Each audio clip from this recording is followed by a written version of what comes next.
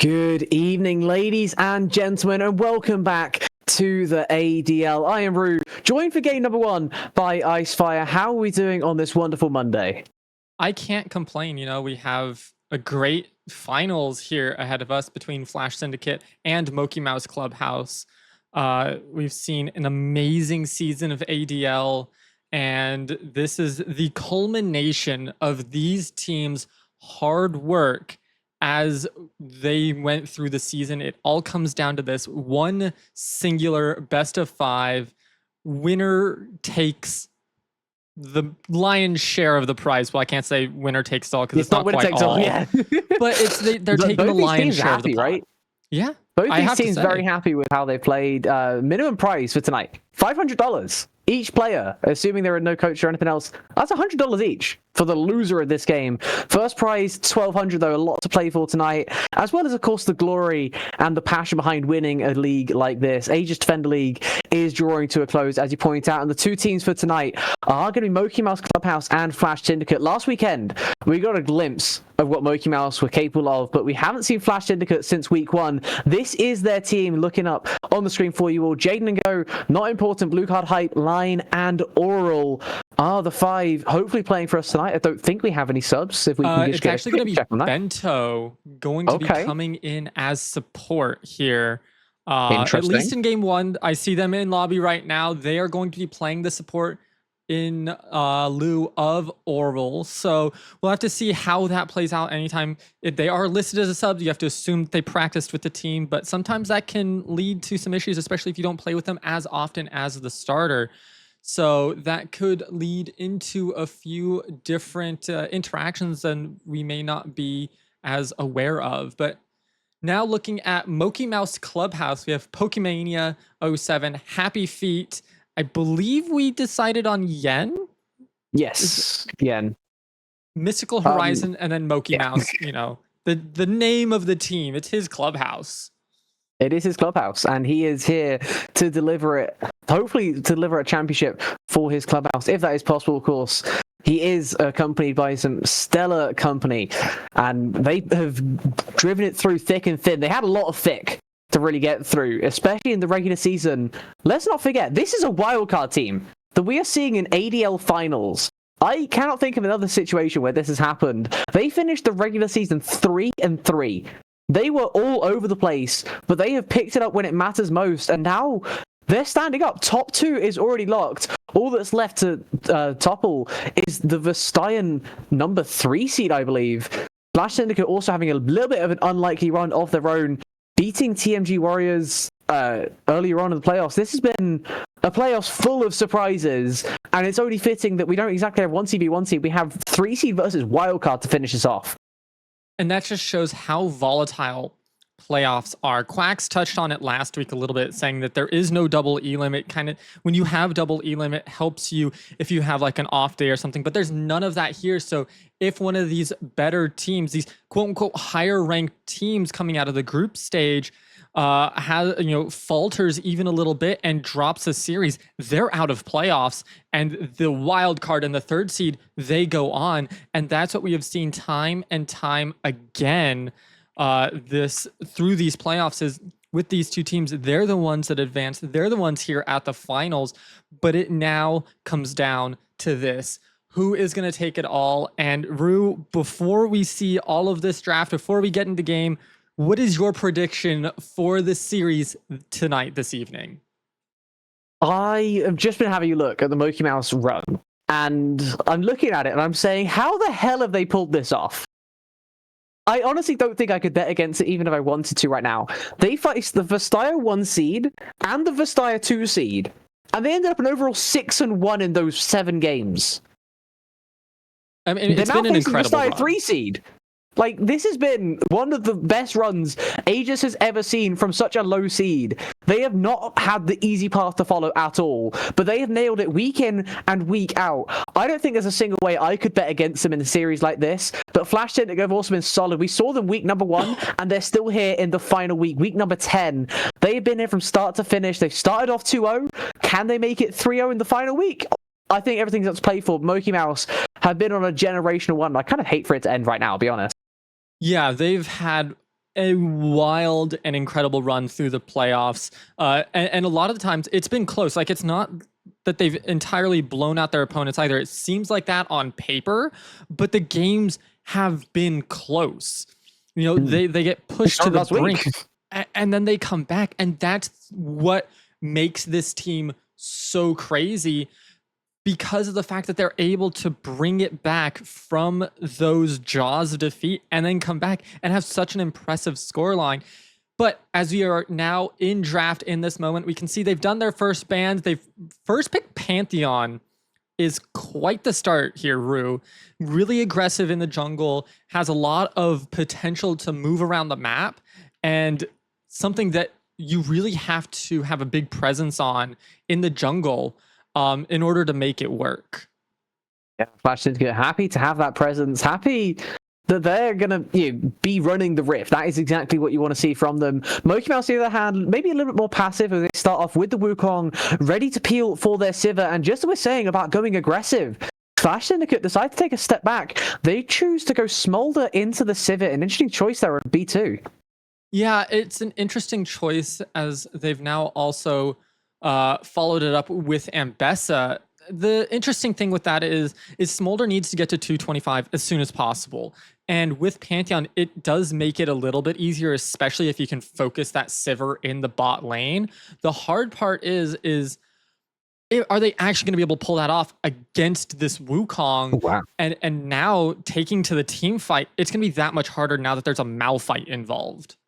That is a very bold, very aggressive R3. It makes a lot of sense, having seen 3 AD picks for Flash Syndicate on 1, 2, 3. The Pantheon, Smolder, and Ambessa taken away for Flash. mokeymouse with that Wukong Sivir, matching jungle and bot lane, matching top as well with that Malphite. They've got 2 counter picks in so far. Interesting how they take this. Probably going to hold on to support for that R5. Take your mid laner here. You can have a lot of different options. Flash Syndicate want to make sure that Orianna is definitely not one of them. Yeah, Orianna is one of these champions that no matter what, it can do well, especially into a comp that they've already drafted them for themselves with the Ambessa, Smolder, and Pantheon.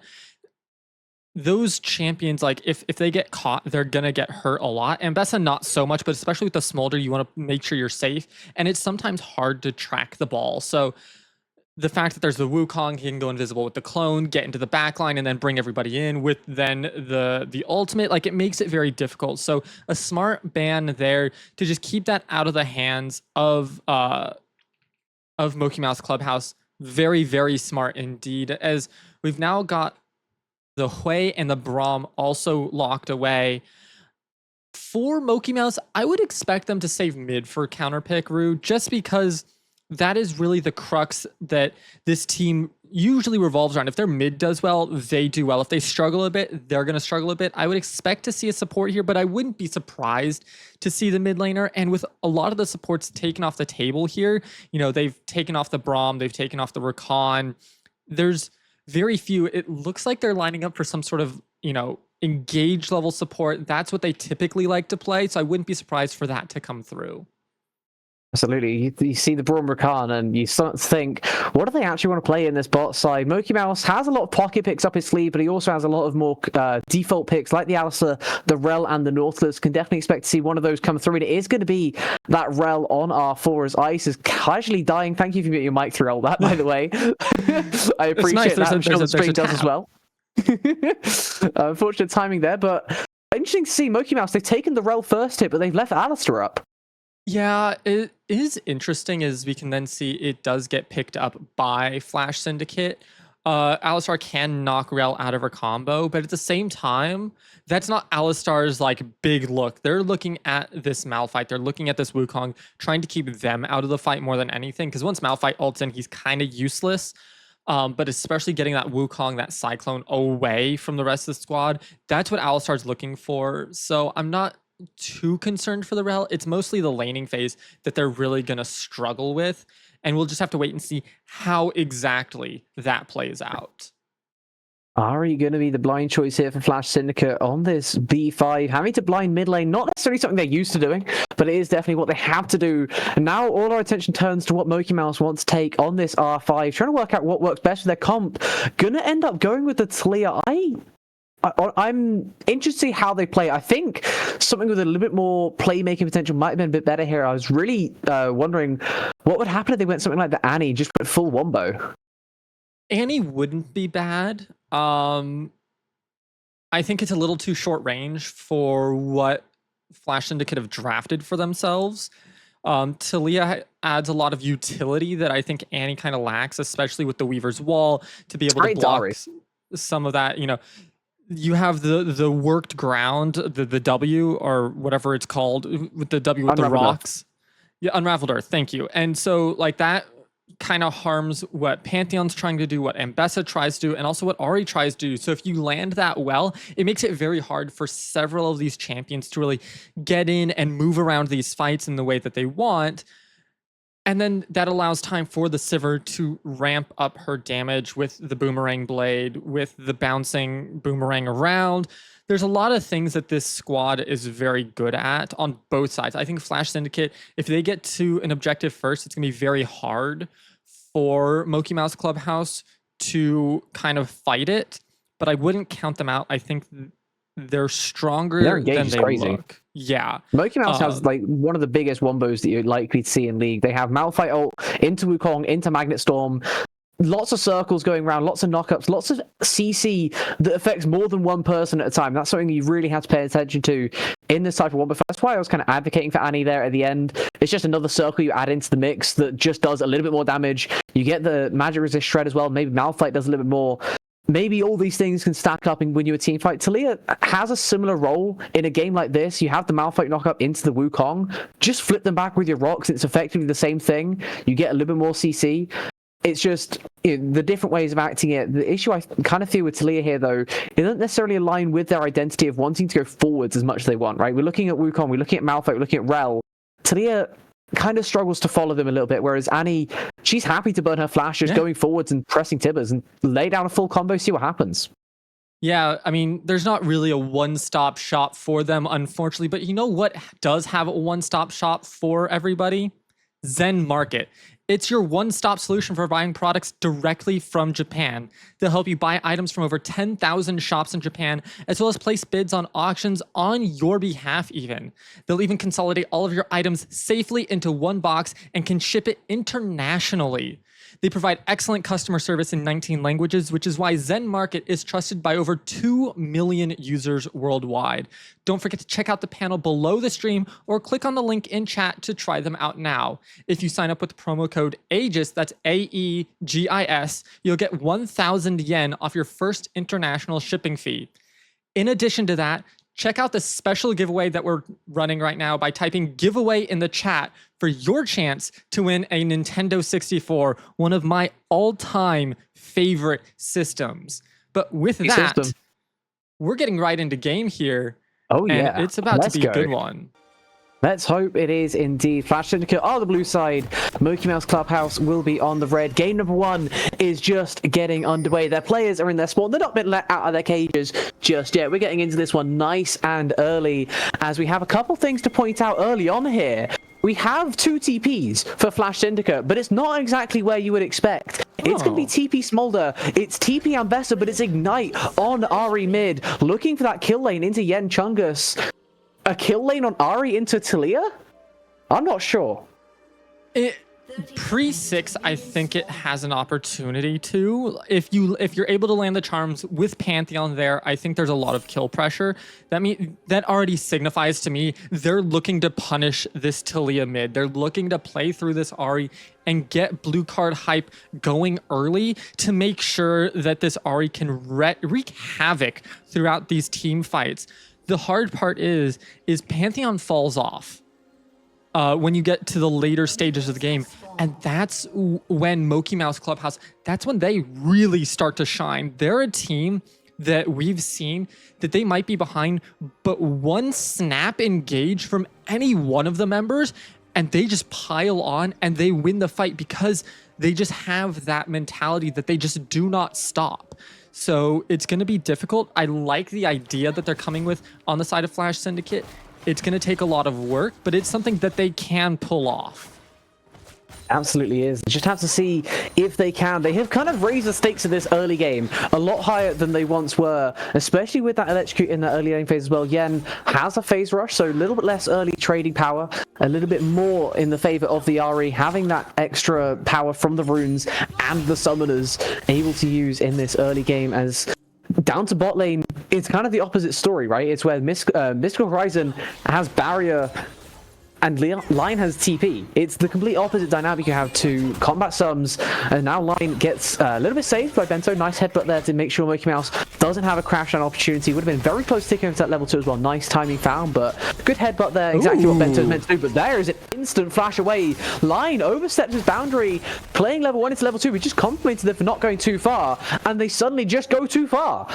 Yeah, blowing the flash early, I think, was smart. I think there was maybe not kill pressure, but definitely a lot of damage that could have come down.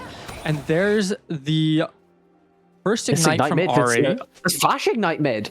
Yeah, and it burned the flash from Talia as well. That's why you pop your potions, ladies and gentlemen. Things are getting spicy here, but the crash down into the knockback, or no, it was the mount into the knockback from Rel's E that I think Lean was afraid of, so Bento caught the brunt of that. Luckily, it's an Alistar, you don't have to worry too much about it, but it's definitely something that they have to be worried about, and you can see now the communication between Bento and Lean might be a little bit of a problem here, considering Bento is a sub. Yeah, and Bento is a sub that plays a lot of roles as well. He is the fill sub. He is not just like oh, we need a support for tonight, let's call Bento. He is the default choice for Flash Syndicate if they need help anywhere on the Rift. He is a great player in a lot of different roles, plays a lot of jungle, plays a lot of mid lane as well, so having him come in for support, maybe not his most known for role, as well being on that spellbook Alistar, a little bit less early lane prio, makes a lot of sense. So when you have that smolder, you don't need to be pressuring for every single minion. You just want to get him as many stacks as possible, maybe even take some away with that cheeky little use of the support item there. But they have finally got that push in the bot side. They'll carry it through for a little bit longer, looking for that smolder first base. They can TP back, they can walk back. They have a lot of different options right now if they want to save that summoner. Jaden on the top side, Pokemania out of mana, has to use that flash. Jaden flashes forward, he's gonna get the kill, taking up a ton of minion damage, but he's actually gonna survive. He holds on, he pulls through, and he wins that early trade. He wins that early kill, but Wukong is up on the top side as he does indeed get the kill. As Line now no flash, he has to be a little more careful playing this fight. Mystical Horizon down to 300, using those pots, as you pointed out before, very important that you use those pots, you buy those pots, because they keep you strong through this phase of the game. mokeymouse wants to go aggressive, flip back onto Bento now. Nice stun onto 2, but there is no follow from the Sivir, who just wants to push out another wave. Unfortunately, the wave is pushing away from them. They have to be very careful right now. Yeah, so Wukong picks up their first kill. Of course, Ambessa gets first blood. Wukong picking up that kill, I think, is good, and it was still within the timer, so Malphite got an assist off of it, which is huge, as the stun from mokeymouse into the crash down. Ooh. Nice headbutt again, Bento, making sure that Line doesn't take too rough of a trade. Mystical Horizon, though, did proc that W in that fight. Gonna have to wait a little bit more to clear out this full wave, as it is kind of the downside of playing Sivir at some points. You don't always have that W available, but once you get kind of 2-3 items where you're really starting to pick up that CDR, something like the Navori Fifth Blades, every single time going through. Not going to be there just yet, though, for him, as we pan around the whole map. Not a lot of mana showing, I'll be honest. Line is down at basically nothing. Mystical Horizon has followed. Another disadvantage of early game Sivir. That boomerang blade costs like 100 mana early on. It is excessive. Yeah. I'm interested to see what he ends up going with here. Not going to give away his build just yet, going with that Cull, as you also get bases coming in from mid lane. Yeah, I want to, since we're looking at top lane, doesn't pan over away instantly, the Pokemania does not have to actually fight Ambessa. The utility, the money that Pokemania needs is nowhere near as high as that of Ambessa. So as long as they just survive lane and play to not die and to get as much CS as possible, they're doing their job. Ambessa, on the other hand, they need to get snowballing. They need to start getting gold, because otherwise they're going to become sort of useless if they're not careful. And so that's why that first blood was so important. We have 3v3 going in on bot lane. The Rel and the Wukong managed to get their way down here, but Pantheon is perfectly positioned for a lane gang. Unfortunately, he W's the clone instead of the main Wukong. Lying down to half HP, the Ignite finally ticked away on him. He's going to have to take a bait. He doesn't have TP after using it previously. Nice gank there by Happy Feet, but it does come at a heavy price. mokeymouse blowing both summoners. I'm not too concerned that they blew both summers there. I don't think that's a bad thing whenever you think you have that kind of kill pressure. You have to take these moments as Pokemania once again is getting chunked down quite heavily. Only has that cloth armor to protect themselves. But with Rel blowing both those sums, it's not too much of an issue.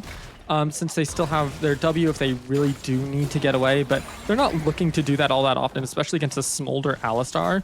They're the ones that want to aggress more than the Smolder Alistar does. So the fact that they went that aggressive is not a bad thing at all, because that's exactly how they want to play this lane. Yeah, that is exactly how they want to play this lane, but unfortunately they won't be able to play it that way for the next couple of minutes while they wait for that recharge, especially trying to punish this TP timer. Line has his flashback up from that earlier engagement, so the level 2 doesn't cost him all too much. Actually, overall, ending up higher in total CS by about 2 waves worth. That is a massive early game from Line. Having a look around the whole map, it's kind of the story the whole way through. As mid lane is pretty even, as Yen takes one of the worst trades he could possibly take, but gets that exit trade going pretty well in his favor. Top lane, though, where we really want to pay our attention. Jaden right now working up to about a 30 CS lead over this Malphite. And you pointed out early on, Malphite wants to neutralize, and Bessa needs to snowball. Right now, it's looking like Snowball might be winning. Yeah, Snowball is definitely winning right now. But again, with a Snowball, you have to continue it. So, oh, flash forward. That's a flash charm. He missed the weave as well. But Yen Chungus actually decides to get off. It doesn't matter in the end. He will survive. The flash charm missing. The Talia is absolutely crazy there in mid lane. Wukong also using Cyclone, but 100% worth it to guarantee that kill on now a summonerless Ares. Blue card hype uses both and gets nothing in mid lane. Awful start to the game for him as he's even in CS and he hasn't got a kill. He's given over a kill to his opponent in this early lane phase. Not how we want to be starting off this game, but unfortunately how it has started is not important now. Getting invaded because the Wukong and the Rel are teaming up. A level 6 Pantheon can't use his ult in a situation like this, and he gets flashed on, bonked on by the Wukong. Bento trying to get this kill back, but Blue Card Hype isn't really in position to trade it out. Nice use of the Orb of Deception there. Happy Feet survives 100 HP. Mon actually going to force him to go forward. Nice kill there, and maybe the Rel has overstepped as well. Orb of Deception, the true damage, going to be getting that final kill there. And maybe not final kill, as Yen may also be taken low line, though. Probably not going to be able to chase this one down against... Okay, no flash for flash. He wants to go deeper. I didn't think the flat for lap was going to get in range, especially with that Talia proccing phase rush, and it will not do that. ADC flash and mid flash at the end. I mean, that was a whirlwind of a fight. They tried transitioning that mid gank onto the Ahri into the invade onto the Raptors, which it worked. They then got the Pantheon kill, but they overextended just a little bit, not realizing that Alistar and Smolder had left lane to go and try and save their jungler. So it then led into kind of, I think it was a 2v2 overall, with the Ahri Pantheon and then the Wukong and Rel going down. I got a little nervous because I saw Sivir trying to then go in and see if they couldn't save, but lucky for Sivir, they didn't turn on the Sivir. So big things now. Dragon is still up and available, hasn't been touched. Grubs are also up. We are almost 10 and a half minutes into this game, and no objectives have been taking it. And it's only a 400 gold lead in favor of Flash Syndicate. This is a team, Flash Syndicate, that needs to have more of a gold lead by 15 minutes and really start to snowball that. Otherwise, mokeymouse Clubhouse is really going to start to come online once they start getting items, and it's going to be that much harder. Here's a gank onto the Talia. They're spending it on Talia to try and get that gold lead going back in their favor. But Happy Feet is here for the counter gank. Cyclone use doesn't quite realize. Oh wait, it's a 3v2. I didn't want to be here actually. My bad. He is out of there. Unfortunate for him, he saves his Talia, but it comes at the cost of his own life. And we might finally be seeing an actual objective taken in this game. It's only taken 11 minutes. Of course, first 5, I don't mind it, right? First 5 minutes, there are no objectives, fair enough. But another 6 afterwards to get that first Drake is taking a little while, but they are finally going to turn their attention to that Chemtech. Yeah, and it's only added about 500 gold to the objective. Now, they are going to get more as it goes on. Is going to get a fight in the top side with Talia also arriving. decent ulti from both of them. Malphite and Talia using the ults to try and make this play happen. The unstoppable force is an idea as Jaden flashing over the wall, going to get caught by the seismic shove there of the Talia. The Weaver's Wall did get him in there in the first place. Happy Feet has a cyclone, not a cyclone, sorry, a clone to get over the wall, and he will indeed claim that kill. 2 assists going over to his teammates as the Ambessa steps a little bit too far. They're using flash, using public execution, but the flash from Pokemania getting out the way of the public executions keeps him alive this time. Yep, really well played there by the Talia, by the Malphite, to make sure that they could keep Ambessa there long enough for the Wukong to get up there, get another kill, who's now 3-2-1, has that Triforce completed, and that is a big power spike for this Wukong, who now wants to continually try to push this advantage. As we can see now, they're looking at blue card hype potentially, but did get spotted on that ward. They should be looking for grubs, but they need to take a fight beforehand. They're with everybody up with Smolder and Alistar roaming. Line's hit. It's going to be hard. Yeah, Line moving out to the top side. 12.5 minutes in is the first Grubs objective looking at right now. But they're going forward. Nothing happening so far. The Rel hasn't used Magnet Storm just yet. They're looking for the turn. They haven't quite gone around. Happy Feet gets a 3-man Cyclone, but he just feels like a sacrifice because the Rel didn't follow him in. As it's a flash away from mokeymouse instead of a flash forwards. They didn't have the numbers to commit to a fight like that. Pokemania didn't have his ult. Yen didn't have his ult. Happy Feet barely got his off cooldown. They were looking for the fight a little bit too early there, as Flash Syndicate happy to punish, using the Spirit Rush, using Mom. They didn't even have to use their big ultimates in a fight like that. Grand Starfall was still on cooldown, and Jaden also gets to keep on to his for the time being in his lane as well against Mystical Horizon. A really odd fight to take there if you're mokeymouse Clubhouse. Your bot laner is in bot.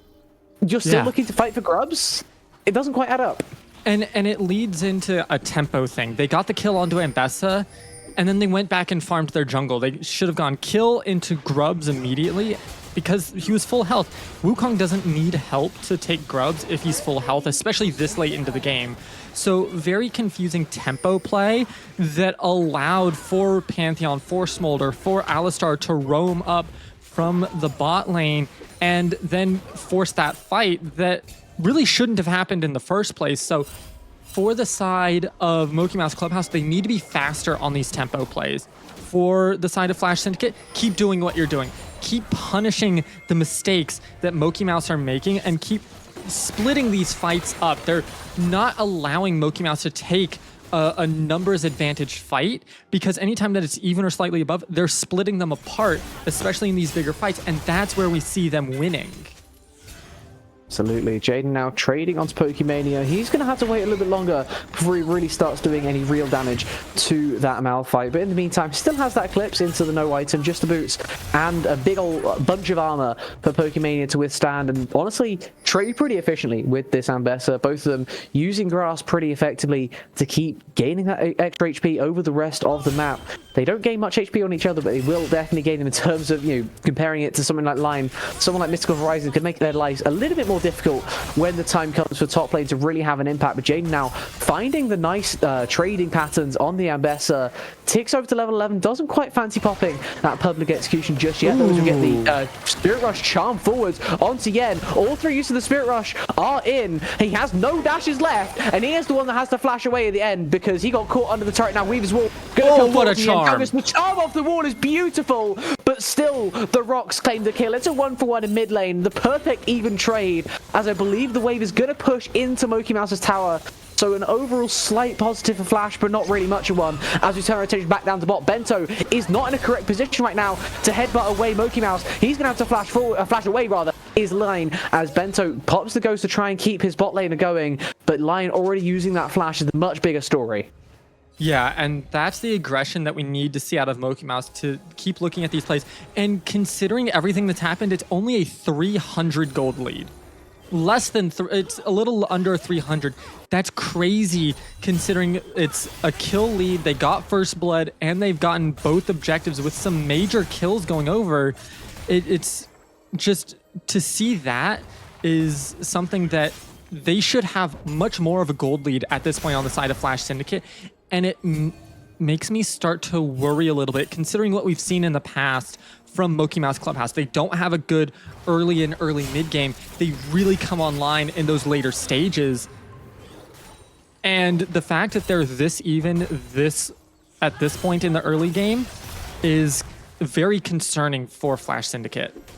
It is a little bit scary as they do start up the second Drake, Ocean Drake, brother, I can talk.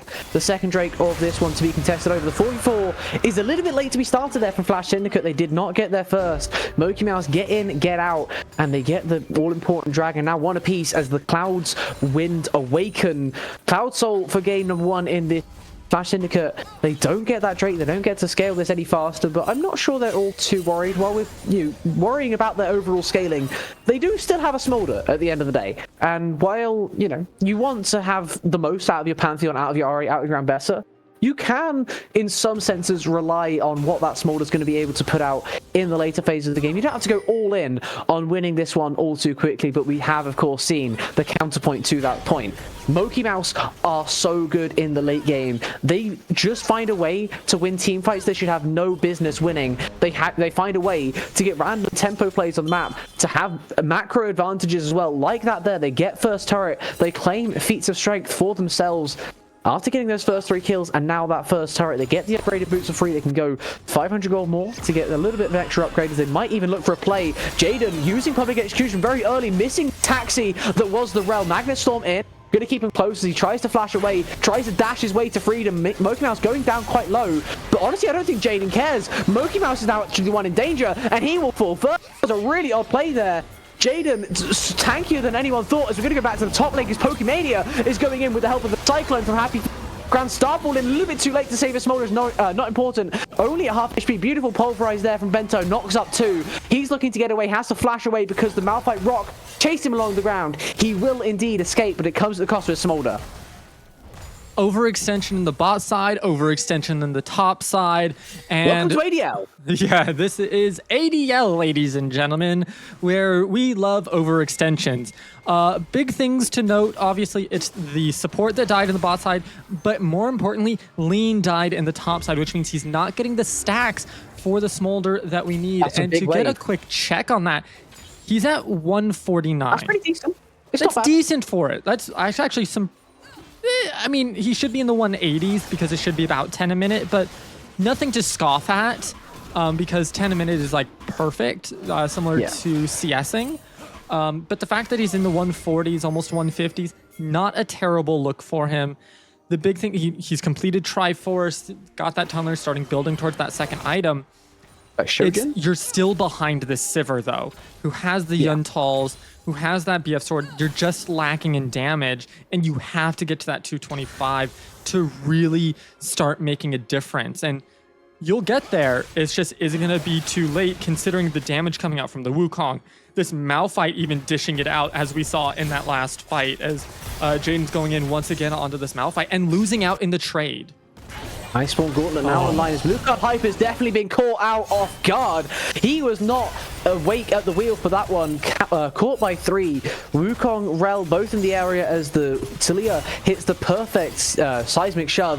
Pokemon is going to end up losing this extended trade. Has his ultimate still, get out to safety if he wants to, but he's just happy to stand there and tank it because Jaden doesn't quite have kill threat just yet. One more, maybe going to go the other way. Pokemon actually wants to turn this around. Jaden's one that caught out the flash. Pokemon, the auto attack is enough. He knows the limits of his champion better than anyone else. Jaden thought he might be safe, but he was not. He gets caught napping as it's a 2-for-0 play across the rift. And mokeymouse now turn their attention towards his objectives. Atakan is barely even spawned. He's barely even a toddler, but he is already being taken down. There's 4 members in the area. 3 actually. I've got baited by the clone of the Wukong. Talia's still in mid. Malphite, though, is walking down if they need that additional security, but I don't think they're going to need to. As Rift Herald summoned mid to try and make a counterplay. Atakan has fallen, though, and the beautiful Talia just using that Weaver's Wall to deny, but looks like not important. Went round for the roundabout. He gets the kill on turret, but seismic shove now into the unraveled earth. I'm struggling to speak because this fight is going on way too long. Not important. Going to be able to escape. Bento use the unbreakable will. He's going to survive for years. The Rift Herald gets a charge on the tier 2 as these teams stare menacingly at each other. They didn't do anything, did they? No, they just looked at each other. They looked at each other. There was a little bit of back and forth, you know, a little bit of a slap fight, but nothing that is really meaningful. Yes, the turret went down in mid. Yes, you got the second. That's a good charm onto Pokemania, who doesn't have any MR right now. That doesn't matter. He didn't take any damage. AD. But yes, still, like, it tickled him. this is the power of Malphite and what Malphite is able to do once you get to this point in the game. He has enough damage to take on the Ambessa in these extended trades, especially if there's turret shots involved, and is able to stand up. Now they are grouping a little bit, trying to focus down this dragon. They have the Ocean Dragon. It's going to be a Cloud Soul, which is decent for this squad. Sivir likes it, Wukong likes it, Talia is not terrible on it, same thing with the Rel and the Malphite. So honestly, this is the one time that I'm not upset to see a Cloud Soul, because I am a certified Cloud Soul hater. Okay, you don't see it as a useful soul at all, except in these niche circumstances such as this. You do not watch enough LCK, because if you watch enough LCK, they will tell you how important Cloud Soul is, okay? And let me tell you, Cloud Soul is very good in basically every situation, because move speed is like the one thing that is really difficult to get more of in this game. That's why feats of strength have started to become a little bit more of importance as the time has gone on. Obviously, they got buffed because they were pretty useless when they were first released, but having that additional move speed, it matters. Being able to close down, being able to kite a little bit better on a Sivir, being able to close that gap. That's why Phase Rush has been a rune in the game for as long as I can remember. Everyone needs that additional bit of move speed when it matters most. Ghost is such a good summoner spell. I can keep listing reasons. I'm always going to be a certified hater. Like, to be fair, I am not. I don't like it. I never will like it. It's just like one of those things. Move speed is important and all, but I like seeing damage. I like seeing shields. Movement speed is boring. There is a little fun factor to the Infernal Soul. Seeing everyone just go pop is not something that we'll be able to do in game number 1. Unfortunately, as you point out, the Cloud Soul is here to stay. But overall, I think this is a fine position for Flash Syndicate to be in. You said earlier they need to be ahead at 15. What about being even at 23 with a Smolder who's not really in danger of getting a soul stacked against him? That's the thing that we typically think about with Smolder, right? You have to have 225 by 25 minutes, because that's when the other team is going to get soul. In a game like this, where the first rate was taken very late, like 11 minutes, and your team took it, this soul is going to be at, like, what, 30 minutes for mokeymouse Clubhouse? That's quite a late soul. Like that is the earliest it can be. You have plenty of time with this Smolder to get to 225 and beyond, really start scaling that true damage. I think right now, Lion is in a very happy place. The rest of his team might start falling off. But if they can just peel around this Smolder, they're going to be absolutely fine come late game. They just have to do exactly as I said. They have to keep peeling this Smolder, have to make sure he gets as much money as possible, and he's doing exactly that right now. Top CS in the server, even without a kill, he still has those 2 items. He's looking to go towards his boots as well. Bento, though, has to be careful not to get caught out, trying to help him. Mon going to get called down. Maybe they look to turn this play around. The jungler and the bot lane are here, but the TP is finally coming in from Talia. TP in from Malphite as well. They do get the first onto mokeymouse, but it feels like a bit of an overstep here from Flash Syndicate, because the double TP coming in. Lion has to flash away, and while I was just saying they were happy, they now don't have ADP flash, so I think they're a little bit sadder. Blue card hype, though. Oh my god, he got the kill? That was enough to kill? Yeah, it was the orb. So the orb came and it did the true damage at the very... It was the edge of the orb that got the kill. Back and forward. So you got the initial plus the true. That was pretty filthy, I have to be honest. Getting that true damage made even bigger. I've forgotten the word, but Shadow Flame doing its job to perfection, amplifying. That was the word. That true damage for the Ahri gets that kill, gets something back from that play. That could have been a really bad play. They still lose the tower, so it's definitely not, they didn't lose the tower. The tower's still there, is it? Am I blind? The tower's still there. It's fine. It's about 2 HP. But they hold on, and while you lose the cow, they lose the Pantheon, I do believe. It ends up being a 2-for-2 because they got that early kill. They ended up killing the Sivir as well for the first time. Mystical Horizon has finally fallen in this one. Only took 25 minutes for the final guy to die in this game. Overall, the Ahri saves that play, and now she starts scaling even beyond. As we have a look down, you see at the bottom left of your screen, that's a Smolder with 230. He's already got past 225, and we're not even at soul point. Yeah. This is really good for the side of Flash Syndicate. Now remember, this is Fearless, so you won't have these champions again, but let's hold off on the really good, because Jaden is going in 1v2. He's going in 1v2 because he knows he has friends in the area. There's a lot of friends in the area. Actually, Linus here, Bento is not important, it's here, but maybe he might be the most important of them all, because Bento has been caught out. His will is probably pretty breakable right now, as he is trampling around, doing not very much. Not important. Gonna get chased down now by the Slayer. Weaver's Wall has been used. Jaden is gonna get the Civet W. Bouncing has fallen, but it's a 1-for-1 in this part of the play. Of course, Bento did fall earlier. It's a little bit of an overstay from mokeymouse, a little bit of an overstay from Flash Syndicate. Both teams right now have so much pent-up aggression. They just want to fight because they've been very well contained so far. Only the 22 kills in 26 minutes. That's pretty good for ADL. If you're new here, this is a pretty tame game around these parts. As we turn our attention to this Drake that is spawning in 15 seconds with the people that fell. Civet only spawning in 20 seconds. They have no TP. Jaden has TP spawning in 15. Flash Syndicate can have a real look at this Drake. Yeah, I think this is a good look for them. I think the fight in a more contested, closed space for Flash Syndicate might turn better for them than these long, drawn-out fights that kind of start haphazardly with Jaden going in 1v2. Yes, there was more people around, but you didn't really know where everybody else was. Here, you'll know where everybody is, and Bento almost got caught there. That was a very, very close rel queue. mokeymouse just out of range for that one, as he does clear away the vision that's put in the banana brush, but Bento does the exact same, getting rid of that control wood as, oh my god, rel has just been 100 to 1, finally to 0 by line. That took a little bit of extra time, but they do end up getting that kill. Pokemania is getting true damage now. Doesn't matter how much armor you have, doesn't matter how much MR you have in a comp against Ari and Smolder, but somehow he still lives because he is playing Malphite. Maybe it does matter. I will retract the previous statement. He lives those. I don't know how he does it, but Jaden is also surviving for the time being. He has no jungle, he has no mid laner, and he is not long either, as Yen has finally found him. He throws some rocks, they hit the target, and the Ambessa falls. Line, the only one. And it's a 1-for-4 in favor of mokeymouse Clubhouse. We said this before, and it's coming true once again. In the late stages, it doesn't matter what they're up against. They just win team fights. And it's purely because they just go in. They're just like, logic out the window. We're going in. And they have the perfect comp to do that as well. We had a look at it during draft, right?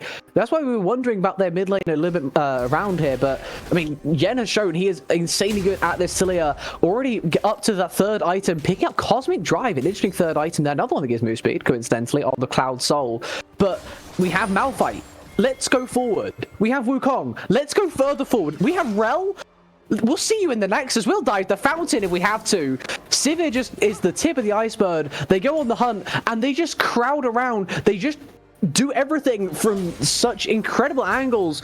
They go forwards and it doesn't feel like there's anything Flash Syndicate could do to counter it right now. Yeah, they're doing such a great job. What is that Smolder building? That's a good question. That's an Overlord's Bloodmail. He's got double tunneler. Yeah. That is interesting. We'll go with interesting. Baron is looking to be targeted by both these teams, but the charm goes wide. The ignite doesn't, but that's just because of point and click. Blue card hype completely whiffs on that one, as the Spirit Rush is also used in vain. They're trying to turn this play around on the bot side. There's a beautiful flash of again. Might just keep him safe. There is no flash on Jaden. Bento doesn't want to burn his with no follow possible. And they have had to give over tempo to this Baron. Mom comes in to get some vision. Nice damage as well. Mythical Horizon taken pretty low, but the Celia is TPing in. They want to make sure they have this Baron secured. Lion is pretty safe. He's spamming Q as much as he can, but he doesn't quite have enough ability ace right now. He's going to get dove on by the Malphite. He's dead. He finally falls. They try and get this one to turn around, but they don't have the damage without their Smolder. Jaden is not enough. Bento is not enough. It's a clean ace. With the Ari falling earlier, it's a 4-for-0 in this fight. It's 5-for-0.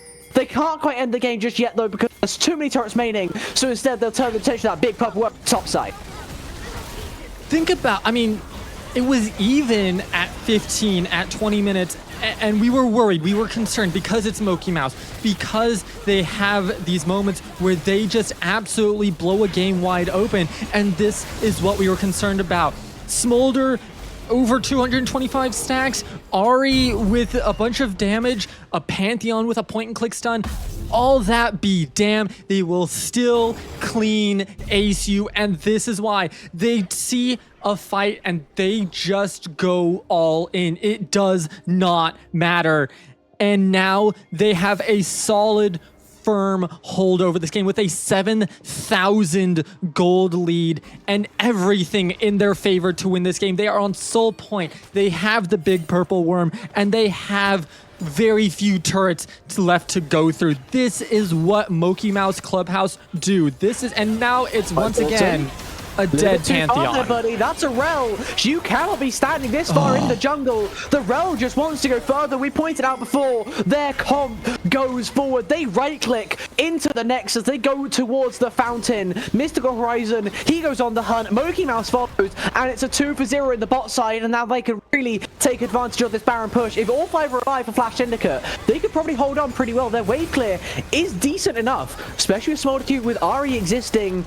It suffers a little bit if you're able to play in all 3 lanes, but I'm not sure mokeymouse have the comp to do that. You could probably hold on if you had your Pantheon around, if you had your Ari around, but without them, you just falter. One Nexus turret down, the second one is falling because they're not here to contest it at all. Jaden finally turns up, but his ADC has just gone pop. He goes back into the backline. Mystical Horizon, though, is just hitting the Nexus, and they finish the game right in front of his face.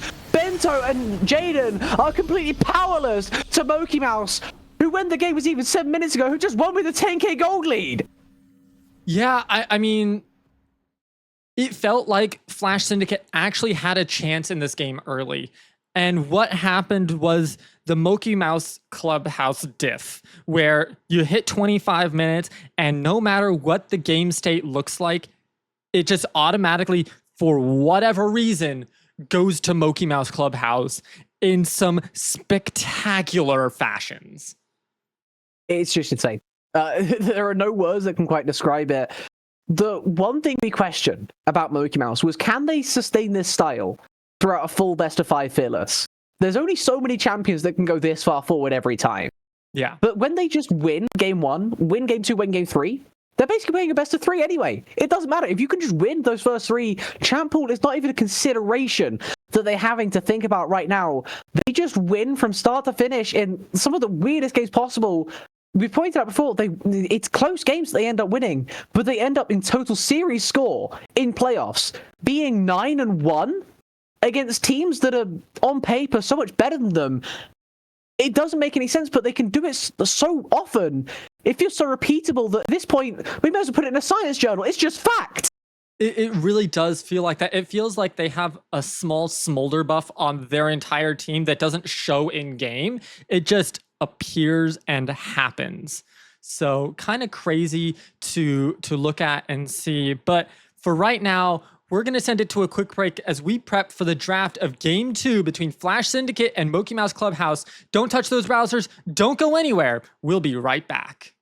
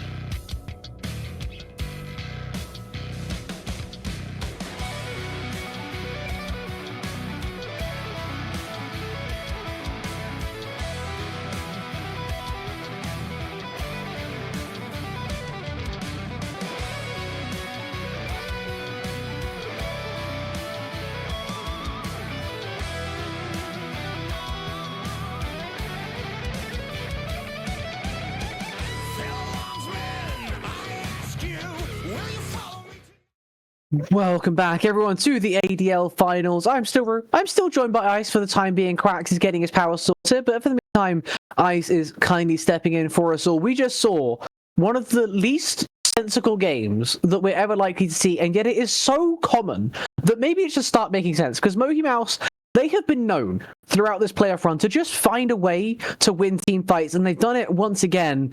Let's see if they can do it again, if they can pull off another crazy all-in draft. Or Flashing and finally have something to say about it. They started off pretty similarly, the Carly and the Silas going by the wayside, but Ice, can they do it again? It seems like it's their calling card, right? Like, you hit 25 minutes and it flips in their favor no matter what's going on, almost. It's crazy to watch and to experience it. But it shows now they're like 10-1 in playoffs at this point in game score. Yeah. After last game. So the fact of the matter is it seems like they're able to consistently put out this quality of game that we just have to continue to watch, experience, and take the viewers with us through, because it's something that just to experience it feels special almost, because time and time again they're pulling this off. Yeah, I got to correct myself. Earlier I said they've gone 9-1. They went 9-2. Not that it matters all too much, but okay, like exactly right. It's like they haven't even seen a game 5 yet, and yet they're still in the finals. mokeymouse have been dominant from start to finish. This time around, though, they changed up their own comp, going with the Trundle first pick, matched on Flash Syndicate side by an immobile ADC, dangerous into mokeymouse, but they have a volley bear as well. Maybe they're the ones that are going to be looking to go forwards this time. Yeah.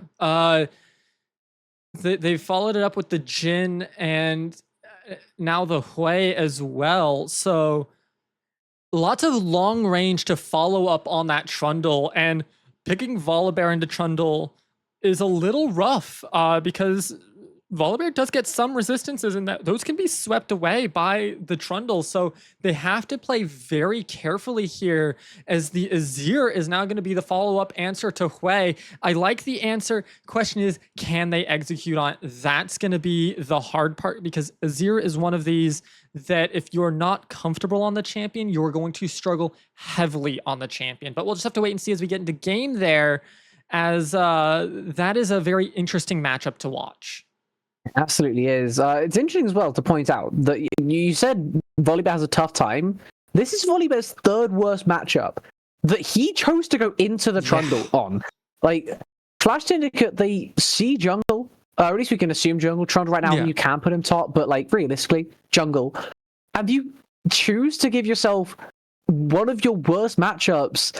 There's not anything that I typically enjoy playing into Trundle. A lot of the things that are really good are kind of like the assassin type things that are a little bit more troll the further up you go. But Volibear, definitely a very out there kind of choice when something like the Jarvan just comes a little bit more naturally, I feel.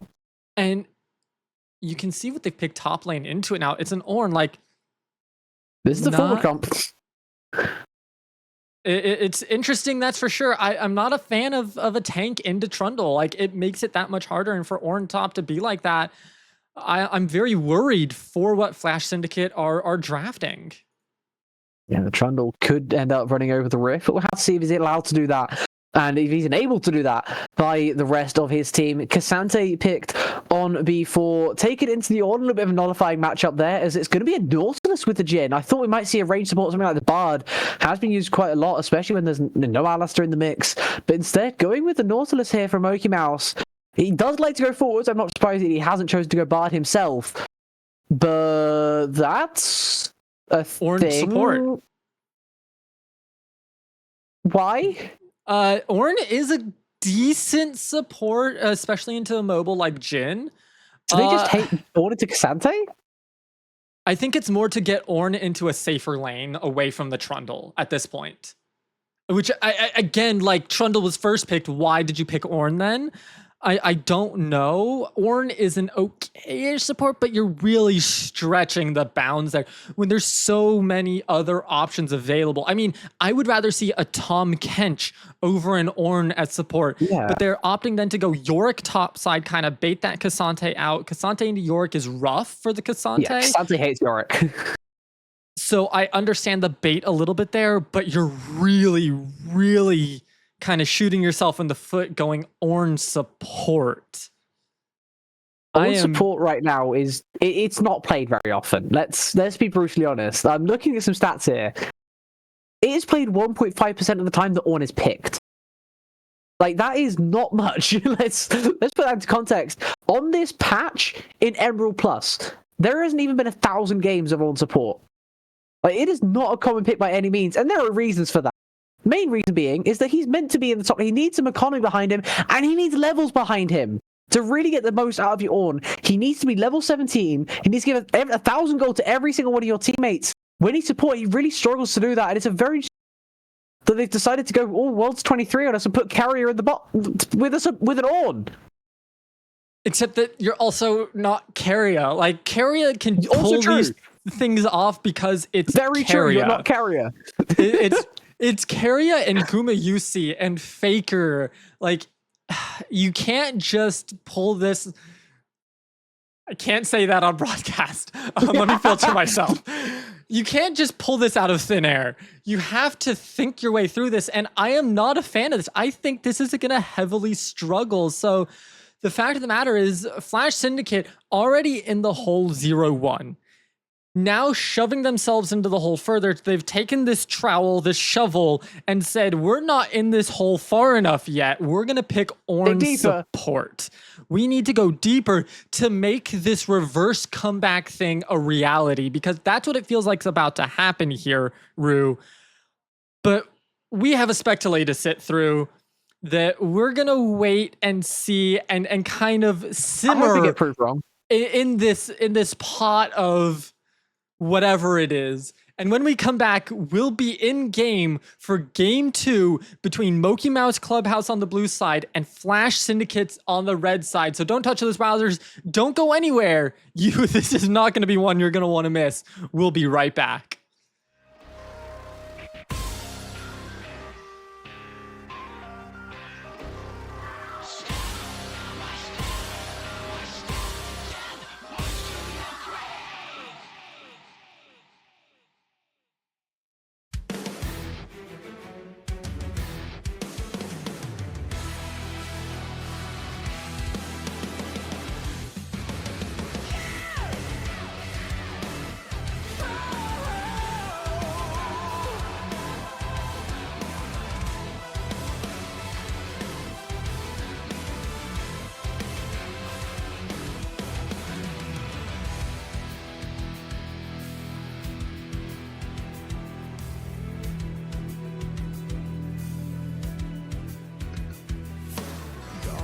Move closer, but with a deeper red.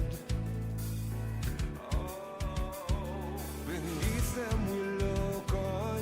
When they part comes the hatred they bring.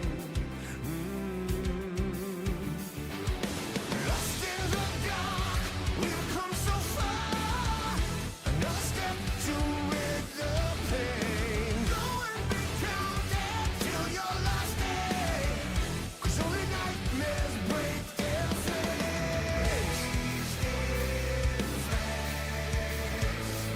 So stand upon these fallen lands and follow in our Father's plans. Yeah, until the end we will remain, and we'll hold on until our last breath.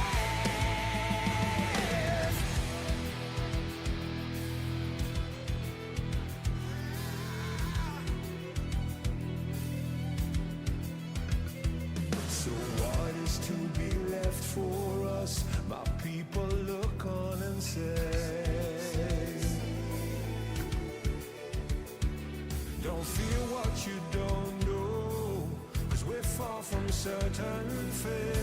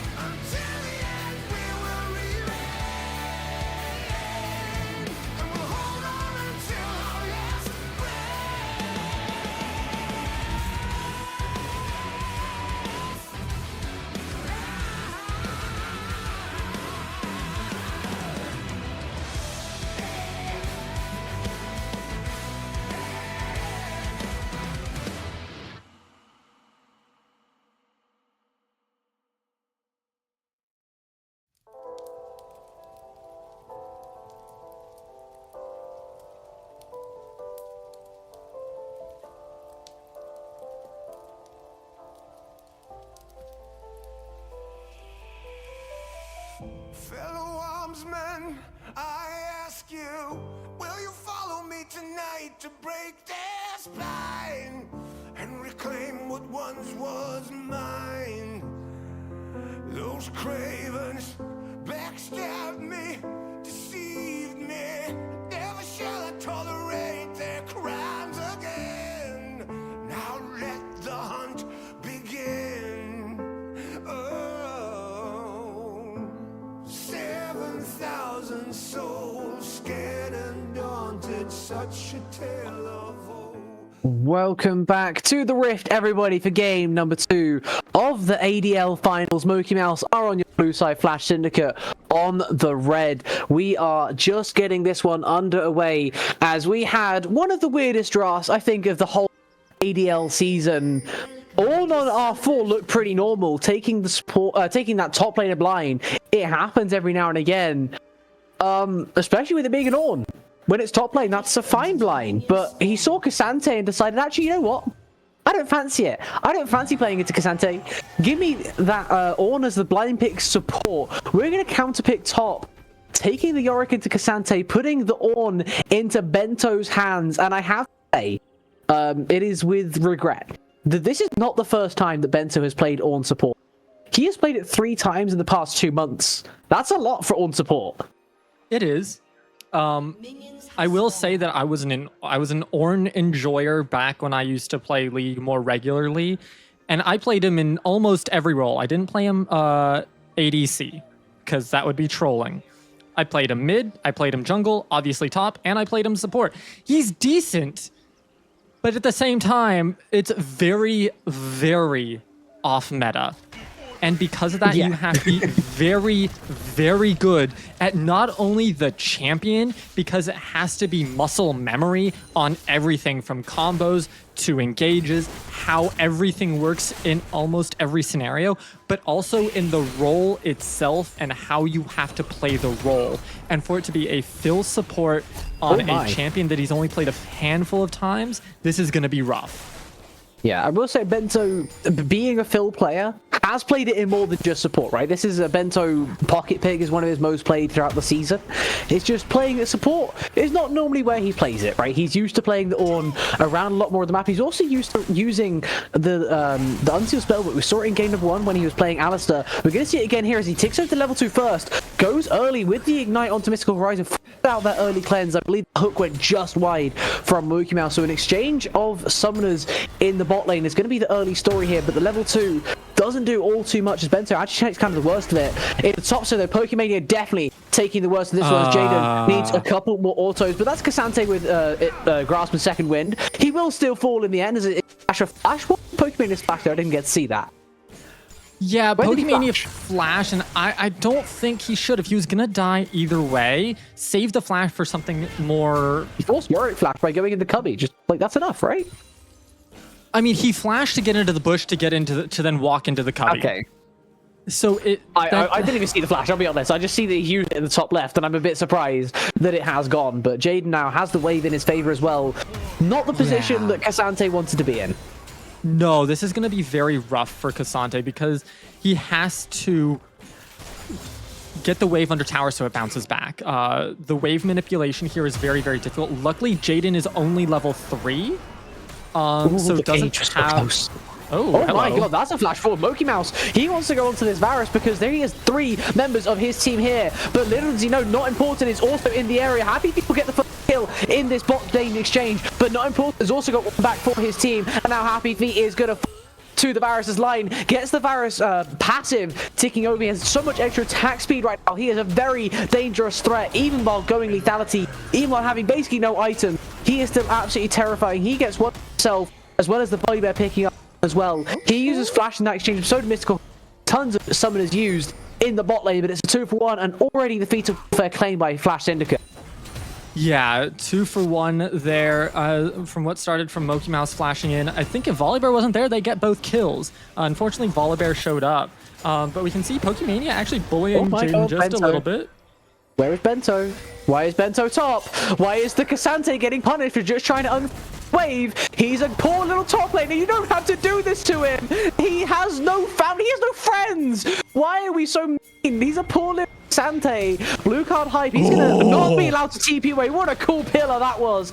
Happy Feet from out of the fog knows exactly what that Azir is trying to do. He doesn't think he's going to be trying to run further away than he has to. He gets caught with the pillar. No TP now for Blue card hype. He was not able to escape that one. A nice trade back in mid, having numbers advantage in area.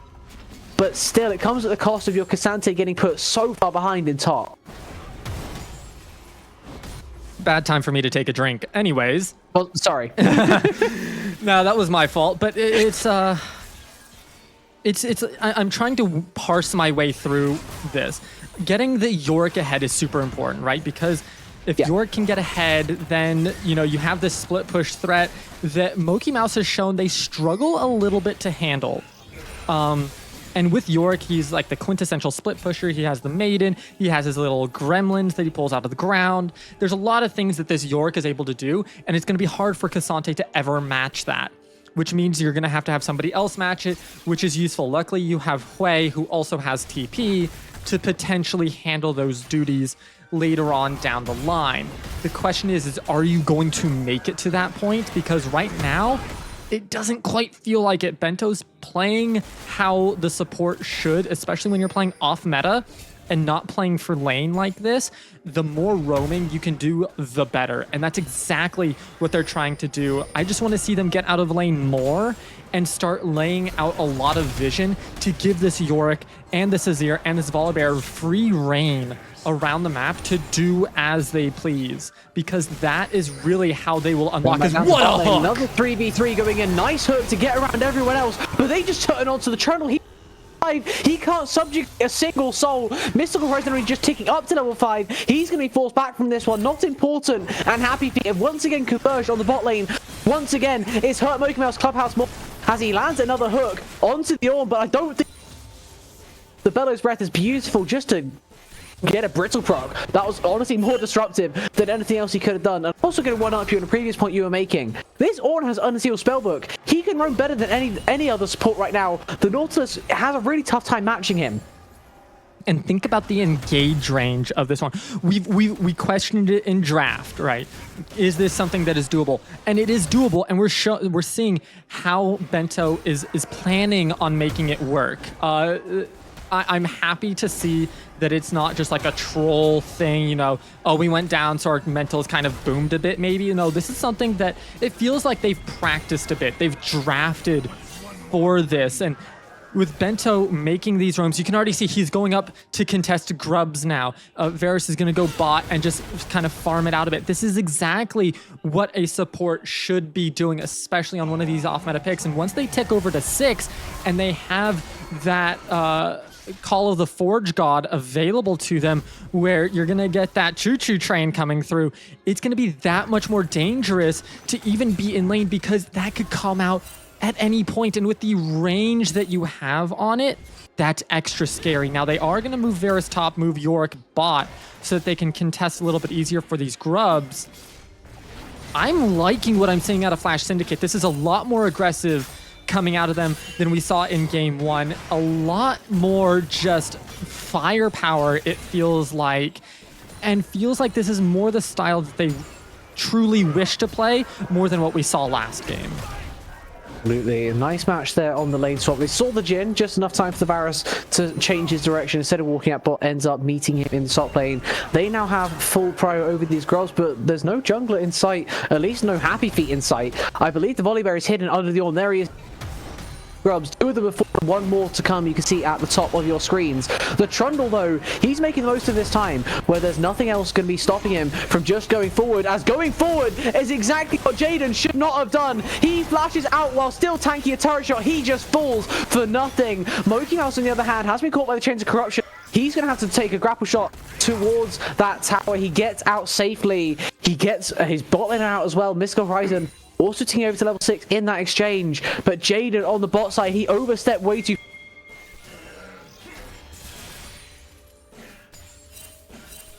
Seems like we might have lost Rue there at the very end of that. Don't do this to me. little bit of lag, it happens. It's a day of technical love from whatever tech gods are out there, between electricity and Discord just not liking us for whatever reason. Last week was bad enough. Do not. I will have a very tough time maintaining my composure if this is going to happen again. But we hope that it won't happen once more, as Lion is just going to top wave, looking for a reset as he wants to get back down towards this Drake. Spawning in about 2 minutes time. Unfortunately for Jaden, that is backing on a ward, and there is a man with a pillar running over the horizon. Level 6 Happy Feet against level 6 Jaden, but maybe Happy Feet is the one that's out this time because this in the on using the spell with perfectly. Bento is here, and Happy Feet will fall once more. The subject does absolutely nothing. This Trundle is really struggling to get off the ground right now. Yeah, Trundle needs to get going early, and they got the 2 kills, but it's just not enough, it feels like. And with Jaden sitting at 3-1-0, has that Sheen, has the Caulfields available to him, it's that much rougher for them, as that's the ultimate insta-cleanse. On the bot side, mokeymouse, he goes forward, but he doesn't have those 6 just yet. Line going forward, he goes around so he can full damage on that Q. The piercing arrow pierces straight through Mystical Horizon's soul. The cleanse does absolutely nothing. You just get rid of some blight stacks at the end of the day. Lion doesn't give a damn about that. He will exchange the flash and get the kill on the bot side. Bento is also around again. That's Varus winning out in a 2v1, while his support is roaming down the bottom, still looking to try and torment this Cassante's whole future. Yeah, I mean, it was an insta-cleanse from the ultimate from Varus on Jhin, which was mechanically very well done. It just wasn't enough. Jhin does not have enough damage yet against a 3-0-1 Varus, and it's just showing more and more what Flash Syndicate have in the tank. We're fighting once again. The beautiful wave coming through as Bento is caught by the Sparring and Spare. He's going to be slowed down. He's going to get put down. Incredibly, the Severing Bolt from the heavens will send that on to the grave. The Call of the Forge God does get used, I believe, a little bit earlier.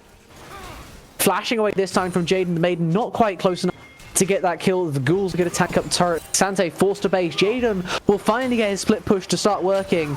But back to the topside play, it's massive for mokeymouse Clubhouse. They get that kill on, I believe, the Orb, who was just a little bit too far away. Bento didn't have all too many teammates in close proximity. He ends up falling, and that's a good use of spike there as well by Happy Feet. Gets the item on that death in the bot side, turns straight back around, and he just looks to go fight. Yeah, and a much earlier Dragon as well. They've already taken Cloud. They're taking Infernal Dragon now. Much more quicker on the uptake of these objectives in this second game. This is some really good League of Legends coming out from Flash Syndicate right now, playing the map the way that they wish. Playing item spikes as well. They're just look at those items that come through. 12 minutes. And they have instantly gone for that objective. The previous time they fought in that the top of the mid lane there, Volibear didn't have item. Azir didn't have item. Happy Feet had Triforce, and they win the fight because of it. This time around, they take those bases, they take what they just learned, they get the item spikes, and they say, you know what, instantly, let's go get this Drake before anything bad can happen, before anyone can say anything else. We're going to take this instantly, and that will be our salvation in game number 2. Already 2 Drakes out of the 4 towards that soul, as it will be a mountain. The tanky can be absolutely ginormous. Pokemania could really do with some of that tankiness right now. Yeah, he is struggling into Yorick. I mean, he's gonna get the Maiden. There's the Maiden kill. That's huge. That'll help a lot because that's like a 2.5 minute cooldown for the Yorick. James Crush landed on the turret. We're going to stop that in his... Woo, baby! Mystical Horizon down to about 100 HP, but the Call of the Forge God goes completely wide. He doesn't get to use it at all. mokeymouse, a nice interrupt there will mean that Bento, on the flash forward to try and proc it earlier, gets punished because mokeymouse hits that hook, gets him out of the ultimate, and it means Mystical Horizon survives at the cost of his flash. Yeah, and as a Jhin, you'll take that as this is now a dead Bento. Yeah, Bento, you put the ward in the bush and you didn't know the Hui was coming. It feels like you should be able to see him a little bit earlier. The control was there, but you just put the ward in. It should have given that tiny bit of vision. Unless he had the ward earlier and it got control warded out earlier. I'm not sure about the timing of that, but I think he placed the ward. He should have got some vision. I think Hui was just out of vision because Hui was just past the trees. That's so he wouldn't That's so close. It's so close. But You love to see it on these thinnest of margins. It's league timing. People talk about, oh, that's Val timing or that's CS timing. No, that's league timing now. League timing right there.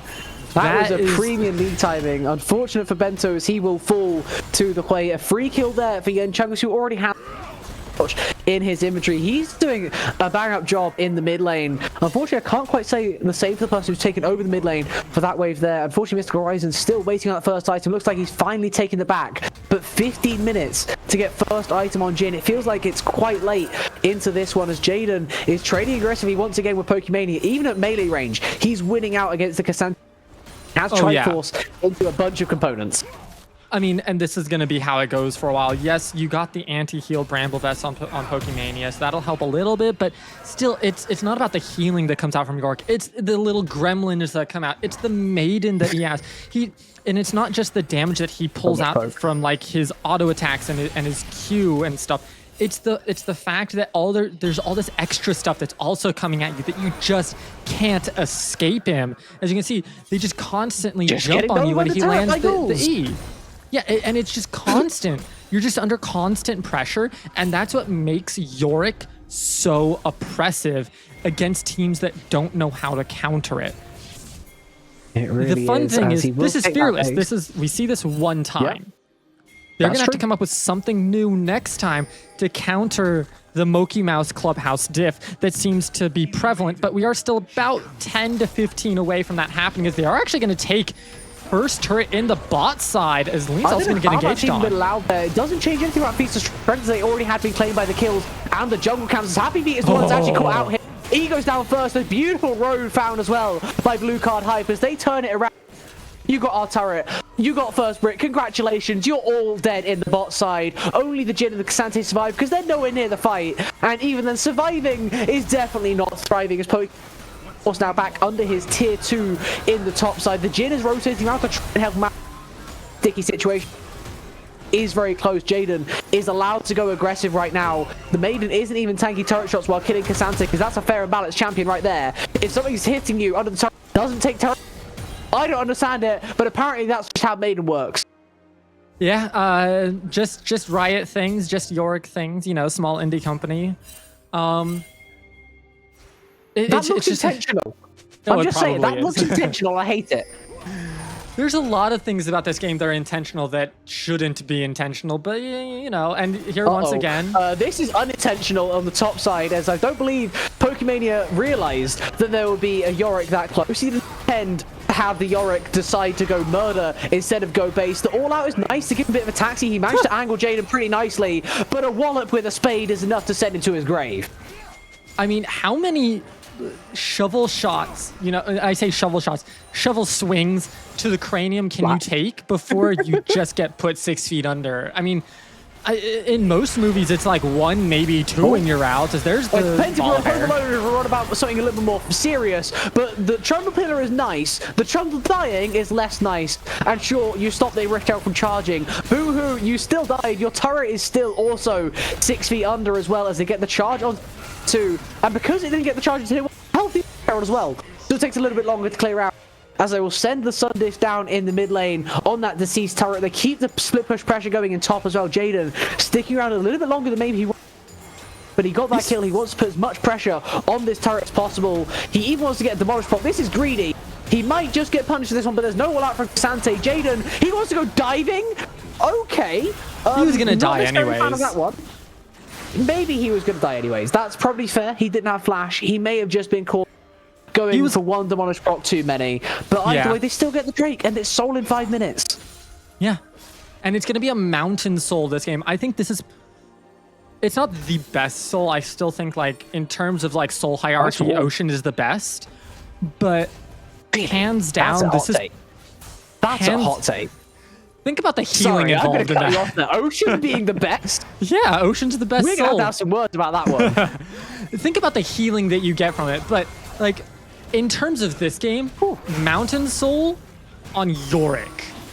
You are Yorick, Volibear, and Ornn. Like, this is a tanky squad already. Let's toss a Mountain Soul on top of that as well. This squad against a Hui Jin is going to be nigh unkillable. And we talked about the mokeymouse clubhouse diff. I'll be honest here. I don't think that's coming to fruition in this game. I think it's going to be a Flash Syndicate win here because there's just so much tankiness. There's not really a good amount of damage coming out from the mokeymouse clubhouse side. When we look at Jin's itemization, they're going for the Youmuu's first. So they don't even have really damage yet. They have movement speed on a hotkey. That's really all they have right now. And it makes it very difficult because you need true like Jinx style damage to really make a difference against these tanks, because even the Hui isn't doing anything here. Yeah, there's a lot of things that aren't really hitting the way they're meant to be doing, as unfortunately we get another death. As mokeymouse has fallen in the bot side. They tried to contest after Cowboy the spawn. As Cassante has Cassante'd. That's an Iceborne Gauntlet. Congratulations, you're dead. It sucks to suck, I guess. That is premium Cassante right there.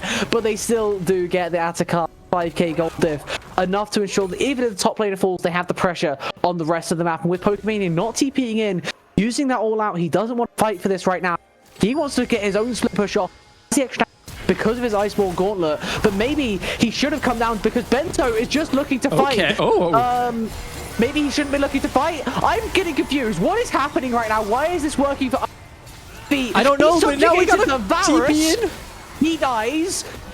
Yen TPs into the middle of nowhere. Not important. A beautiful tanking there of the Spiraling Despair. He is going to catch the Hui. A double kill for the Azir on the other side of the fight because he decided to kill Happy Feet as well as the Jin. Pokemania, congratulations on your split push. The rest of your team just ran it down in a 4v4 because you couldn't survive, but you decided top tier 1 is more important. Well, they did get the gold from it, and with the bounties and stuff, they did get a decent amount of gold. You know who else has a bounty? Varus. Yes.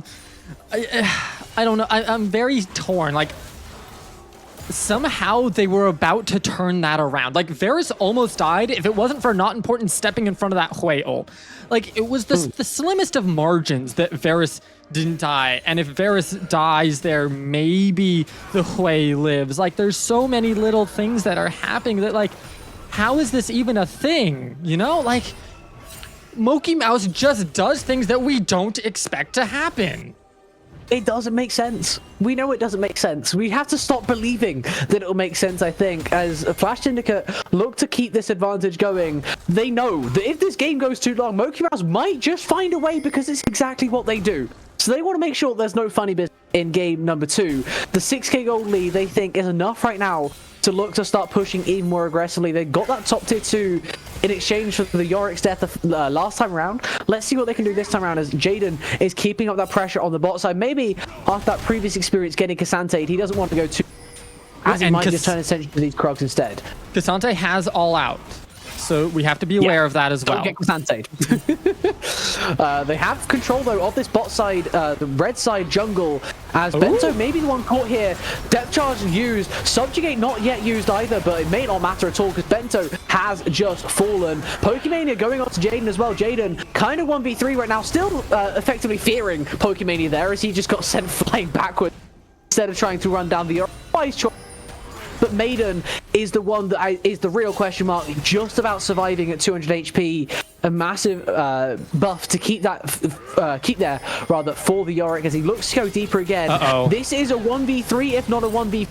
But the Jaws from Belief miss. They will end up killing the Maiden. Now Jaden is getting Sante just base to get here. They will kill the Yorick eventually. It just takes a long time, but Flash Syndicate, they don't want to fight around it. What are we watching? They just want to give up the Yorick instead of going and fighting for the soul. They're happy to delay soul by 5 minutes. They could have fought. They could have gone for it. They might just fight 4v5 instead. These hooks? Because Bento wasn't there. They want to fight now. Instead, mokeymouse hooks in, but he hooks into his own demise. But the Body Bear has just entered his own team. He decides to hit 3 with the Spiraling Spear instead of just 1. So the Varus has to go for hiding away. The Azir has to go hiding away as well. Bento at the back line doing his best.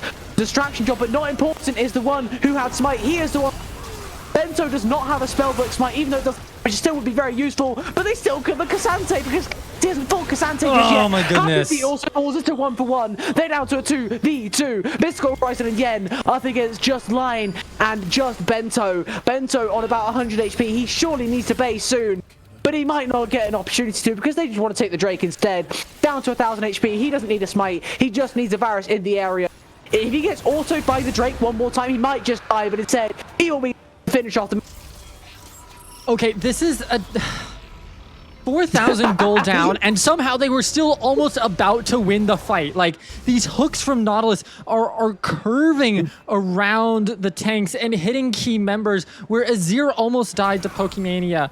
And it's just craziness that we're seeing right now. And for Flash Syndicate, yes, you have all these tools to win out, but you're also, like, your fights are wonky. You're not... 5v5 would help. You would think a 5v5 would work, but it's mokeymouse, and somehow 5v5s are they figured out how to fight this game though. Like that previous fight, Jaden was dead for the whole thing. They didn't want to try and save him because Bento wasn't. They're cycling around who's going to be the one dead, and still making the fights work. It doesn't make a lot of sense, but now Baron has spawned and mokeymouse have their main buff. It's reached 25 minutes. Can they hold on to this one? So 5 minutes from the Elder Drake spawning, Jaden still has so much prior in the bot side. And I'm trying to, like, think this through, right? Like, that's a dangerous one. Right? Like, you're thinking in a mokeymouse game. Let's let me just flip that switch off as Pokemania is caught out here, trying to escape the cage. I'm not quite sure what Katie Raccoon does into a Yorick, but it seems to be doing all right for the time being. Definitely gets resistances when he ends up going all out. Before then, he takes an absolute ton of damage from Yorick and his maiden. Down to 1,000 is that Cassante. If he wants to go all out, it costs him, but I'm not sure he'd have the damage to quite kill the Yorick from here, as just the pressure of the Yorick alone is enough for Flash Syndicate to start this Baron off in the 4v4. It's a little bit sneaky. They are spotted on a blue ward, and they might just look to peel off this one because the Varus isn't quite in the area. They're looking to fight. I believe mokeymouse has gone forward there. We're panning between bot and top because we're not quite sure what the fight's going to... Looks like top has petered out. The Baron has been reset, and the ward there from mokeymouse safe. Is anything but safe right now. Yeah. He's going to have his TP up way before Jaden, but safe he is definitely not. No, safe is relative, and typically when you're under your turret, you're safe, but not against the likes of a Yorick. But here comes the all-out. Because Cassante, he's going to go all out. Jaden goes flashing between the two turrets. He's started you get the fight happening as well. It's another amazing hook with the volley that said, what is this? Three of his teammates, the Cassante wins because he's under his own turret. Bento escapes with literally 1 HP. Blue card hype sweeps away Happy Feet. He's the one that holds on. The Jin calls the curtains on the Ornn. So it's a 1-for-0 in the bot side. It's a 1 top side. 2 die on Flash Syndicate. As mokeymouse hold on, they don't let the Baron go. They keep the gold difference about the same though, because Flash Syndicate's still getting so many other things around that. They're still getting jungle camps, but maybe jungle camps don't matter when jungle objectives matter more. The TP from Yen Chungus, they want to start off the... They don't have a fast Baron. Yes, you have Trundle, and that helps a little bit, but... He's quite good. Jin is not. Yeah, Jin and Hui aren't great. And neither is Cassante. Your Nautilus isn't even here yet, so it's a 4v4 because neither is... should be close to the area. Here's what is this? In the front line, caught by the deadly flourish. He wants to go forward. He's actually just going to fall instantly. The Baron is reset, but they got what they wanted. They can now just restart it. The Ornn is not close. He might be able to go spell but even then it's going to be 300 less than the normal one as another hook goes millimeters. He looks to go for the Azir, but he can't quite hit the...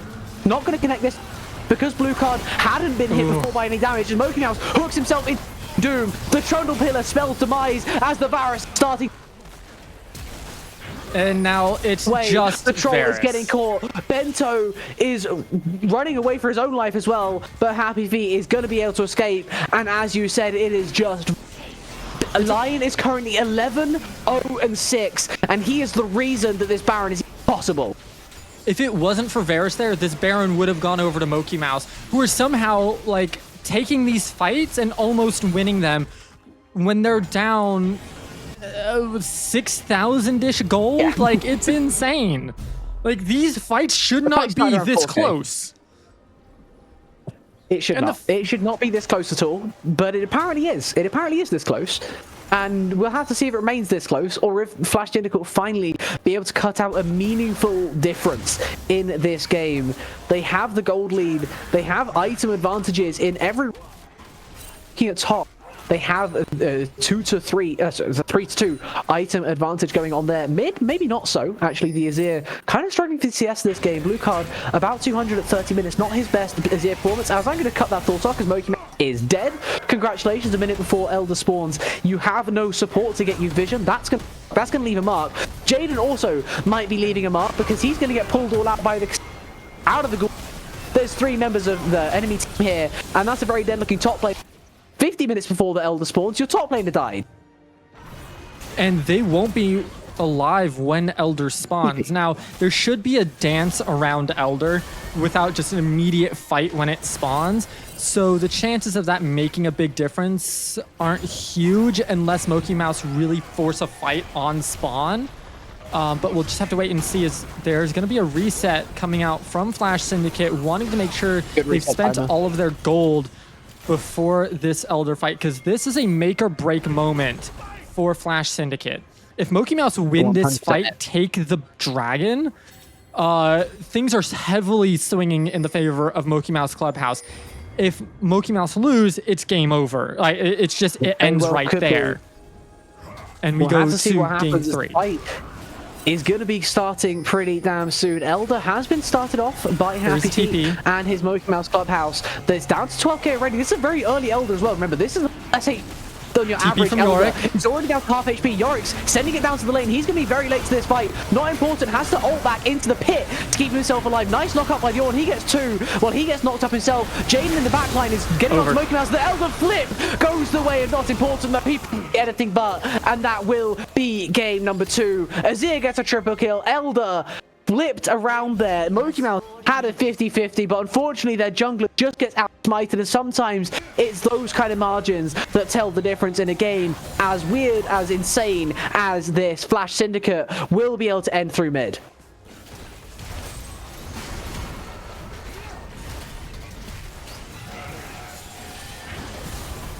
Whew. What a game. What a game once more. Game number 2 will just about finish up here. The next turret falls. The Nexus is also going to go. Flash Syndicate tie up the series at 1 apiece, and we're sending it to a minimum of 4 games tonight. Love to see that in a final as important as this. $700 on the line for whoever wins over their opponents in this one, as I cannot even begin to dissect what just happened there. It has been chaos from start to finish, and it seems fitting that the game would finish with an Elder flip tonight. Yeah, it's something that they had to do. It was, you know, if you just give it over, you're going to lose anyways. So I'm glad to see that they fought for it. But it was still a closer fight than expected, especially with how all the other fights were going. That's the crazy thing, is they almost had several fights go their way. And if it was just 1 or 2 things that go differently and go with mokeymouse's way, that's a much different game we're looking at. So congratulations to Flash Syndicate for bringing it level 1-1. But now you don't have this Yorick that it wasn't bad, but definitely was struggling into the Cassante later. You don't have this Ornn that really set up that early game a lot. And this Varus is also out. So we'll just have to wait and see what they come up with, because I think that the onus is still on Flash Syndicate. We saw that they were struggling against mokeymouse still, and it was really that early game that propped them up just enough to get through it, that we will have to see exactly how they decide to get through these next few games, and the draft is going to be ultra important. Indeed, we'll be back when we have that draft ready for game number 3. Before then, just stick around. We'll be back in just a few minutes. I can do work. Yes, let's.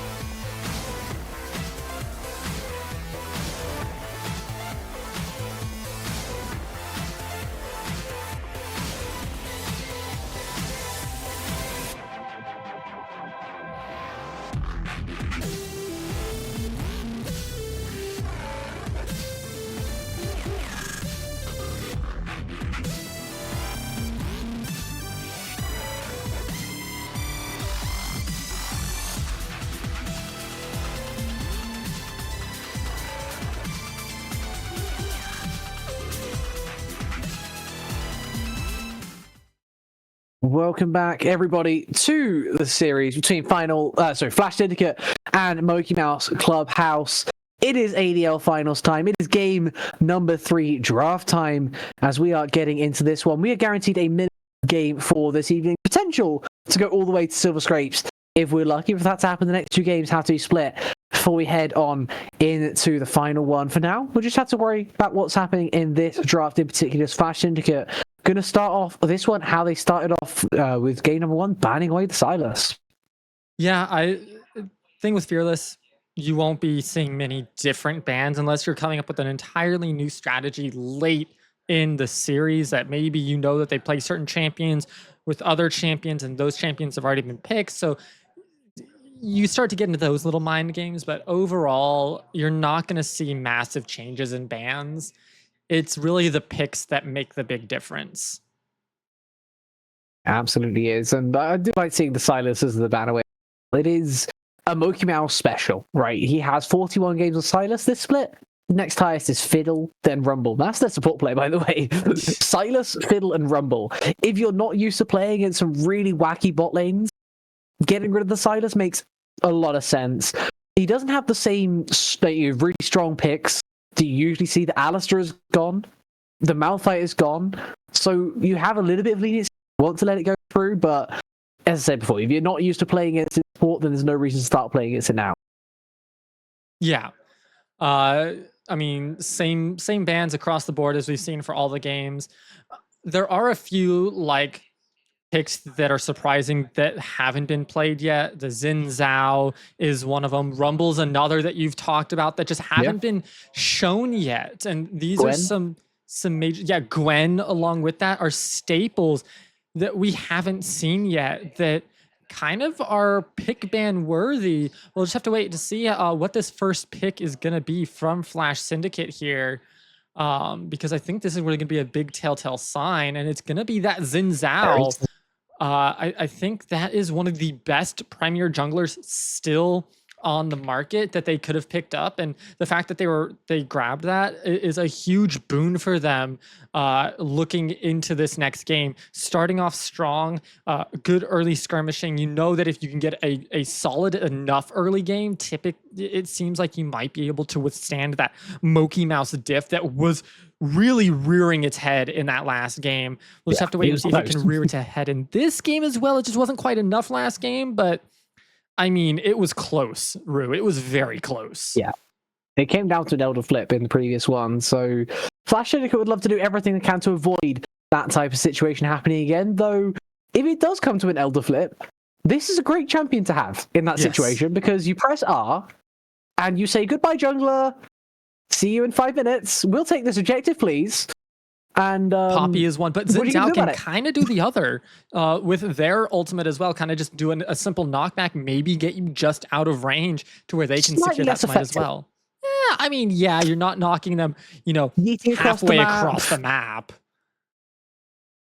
I mean, it's a little bit less, but definitely still exists, right? If you can get the angle on it, get that AoE pushback just at the right angle, it's definitely something you can work with. As mokeymouse, we're also gone with the early rotation Zeri here. Mystical Horizon has had enough of these random, you kind of do nothing and hope you win. He wants to be a hyper carry from start to finish in this one, and he's going to be matched by a hyper carry in a slightly different sense.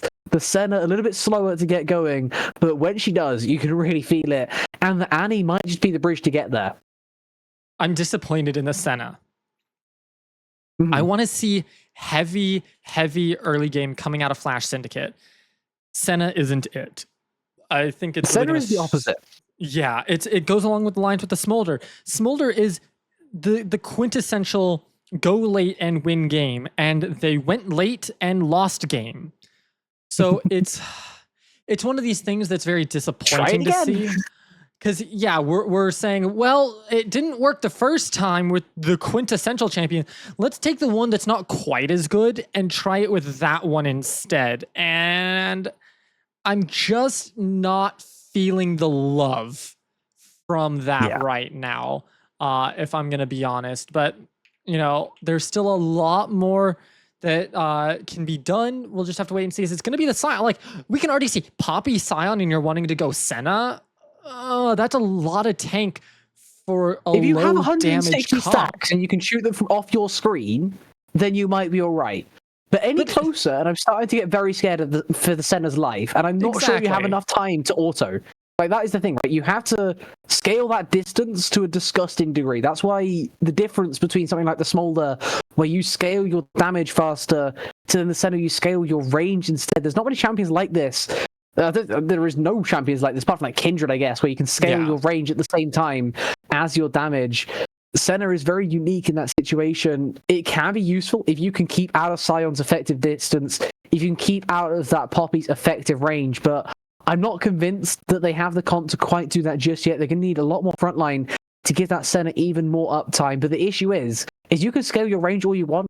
If you're still next to your team, look who's across the rift from you. You picked center into a Zeri. She has more range than you. If she autos one person at the front and you're 4 people back, she's still hitting you at the same time. Yeah, it makes it very, very difficult. It's going to come down to what's on the rift, right? Like that we can talk about it all day, but like it's going to come down to what's on the rift, because that's really where we're going to see everything shine. We didn't like that's on the rift. Yeah, we're going to have a Xerath on the rift later. What's he doing there? Rue, you were talking about range. What is this? You were talking about range. Range. I guess that's one way to play. That is range. That is a disgusting amount of range, in fact. A poor old Annie, who is one of the shortest range mages that there exists. Rise is kind of competing for that title with her, and Xerath, one of the longest range mages that is literally possible. You can get hit from off your screen. We were talking before about the center range, as you pointed out. It doesn't really come close.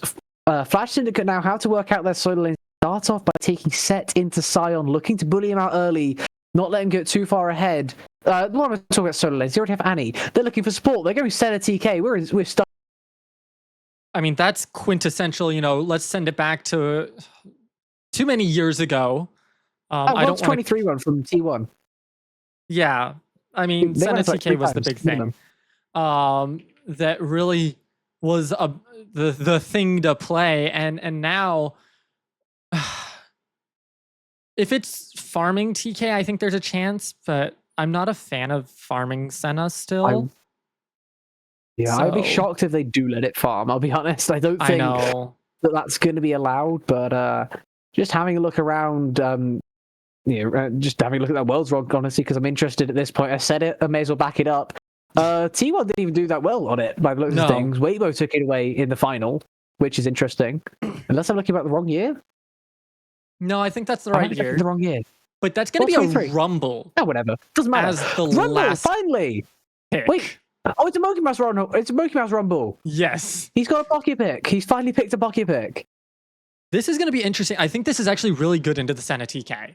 I think this is like underrated to what they're able to do, because now you have range on top of range on top of range. Yes, Rumble's a melee. Yes, I get that. But at the same time, like, Equalizer, congratulations, you're just going to burn in the back. But with that, we're going to hop straight into game here for Flash Syndicate versus mokeymouse Clubhouse. It's going to be a good one. We saw a hotly contested game 2. Now we're into a hotly contested game 3 here. Maybe even an overheatedly potentially. Game 3? Potentially, right? mokeymouse going to be rocking that Rumble. He's going to look to overheat as much as possible in this early lane phase, and that's precisely why Flash Syndicate have sent so many members down here, all 5 into the bot lane, to try and get some try and get that aggressive ward, make sure there's no shenanigans occurring against them this game. They have full vision in this bush. They're going to leave one in the middle. That is the Senna's ward that's been dropped there, as they all look to take their bases, all look to take a reset. No one noticing that, though, from mokeymouse. So it's a free little bit of vision side of the room. Yeah, free little bit of vision, and really that's all you're looking for to start. There's anything major happening going on here to start things off, so nothing too crazy. Just that vision's important, right? Like, we love vision. We're just waiting to see how they utilize it. Yeah, Poppy it will be jungle's not interesting. important. Setting down his own sweepers, making sure that no one gets to see where he starts this time around, and yet it is Poppy jungle as well from Happy Feet. Yeah, I think he did this last time where he went with the Dark Harvest, but then ignored it entirely in his build. I believe we saw this last week, didn't he? He went like Sundered Sky and Deadman's Plate and all the normal Poppy jungles, but he just had Dark Harvest. I mean, it worked alright because they won, I guess, but overall, I'm still not convinced on the viability of the Dark Harvest. I think it's a better route. I think that if you want anything, just take like Phase Rush, just run faster, be more annoying. That sounds like a great option to me, but not chosen this time around as it is the early lane phase getting underway. No jungle vision spotted on either side of things. They don't know where he... But there may be some suspicions that bot lane is the place of action for this one, as a... definitely says early game I want to kill you, and late game as a support I don't really fancy it. I feel like the Poppy has to have an impact. If you let Senna scale for free, you are having those slight issues that we talked about. I like this great though.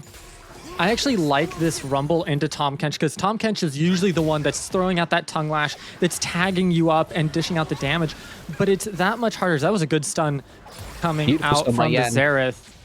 Still getting demolished though in this early phase. The electrocute already used as a nice use there of the Senna W as well. Close to overheating. He's waiting for his Poppy to get in distance. He can start unleashing. He actually has got. He's actually gone early on the overheat. Price there as Senna keeps farming these souls. Very good soul usage just off attacking the enemy team instead of trying to look for them in the mid. Do Haymaker for decimating smash trading the top side as both of them start getting pretty low. The Scion already running set, of course, not having that same issue. Junglers now finally making side. Lots of things to pay attention to in this early game. The Senna TK looking to be the more aggressive. Poppy better of it after clearing top to bot, deciding that the top crab is probably safer. Yeah, I like this top crab look, and it's also a potential. I think Poppy plus Scion actually has a decent amount of kill pressure into the set early. Especially pre-6 for the set, that they have an opportunity. If you can get that stun on to Jaden, I think there's a major opportunity there. It's just making that happen. You can see the Poppy coming up now. He's going to look for the heroic charge, but he's not been allowed to put himself in a good position for it. Jaden, a massive haymaker. But as soon as it goes, as soon as he falls, first blood for literally nothing in the top side. Jaden falls for free. The kill goes over to the Dark Harvest stack as well for Happy Feet after claiming the crab. Scion connects the decimating smash, and you called it before. Jaden just way too far up, and the heroic charge didn't even stun him. It didn't even need to. He just died because he was too far in the lane. Yep, has no flash, now has burned the teleport to get back up there. Scion gonna save that teleport to make sure that they can potentially affect something on the bot side, as there is that ward in that bush right there that we see that could potentially make a play happen if the Senna TK decide to maybe make a dive or something. They have to be careful in case that happens. It's a Shen with a ward like that, but it is on vision. They did see that ward go down on the bot side of Flash Syndicate, so they know that it's a possibility, right? They see that Scion walked back to lane instead of TPing, so they know that maybe not the best time to go looking for a fight. As the face breaker is beautiful from Jaden, connecting lovely on that one. Even that little bit of extra gold from getting the assist going over the other way. Has the cull, has refillables, spent about 700 on his base compared to the 900 for the Scion, but everything still fine on the top side while it's a CC flat. Yeah, I mean, it's another one of these that set needs to be the one getting ahead, because set needs to be scaling. Similar to how we saw game 1 happen, where it was Malphite. Too, honestly. Yeah, same thing there. He had to do it on Yorick as well, right? He had to do it on Yorick. One game he's done it so far, one game he hasn't. Yeah, and I think it's going to be a lot harder on set, as that's just Xerath gameplay right there, tagging them up. He's in the bush, man. He's on the top side of his minions in mid lane. But look at where Poppy and he's just been hit by a Q from the bush. Poppy is on Raptors. Yeah. That is a very aggressive position from Happy Feet, as I'm not sure who ended up taking those Raptors. I wonder if Horn has seen that this has gone down. Blue card hype, trying to run towards not allow that buckler to be taken. Happy Feet, though, more than happy to just take that Dark Harvest proc and run away from his lane. And that's all Happy Feet really wanted to accomplish there. They don't have kill pressure on that Annie, especially so close to tower just yet.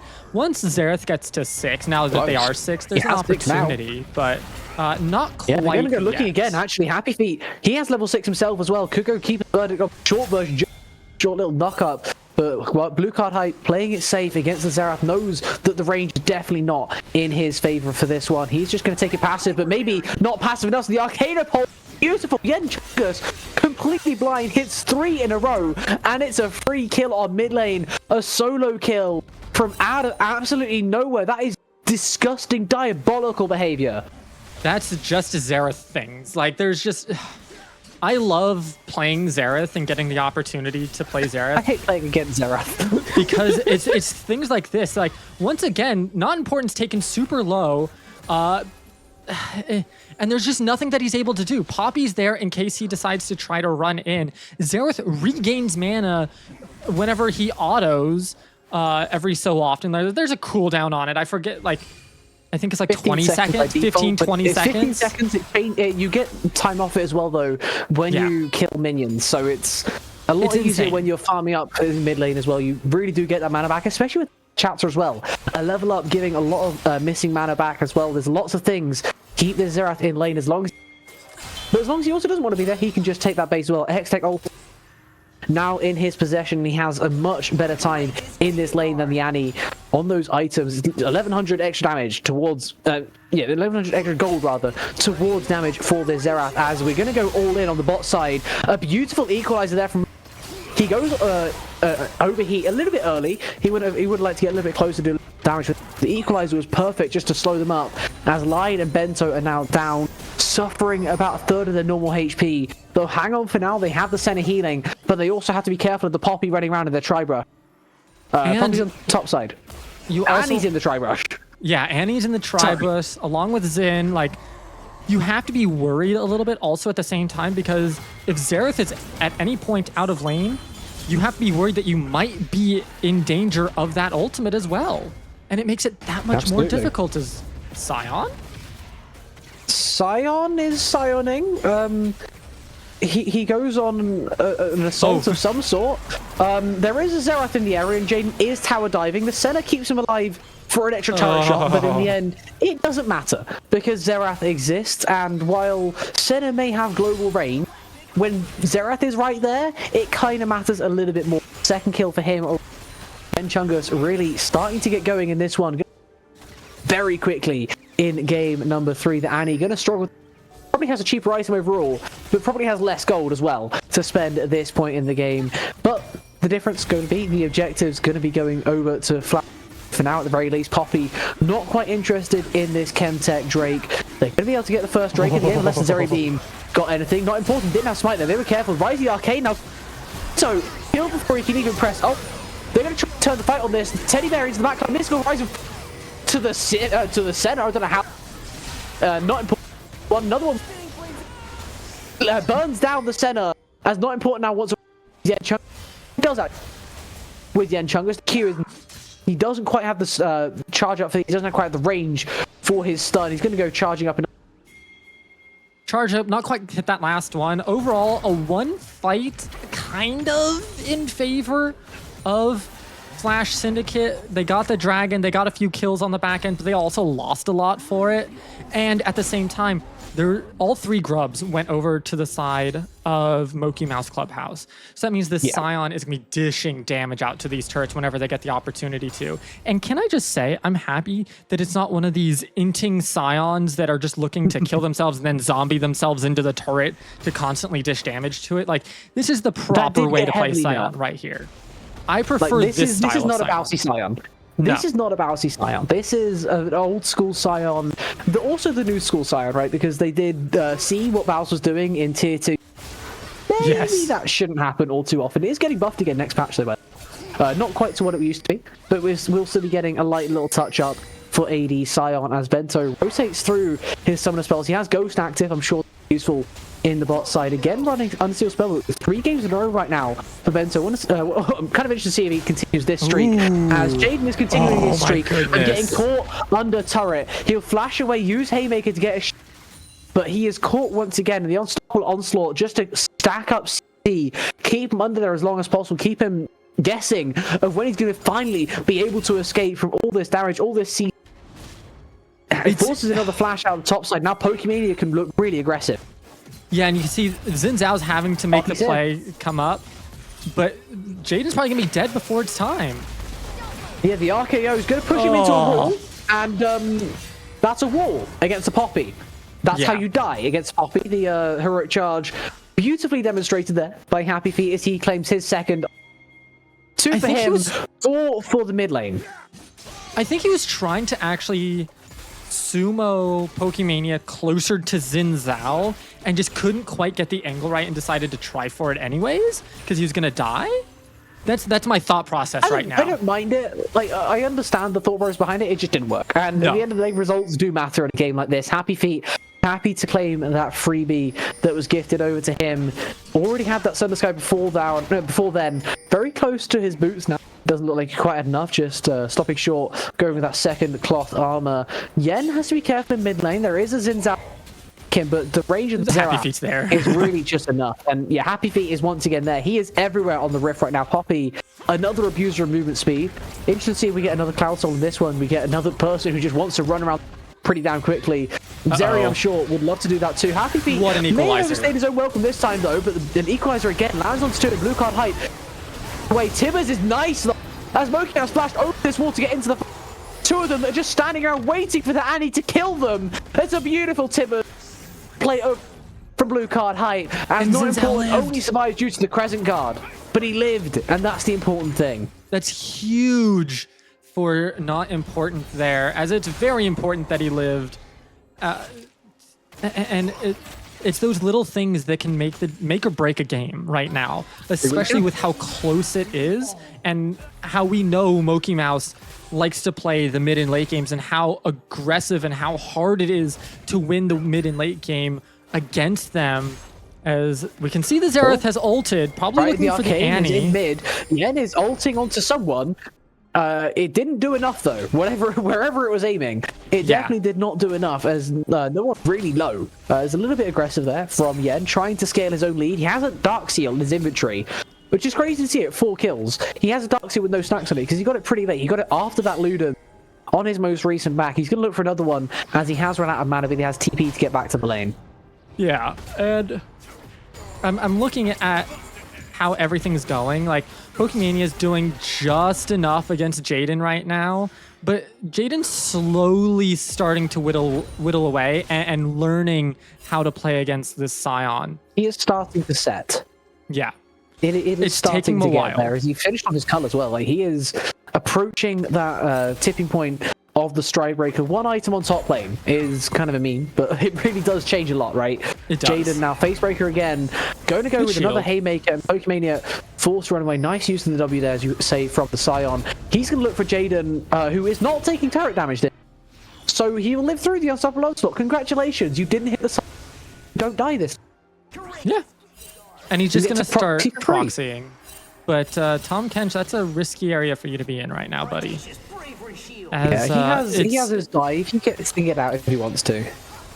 It is Infernal Dragon up and available. Poppy, Xerath, everybody's here except for the top laners. And Set has TP, Jaden, so does Scion. He has a decision to make right now. He based for the Stridebreaker. He can look to walk out towards this fight. He can look to try and TP in towards this fight. He's going to turn his walkout into a TP. That's pretty deep. It's going to be on vision as well, but it will to force away mokeymouse Clubhouse. Oh, this is an aggressive TP. For the base first. He's trying to TP now. He has a Sunfire Cape. He's going to look to turn this fight around, but it's a little bit too late to start getting the Drake. As the equalizer is nice, he gets a slow, but Tibbers is going to force Scion. Charge into Flash was beautiful there from Happy Feet, but it wasn't enough to get the kill on the Annie. Now the fight really starts to turn. The Xin Zhao is yeeted out of, but there's already 3 dead for mokeymouse Clubhouse. This is Xerath. Oh, Xerath. Front lighting. Mythical. He's just trying to do everything for himself. Lion is going to get taken low. The flash away comes lightning means that again tanks to Wim comes lightning instead. Mystical is taken incredibly low by Senecure. right side of your screen as this Xerath is going to get dove by the Kench. Is Soul Survivor, and they all. Which is Ocean Soul. Yeah, it's going to be Ocean Soul. I'm actually disappointed. I don't think Sion should have TP'd into that fight. He didn't have ultimate. There was really nothing going for him there. They had already backed off so much that just give over that dragon. It's fine. It's a single Infernal. Go up top and take the turret instead, because you have enough damage as Sion. You know that sets down bot. There's no one that can match you up top because they're going to be too busy with the dragon, especially if your team is going to be dishing out the damage down there to stop anybody from TPing. Take that time to take that turret and get a lead that way, rather than doing what you just did and giving over free gold to the other team instead. Now it's a little bit harder. Herald is up on the table. You can see that's where the side of mokeymouse is focusing right now.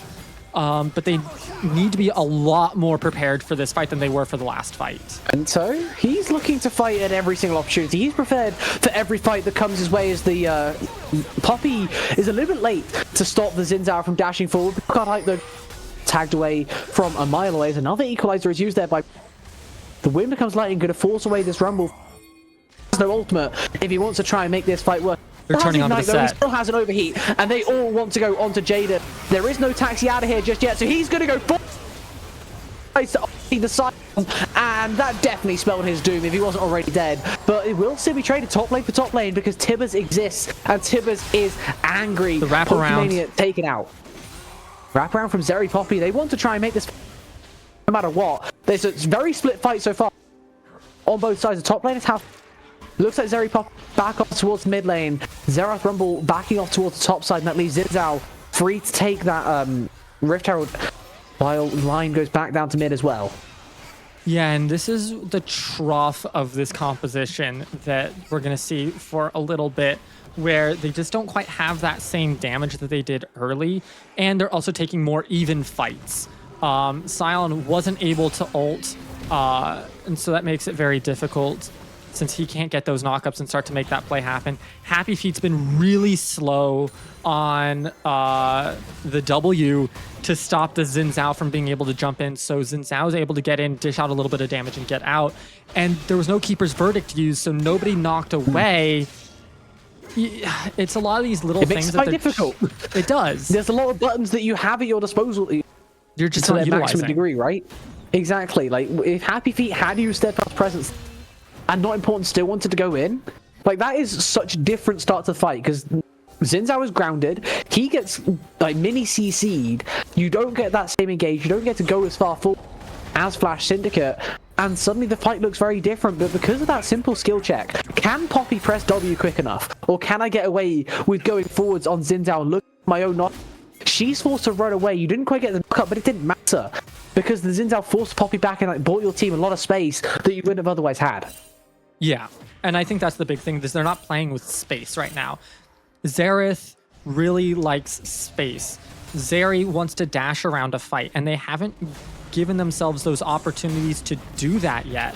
And it makes it very hard, as Jaden is just punching. Welcome to top lane. We punch each other. This is roughly the top lane experience, as it will be a decimating smash connecting main is try and trade this one back out. Speaking of space, Yen has a lot of space in bot lane right now to just hit turrets. That's exactly what he, but he doesn't quite have enough to take down the whole thing. Tier 1 safe across the board so far.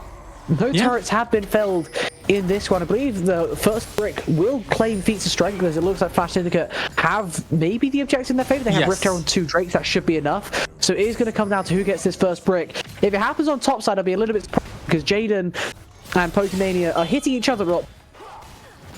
Side seems like the better candidate for now, as a lot of waves have been pushed in. Both those turrets incredibly well. There it is. Another opportunity as the Drake is spawning in 8 seconds time, and the Rift Herald is dropped. They want to get first brick before this objective is even there. The first Ocean Drake is about to get on the Rift. There it is in the bot side. Top lane is still top laning. That doesn't... Is the mid prio that was just contested by the Rift completely going by the wayside. Doesn't matter at all, right? Instead, they're going to look for the second wave. It didn't get the turret. The turret still held. TPs are up. As it's going to be potential for TP in from Set and Sion. It happened around the previous. Well, it can't happen again, but this is a little bit of a slower dance. they're not going to go into it too quickly this time around. Mid prio for Flash Syndicate, bot prio for mokeymouse, as the TP is going to come into the tri-brush. He wants to make this happen. First break does go to mokeymouse, but can they get the objective again? Will this once again be Flash Syndicate stealing another one? TP in from Jaden as well. Top laners are here. Everyone is waiting for this fight to start. It feels like we're just waiting for the timer. As Blue card hyper, pull the Zeri, walking into that bush. He walks a little bit further down now. Can't quite go for the flash as Tibbers plays. Ooh, there goes Din. Goes the whole way across. Big use of the keeper's verdict. That's good. Guaranteed break. Going the way of mokeymouse clubhouse. They use the keeper perfection, and the disengage from Flash Syndicate might not be enough. Jaden was taken by something before that fight even started. Bento uses his thick skin to get a little bit more health, but now he's taking Archeo back in because the Zeri's already died, and it lands on Zeri. The Scion was the one taken away, but the Senna ends up farming off of it. She gets two for herself, but Annie also picks up one. Blue card height now, incredibly fed, and Line fighting on perfect. Just hit L, and now Missile Dive knocks up perfect. They are going to be able to get another kill, and Ace headed over to Bento as he deserved that one. Perfect. The end there. They lose the dragon, but they definitely win the fight. And now Syndicate. Oh my god, words are difficult. Flash Syndicate turn their attention to this Atakan. I mean, it comes down to, yes, you got the keeper's verdict, yes, you got the dragon, and then they went too far. I think once Tom Kench is out with everybody, like they started to like overchase, just back out a bit, see what they decide to do with those low health bars. Don't give them free damage as they're running away, because that's exactly what they're doing. They're tossing back stuff, kind of like in Mario Kart. They're tossing back banana peels and you're tripping all over them to the point where you're so low. Yeah, they're low, but they're going to turn it right around on you, especially once Zin is able to walk back in and take that fight, because he's full health, he's ready to go. Everybody else is sub 25% because they've been fighting for ages already. So it's these little things that matter, that they win a lot of the fights in the mid to late game because they just keep going and going and going and going. It's the little engine that could almost, but now they're struggling because of that, because they don't quite have those items and those little micro advantages that they usually find for themselves. Just look at Zeri items. Mythical Horizon, he's had a pretty fine game, right? Yeah. Hasn't got a kill yet. He's died a couple times, that happens. But his CS is decent, up at 190. But he still only has the one item because he went pickaxe instead of finishing off that Runan's Hurricane. He's still waiting to really come online and start becoming that kill everyone Zeri that we're so used to seeing. Whereas on the other side of things, Lion is doing an absolutely insane job right now. He went LDR second to cut through this side. That's exactly what he did during that fight. And now he also has the range. Can we get a quick stat check so we can see just how much we're getting, as that's a very dead enemy. Ignore that. That is a very dead enemy. Just died. Welcome to Poppy Zerath, I guess. You die when you get stunned. That sucks. 65. Senna's not great, if we're being honest, but still not bad. It's already at the 60. Every 20 is that spike that you see. A little bit of extra range every single time. It's starting to become a lot more. As she's starting to be able to auto from further away. She's a little bit safer. Speaking of safer, that's definitely not a safe Yen Chunga. He's caught by another Abyssal Dive as Bento. Wind becomes lightning, not picking up another one. And now Happy Feet is flashing away against the Senna that has the range and distance and the speed and everything to claim another one. Line. It's just confusing. Again, it's the missed. Double proxying top, by the way. Yeah. I love top laners. It's carry on. It's mentality. They're gonna get mid turret. They did get that bot tier 2, so that is something. Yeah, Blue Card has also found a random Scion in a tri-brush. He has Storm Surge. I'm actually surprised he managed to proc Storm Surge against a Scion. He has a lot of health, but he doesn't have a lot of health anymore. He's dead. Walked up too far and did roughly what you'd expect from a Scion who. He's not allowed to proxy the way the set is because there's way too many members of Flash base. They want to head up towards the Baron that spawned. I did not realize we were this far into the game. 25 minutes. What happened to the mokeymouse buff? Their Scion just died around Baron.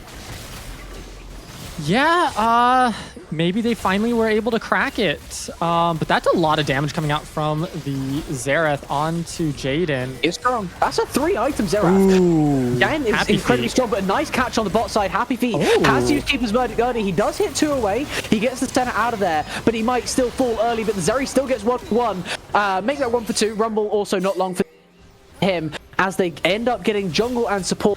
2 of the most important members around an objective. So much less vision and so much less smiting ability, but as you say, they have indeed stopped it. They had to peel off the dragon to go for that fight.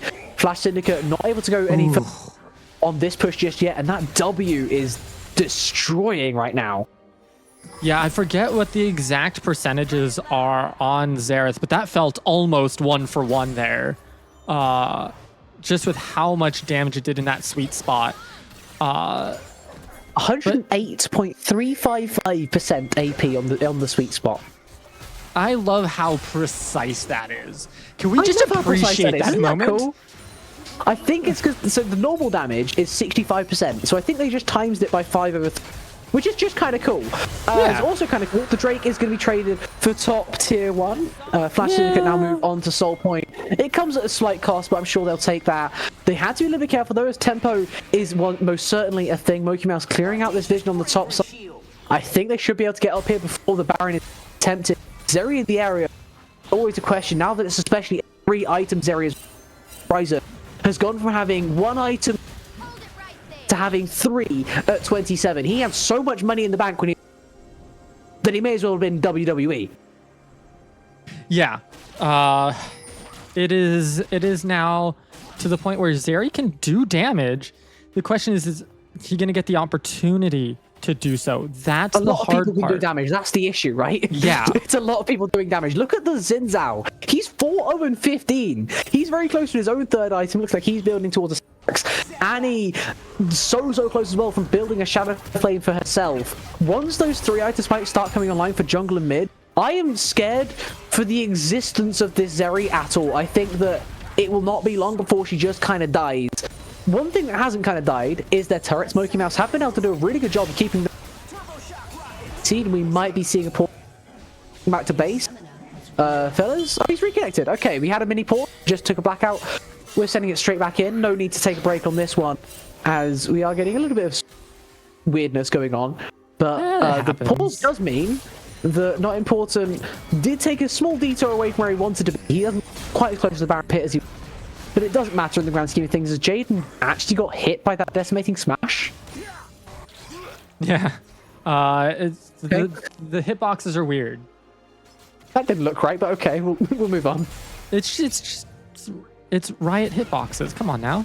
It's a Riot hitbox. That's what we're here for. Jaden and Pokemanius. Each other in the face once again. Who wins? The Scion that doesn't take damage, or the set that doesn't deal any? Find out next time on Dragon Ball. Tappy wants to stop the epic 1v1 from Dragon Ball being a thought. He's still alive. In the mind. The Senna is going to keep him alive for a little bit longer. But his W is slowly falling away. As the rising up, oh my goodness, going to get a cancel. Oh my god! Blue card hype has 3 items and he obliterates his lane opponent.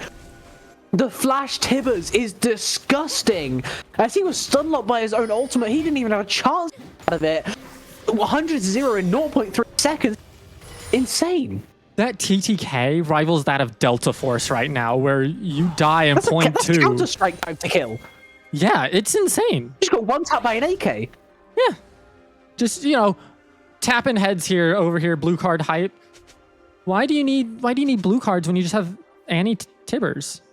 Yeah, exactly. Gold card overrated, red card not important, blue card might just be hype though, because this Tibbers does a lot of damage with a lot of help, of course, from his 3 items in his item.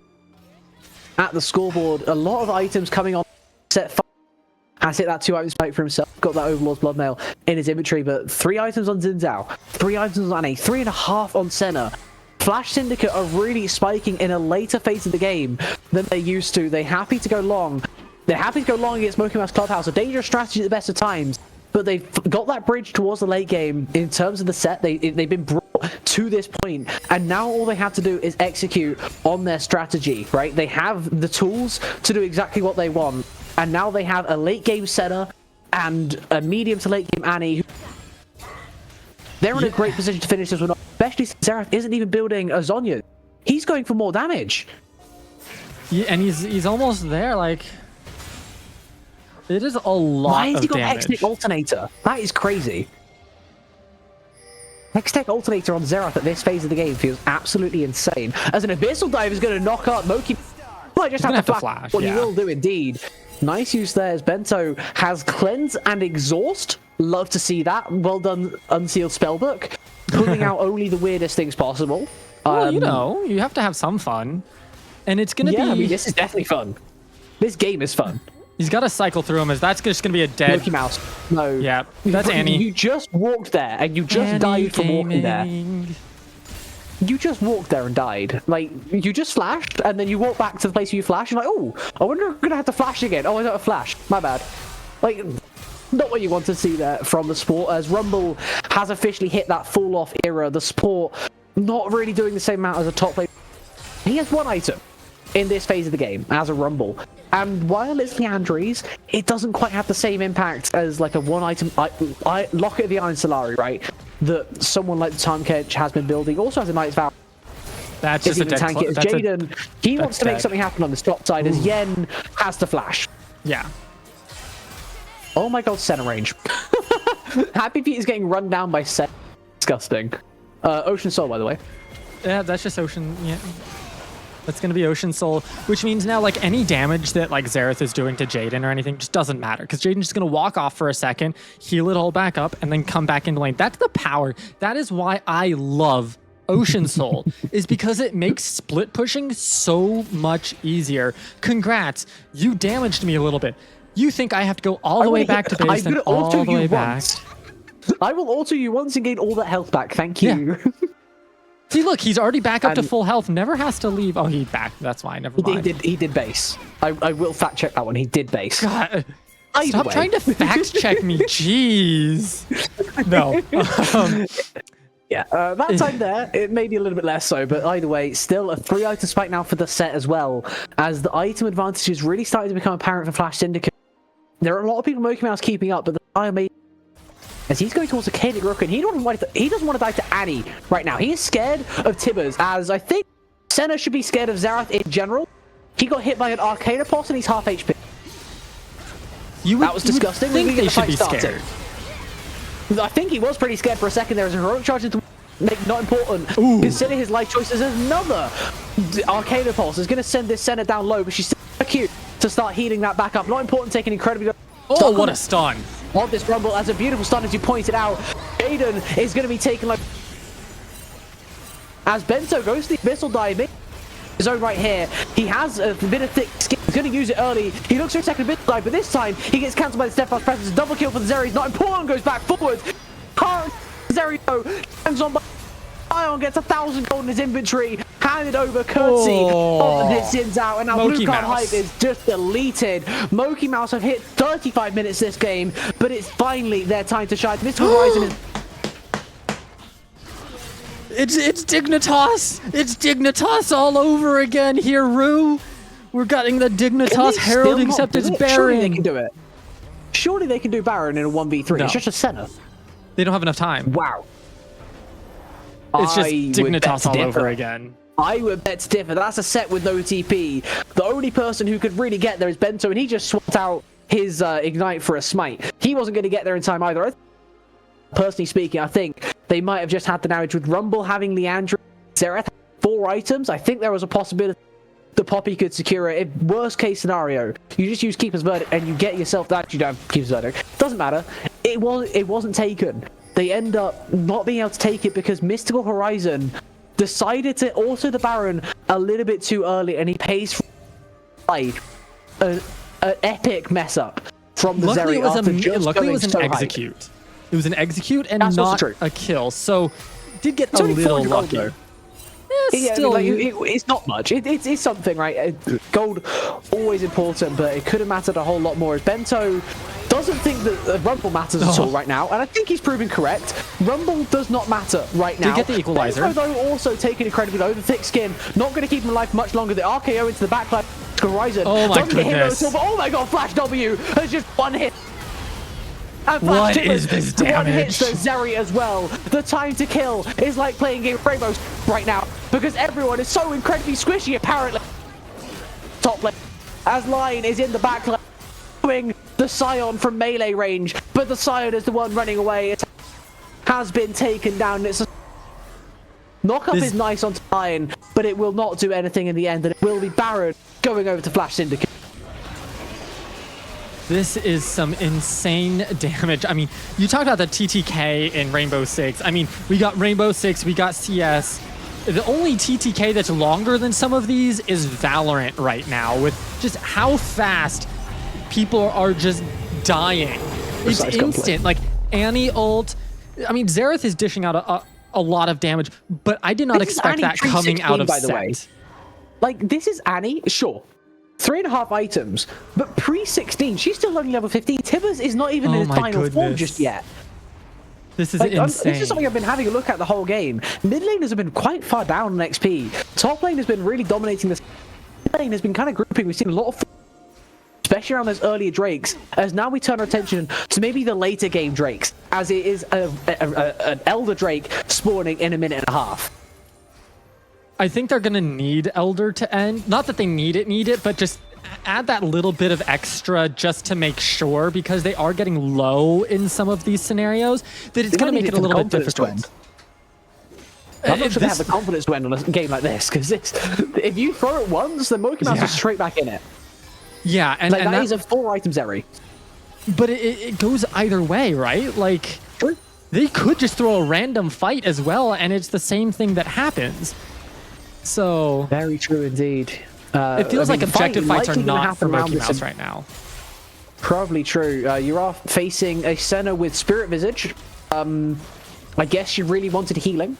Doesn't need any more crit after getting that IE, and the already has enough in her inventory with the rapid fire cannon and her stack. Speaking of which, how many stacks is Lion at now? Level 18 on the Senna, by the way. 105. He's at 105. It's not a ton, but he has just ticked over to another spike. As we point out, every 20, you get a little bit of extra range. I'd like to see him around the kind of 140 to 160 range right now. But he's still doing just about all right, as that is a very interesting place for a Xerath to be. You have to be so careful of Annie in these parts. If you get in range of her without her having to flash, you just die, and you don't cost her anything, right? She doesn't have flash right now. You can't be walking into her flash range. Face checking right now is so dangerous that it's basically the silent or it's not happening. Yeah.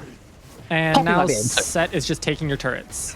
Yeah, the 4v4 might go your way around this Elder Drake, but the 1v1 is probably not going your way, as Split Push has just started. It's apparently going to be the Tahm Kench to try and stop the Elder from happening. Oh, no, they're just going to end the game. They're going for the end instead of going for Elder, because Rumble has just been popped in a millisecond. The Annie pressed Tibbers, and Tibbers said die. Jaden has altered the Scion onto the Xerath, and the Nexus is exploded before there are any more kills, because Flash Syndicate have forgotten what fun means. We're in a grand final. We're not allowed to have fun. We only want to pop Nexus in these.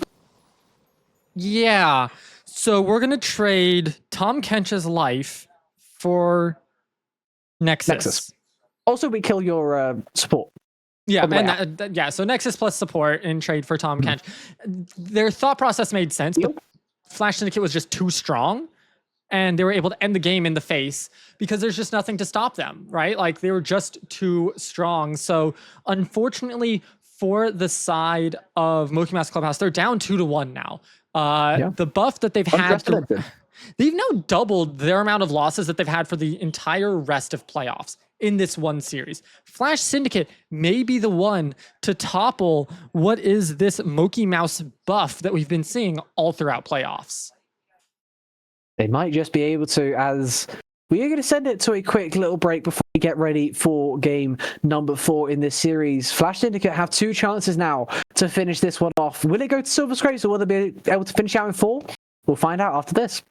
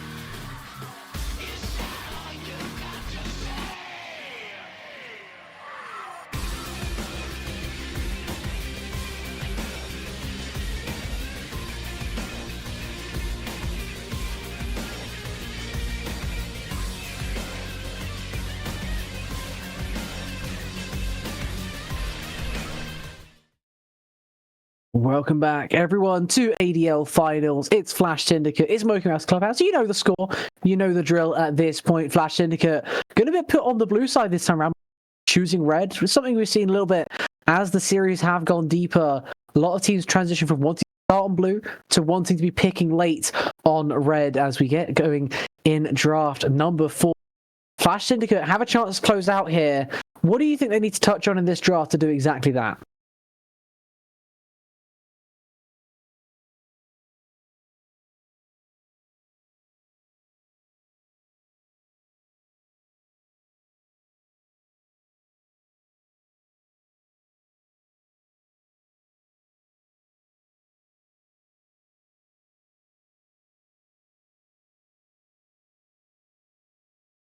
It just low.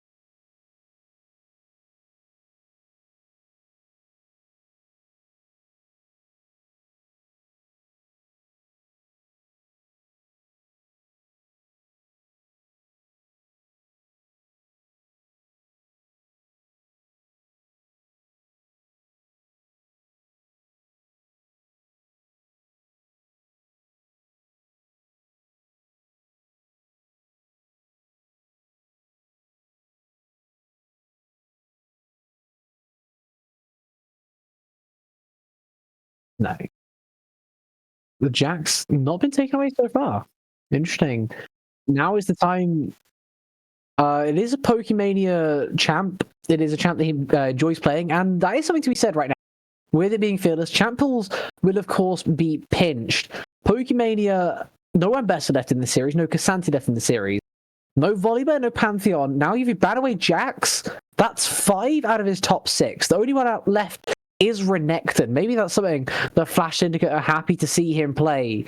Wouldn't be shocked if they took something aggressive in, likely to be something like that Renekton, exactly picking up Gwen on B1.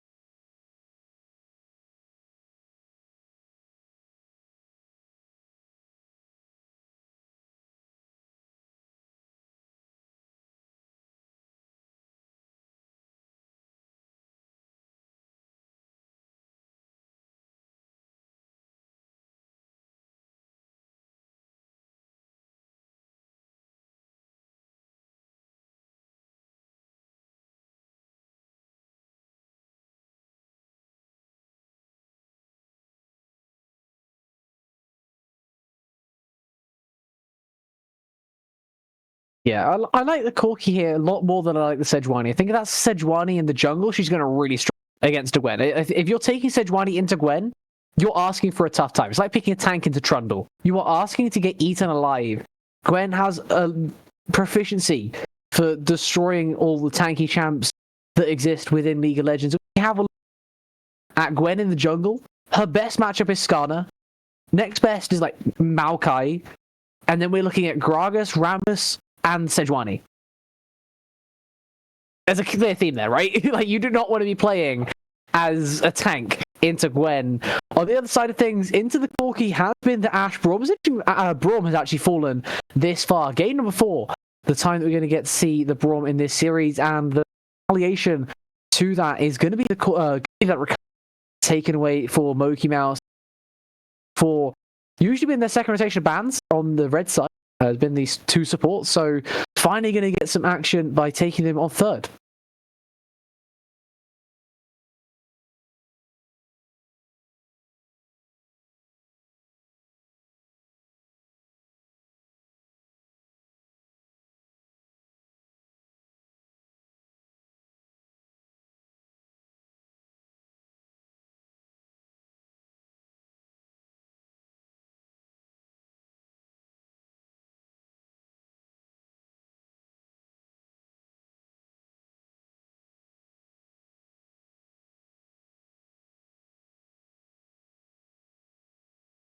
Ariana.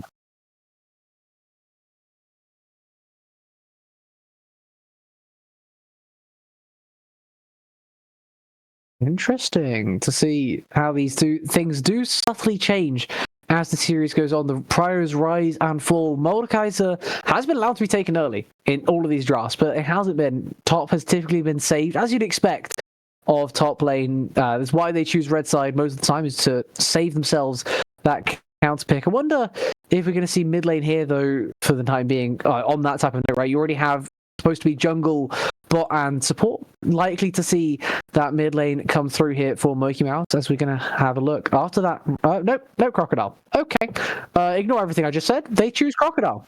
They did. They want the Renekton, clearly. Yeah.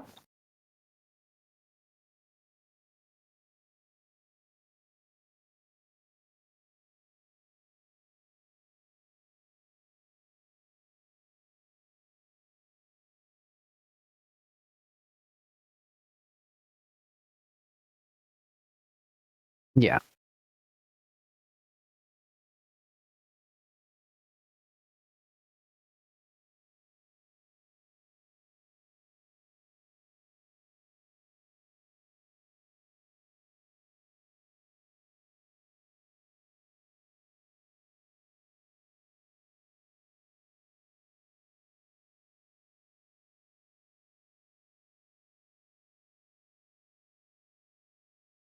I think that's definitely been kind of a theme of this series, right? We've seen the champions that have been going around at the top lane, right? We've seen much more aggressive ideas. The Ambessa, the Yorick, like everything, the set as well, like all three games.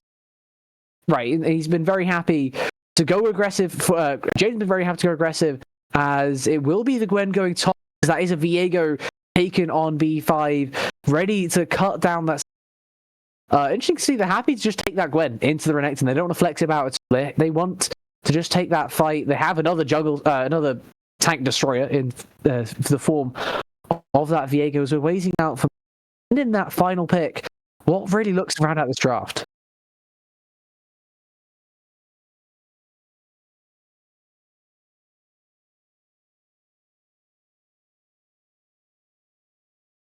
Hmm.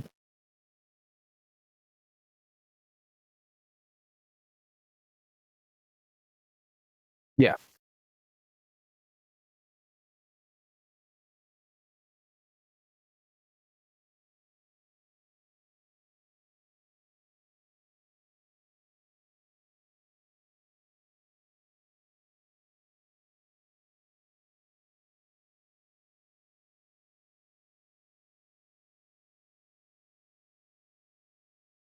You don't really want something with a dash. That's like the one thing, right?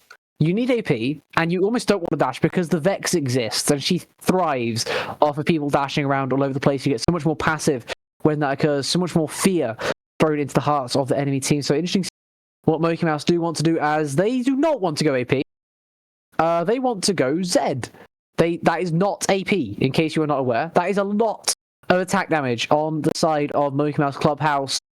The shining light is that there's no one that's really going to be stacking up armor unless we're counting Braum, and I'm not counting Braum. He's a support. He doesn't get counted. mokeymouse, they might be able to get away with this one, but there's still a bit of intrigue to see what's going to go where, right? Because Zed is kind of flexible between mid jungle, Sejuani jungle top, Renekton top mid. There's a triangle that they can move this round if they don't want to go in their main. Yeah, but I also would not want to put Sejuani into Gwen. And it's a Zed. I'm a little disappointed. I wish that there was AP on this comp. Like this is a full AD composition that they've drafted for themselves on the side of mokeymouse clubhouse. Granted, the only person who's tanking is Braum, but Viego and Gwen will rip shreds through their tanks.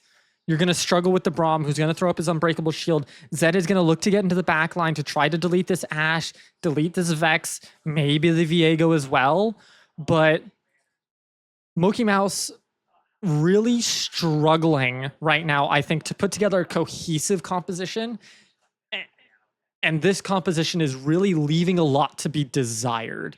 Just looking at it, right? Like Renekton Sejuani, is decent, especially if you can get the Renekton going early. Sejuani's going to want to focus topside into the Gwen, just like they did with Poppy into the set.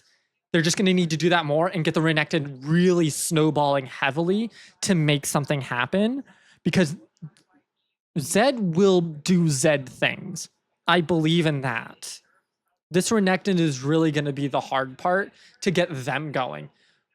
Gwen is going to scale much harder than that of the Renekton. Same thing with the Vex. It's going to be able to just do a little bit more in team fights than this Zed will. So we'll just have to wait and see once we get into game how they decide to play it. But as of right now, I'm favoring Flash Syndicate here to take it 3-1 in the series and take that $700 home. I can get behind it. I think this is a much better late game comp for Flash Syndicate, and that's kind of where they've had some of their struggles, right? The early game, they've been absolutely fine, right? mokeymouse, not known for their early games, they're known for their late games, but they've drafted very different from that in this game, and that's something we had to talk about as well. The identity of these teams doesn't necessarily line up with the champions that they're playing, as I'm also just like interested in the Zed pick as an idea, right? Because you clearly know what's going where when you're picking this. You're choosing, of all things, Zed to take into Vex as the one thing to round out this comp. And I'm not sure that I'm a believer. I'll be perfectly honest. I've seen a lot of great stuff from Yen this series, but like he doesn't play a lot of Zed. It's not a pocket pick that he's been hiding away. It's not good into Vex. Like there's no real reason behind it from where I'm sat. But we'll just have to wait isn't and a good see. pick. This isn't a counter pick. No. That's the thing. It's an R5, but it isn't a counter pick. Yeah, I mean, it's definitely an interesting pick, to say the least. But as we get on to Rift for the fourth and potentially final game in this series, as mokeymouse Clubhouse look to reverse their fate that they have had in the past two series, whereas Flash Syndicate are looking to take this final game and put it in their pocket, along with those 700 single dollar bills. We'll just have to wait and see, as we do get a full 5-man stack here on the top side. They do have Braum. They're going to be focusing the Renekton here. Pokemania might be in a bit of trouble. Winter's Bite going to be looking from Bento, and he does indeed land it. I struggle with words. Pokemania force the flash away because Braum is just that strong. Early level Ash Braum. If you get tagged by one stack of Concussive Blows, you're almost guaranteed to get stacked by all four, get stunned and get killed. Has to take that early flash, has to make sure no other autos think of connecting onto him, as Jaden was the closest behind that Braum. That I wonder if they'd ordered slightly different. Maybe they could have got that kill. If Lion was a little bit better, then maybe there was a slight chance, but it doesn't quite go their way this time around. That was placed on the Raptors is spotted, but with how late the Viego wasn't there might be a suspicion from mokeymouse that he is starting on top side anyway. The other side of things, the Raptors was also warded by Flash Syndicate, so they have vision on where the Sejuani will be in about 30 seconds or so. Yeah, and at least getting Renekton Flash out is going to be huge to start things off, especially for Jaden. He has Ignite as well. Like, this is a kill lane for the for the Gwen right now. Ignite and TP into just a TP. You can go so aggressive right now. Just look at those scissors snipping straight through Pokemania's health. He has not got much HP at all left to his name, as I'm not sure what button he started. I wonder if he panicked, like leveled up E or something as well, just to really make sure he was safe. Either way, no, I think he only has one button to press. He might have gone. If he's gone Q, then I think I saw the Call the Meek. I saw Call the Meek initially in lane. So that might be true. I honestly have no idea. But he actually stuck around. I'm a little bit surprised that he chose to stick around in a lane like this. But Chicken to level 2 gets a little bit of it to go his way, as level 2 in the bot lane by mokeymouse Clubhouse. Ash Braum. About the one time they can look to do that in this early phase, as once again, really. Yeah, this is a very comfortable lane for Ash Braum. I think it's short lane. Bento has the abilities to block a lot of the damage. It's just going to come down to throwing up that wall at the right time to block the most amount of damage. as we have an invade very early coming out, and Zed is roaming. The Vex is already here. They are looking hard for the red buff, the blue buff, sorry, this is blue side of the jungle. We're still looking at top because Jaden and Pokemania are pretty low, and Direct Cam likes it when people are pretty... We'll go to Jaden. Pokemania still hanging on by a thread, has enough here to get an empowered proc, but I'm not really sure what the overall result of that invade was. I think the Viego might have stolen a cam. It looks like he went straight from Raptors. He has a blue buff attached to him right now. So one can only assume that since Happy Feet doesn't have the not important, ended up dealing away the big buff of it all. As Perfect connected, but so is the Winter Bite, so the concussive blows. Ooh. Knock up from the Rakan though is what ends up turning the fight. Now Bento is definitely updated. He'll use keep himself alive a little bit longer, stack up the blows, but it won't be enough as now Lion maybe looking to make those concussive blows mean something. Flashing away from the Sejuani, but just flashing eyes as the Sejuani ends up picking up all three. That is a humongous play for Happy Feet, not really for anyone else. And Zed picked up an assist. Rakan has 3 assists. Corki has 2 assists. Like that was having 2 assists matters. The Sejuani getting a lot of the gold though is like the big thing, right? The Sejuani has a lot of gold. Congratulations, you have Giants belts. And that's actually a huge start for the Sejuani. Now, granted, it all went onto the tank. So there is still concern, like that is going to be tanky through the early stages, but this also isn't an early game team that Flash Syndicate have drafted for themselves. We have to keep that in mind as we continue through this these early stages. Is yes, Sejuani got those kills, but it's not as impactful as if it was the Corki or the Zed getting those kills. Zed would be able to scale so quickly. Imagine how much exactly more terrifying this Zed would be with the final kill even instead of that final assist. Because that assist is sped 3 ways as well. That assist barely counts for anything, if we're being brutally honest. It is not a lot of gold, as Pokemania also doesn't have a lot of gold, also still does not have his flash in this lane. Is still playing very aggressively into Jaden. Has to be careful. The Ignite, though, at some point in the distant past, so that is not quite an option right now. That's why the Renekton feels the ability to walk up that far towards the wave, to hang on for just the time being. Jaden ticking over 6 with that final minion, now has Needlework unlocked, and that is a very scared Renekton. Yeah, Renekton has to be a lot more careful now, as if they want to step up, very liable to get cut down by the snip of those scissor blades. It's ability names like that make me think like Riot has a very funny sense of humor at certain points, right? Sometimes. Calling Smolder E flap. Like, you seriously want people to call that flap? The official name a slightly warped sense of humor. is Needlework. I like to say snip, just because you're snipping people down. What's that Q called? That's a good question. Once we'll find out. I'll have a look. Perks of having the producer also casting is I can just like flip around when I want to. True. So true. But there's a dragon happening right now, and that's a Vex going in. Okay, sorry, yeah, dragon is happening, good point. Yeah, Vex doing the thing, yep. The kill on the Vex, that is a kill for Yen to start this one off. The kill as well onto Viego. No resets allowed in this fight, not important. Not he has reset, but everyone is so low. Winter Smite only connecting onto the Zed. Bento has Flash, he also has Smite, which is also 600. Oh, he almost had that. He gets it. That was so close. Bento smited it from 606 down to just 6. But Happy Feet finishes it off in the nick of time. That got way too close, but unable to do anything. Play though, as this is running this time, doesn't get any of the kills either. That is absolutely massive. 2k in the... Zed is now 2-0-2. Needlework is still up and available for Jaden, and the official terminology of the Q is snip. Yeah. I found that out. I thought it was. Yeah, it's a fun name. It's just one snip left. It's one snip less than what you said, but that's fine. Yeah. We won't begrudge you that one, as mokeymouse will also not begrudge this 2k goldie that's in. And something we're talking about is the overall scaling of these two comps, right? If they're even at 30 minutes, if there's no soul taken at 30 minutes, then Flash Syndicate are in a great place. However, they find themselves now down that first Drake, and they're also down a whole ton of gold. And it's not just on this Sejuani anymore. It's also on the Zed. It's also on the Corki. It is in places that matter. It is on people that matter for mokeymouse Clubhouse. It is exactly where they want this gold to be. It's not just on their bridge to the late game. It's also on their middle to late game carry. There is needlework available, and Corki is very, very susceptible to dying to Gwen here, so has to be very careful. They do have the Rakan and the Sejuani over at Grubs. They're giving up a lot of turret plays for this, though.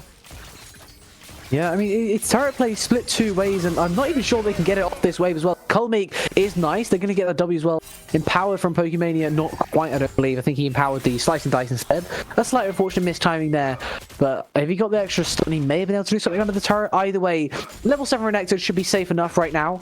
Under this one, as Bento and Line are just going to keep pushing this one in. Level 6 ticked over. Has now an chance to Crystal Arrow if he wants to send it onto the Renekton, but maybe he wants to get sent on by Renekton as concussive blows are going to send him packing. He will get the cannon, he will get the minion, but he is still down 30 CS over Jaden. Oh my god, Corki, why are we walking up? That's the needlework as well.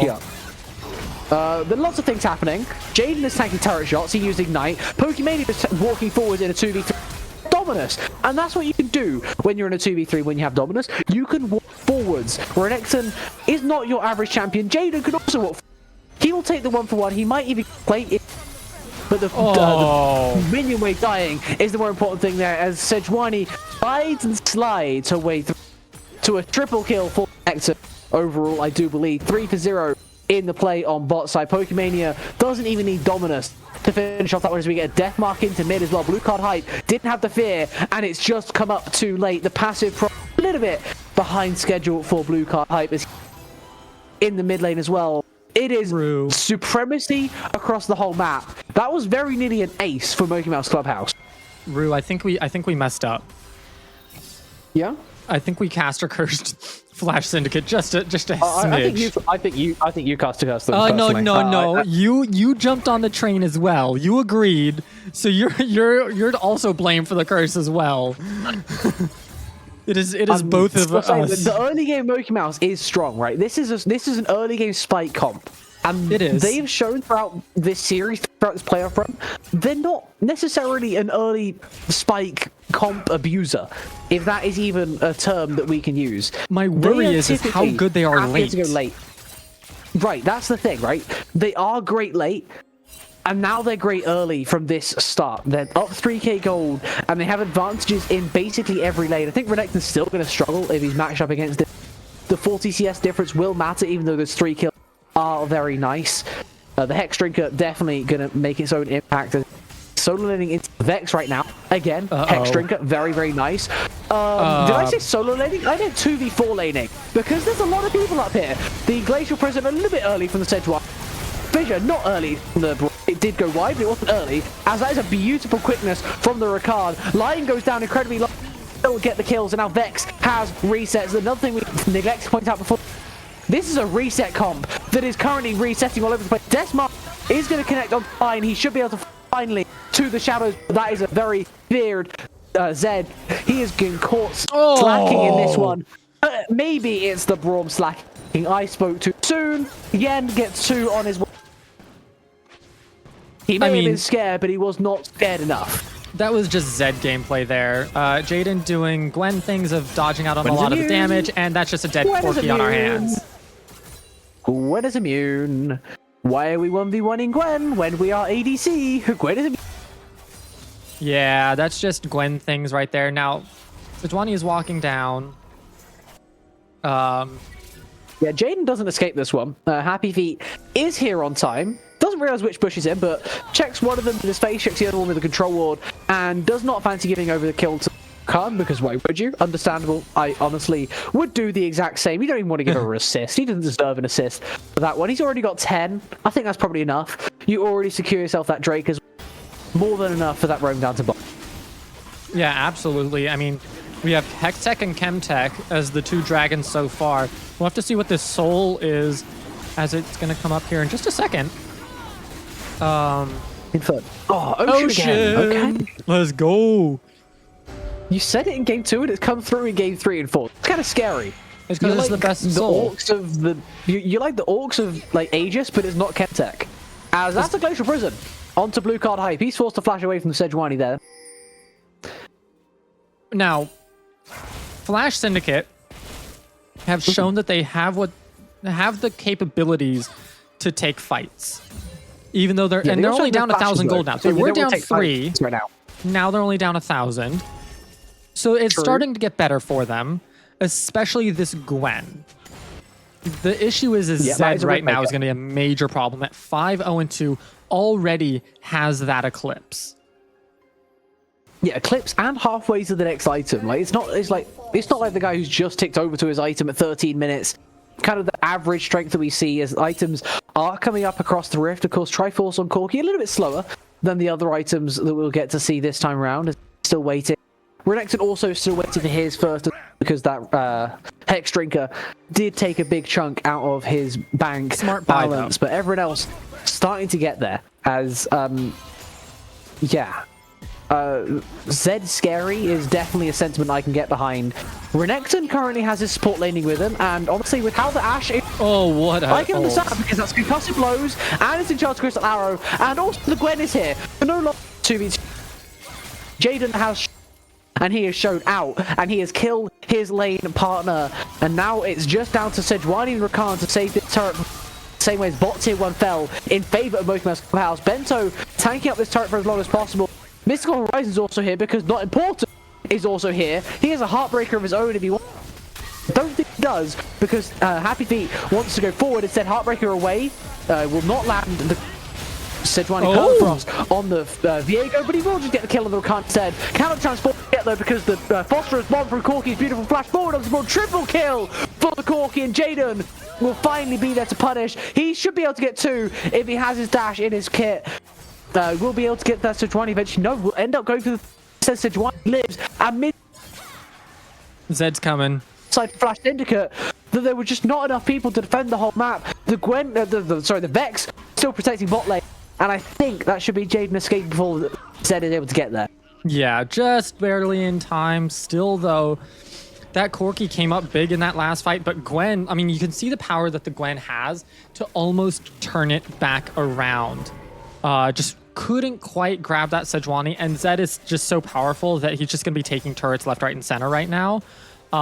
Still waiting on that second item to come through, but still, it's one of these things like, oh, we feel good, we won this dive, or we almost like, we were close to winning it, felt like we may have won it, you know, our Gwen was able to dish out some damage to the turret, but then there's Zed on the other side of the map, just Gwen is pretty far up in bot lane here. Jaden, once again being aggressive, gonna find a time to drop back, claimed the wave pretty far up. I was scared for his life there, and the Sejuani both headed down. Speaking of being scared for your life, that is a very scared looking Zed who isn't feared just yet. Blue card, no, not having fear in his kit just right now, as Jaden should have been more. That's a 3v1 in the bot lane. Calm, stunned, airborne. Gwen is meant to be immune. Zed died top. Vex TP'd mid, and Gwen died bot. At least they got the Zed, and it went to Viego, which is not a bad place for that kill to go. The downside is they're just losing everything else across the map. They lost Jaden, they're losing their bot tier 2. They're probably going to lose the inhib turret as well. I don't recommend taking the inhib. I think you're just going to feed too much gold over. But this is grub sniff though.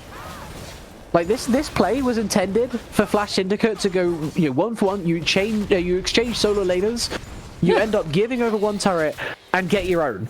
But it takes them so long to get that top tier 2 that mokeymouse clubhouse were able to get the tier 3 and start basing before you'd even thought of clearing the wave after that tier 2.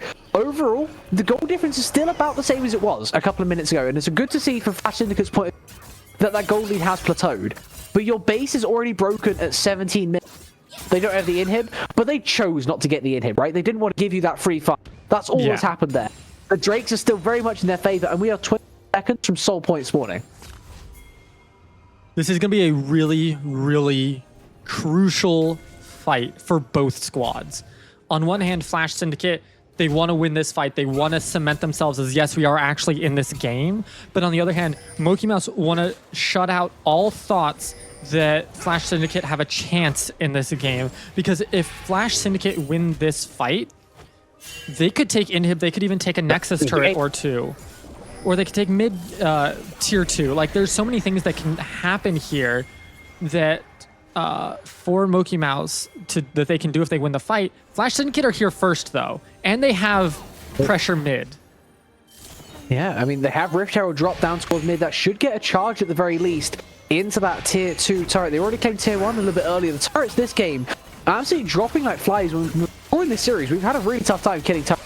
Interesting to see how much they've been ready to trade, ready to accelerate this game towards later phase. I think I'll probably favor Flash Syndicate over, as that is a 2-item Viego looking and gets this fight, but the Rakan is dashing all over the place, and the Viego is the one. RBV ends up getting the fight blow. He trades it for the Zed. Line stays alive for now. The Deathmark didn't do all too much. mokeymouse, though, another double knockup for him as Bento falls again. A big one from Porky is humongous. It's a 4 for 0. The only survivor is Blue Card Height, and it looked like a nice start to the fact that they got most important member in your team.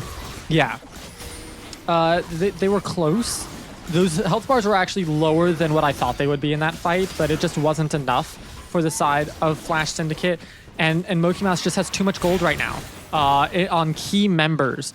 I was worried that the Sejuani got those early kills, but it just doesn't matter. As look at the damage coming out from Mystical Horizon onto that Vex. Blue Card Hype just having 2-item Spike Corky. Just out of interest. It's that meme. They're knocking on the door. Do you want to talk about our Lord and Savior 2-item Spike Corky? That's how it feels right now. Like, he doesn't even have the upgraded man immune. It doesn't even matter. He already is strong enough to do things like that. The big one in the previous fight was what really turned it from my point of view. I think if he doesn't hit that onto like 3 members and do 500 damage to each of them, Line might have an opportunity to turn that fight. He could start gliding, but he didn't even get a sniff at it. He just got completely shut down because the Corky just started hitting, and that's really the kind of the butterfly effect from the fights, right? Where we saw the triple go from Mystical Horizon around the objective. This is what it's turned into. The Corky got accelerated, and now he's taking over these mid-game fights. He'll still be useful in the late game. He still has insane poke in range. But because he's useful now, it gives your team so much more to play around. Ashe has vision. Can she hit? I mean, it's going to be close. I don't think they're going to really be able to do much here. You can see the ward is dropped, but there's just too much damage around this Otacon. Yes, Zed isn't here, so there's an opportunity, but it's going to be hard. Again. This is a 45. This is a 45 to start things off, so the needlework is nice, but they don't get to use the full advantage of it. Jaden is full before he's even done anything. Otacon looks like a movie flipped, and it goes the way of Sejuani was there first. He ends up getting a double kill for his troubles, and while Ashe is free hitting for now, it doesn't matter. Sejuani is so tanky, so many hearts steals. They just walk forwards, they just keep going forwards, and Line is the last one alive. That was nearly a penta angle for Happy Feet. Mystical turns up, takes the final 2, and it's another ace for House. What a fight, and what a turn from the side of mokeymouse Clubhouse to make that play happen. They were trying to fight out over the Otacon. They pulled away from it. And then they come back and they're like, we're ready to turn now. We're gonna turn on the Jets, we're gonna flip it, and we're just gonna win the fight. And that's exactly what they did. Great job to them. Now, yes, they got Otacon, but they haven't really gotten anything else after it yet. And they gotta start pushing these turrets more. Otherwise, it's more and more likely that Gwen is gonna come online harder, that Viego, that Ashe is gonna start dishing out damage. And they have to start being more and more careful in these fights the later the game goes. Absolutely, but for the time being, I think caution is the opposite of what they need right now, because that's a 3-item Sejuani, who, by the way, has the most farm on her team, the second most in the server, as Sejuani jungle. I'm not necessarily sure what to make of that. What I do make of it is that Happy Feet is very, very strong. He is level 14. The only people close to that right now is Corky and Zed. Even top laners on both sides cannot match up with the Sejuani right now, as we get a play occurring in bot side. The Zed may have overstepped his own mark, but maybe Blue Hype has also walked too far forward. You're not allowed in that bush anymore, my friend. There are 3 members looking to converge on your position. The Zed is also able to get away by use of Flash in bot lane as well. That's 4 members committed bot to not even get anything done.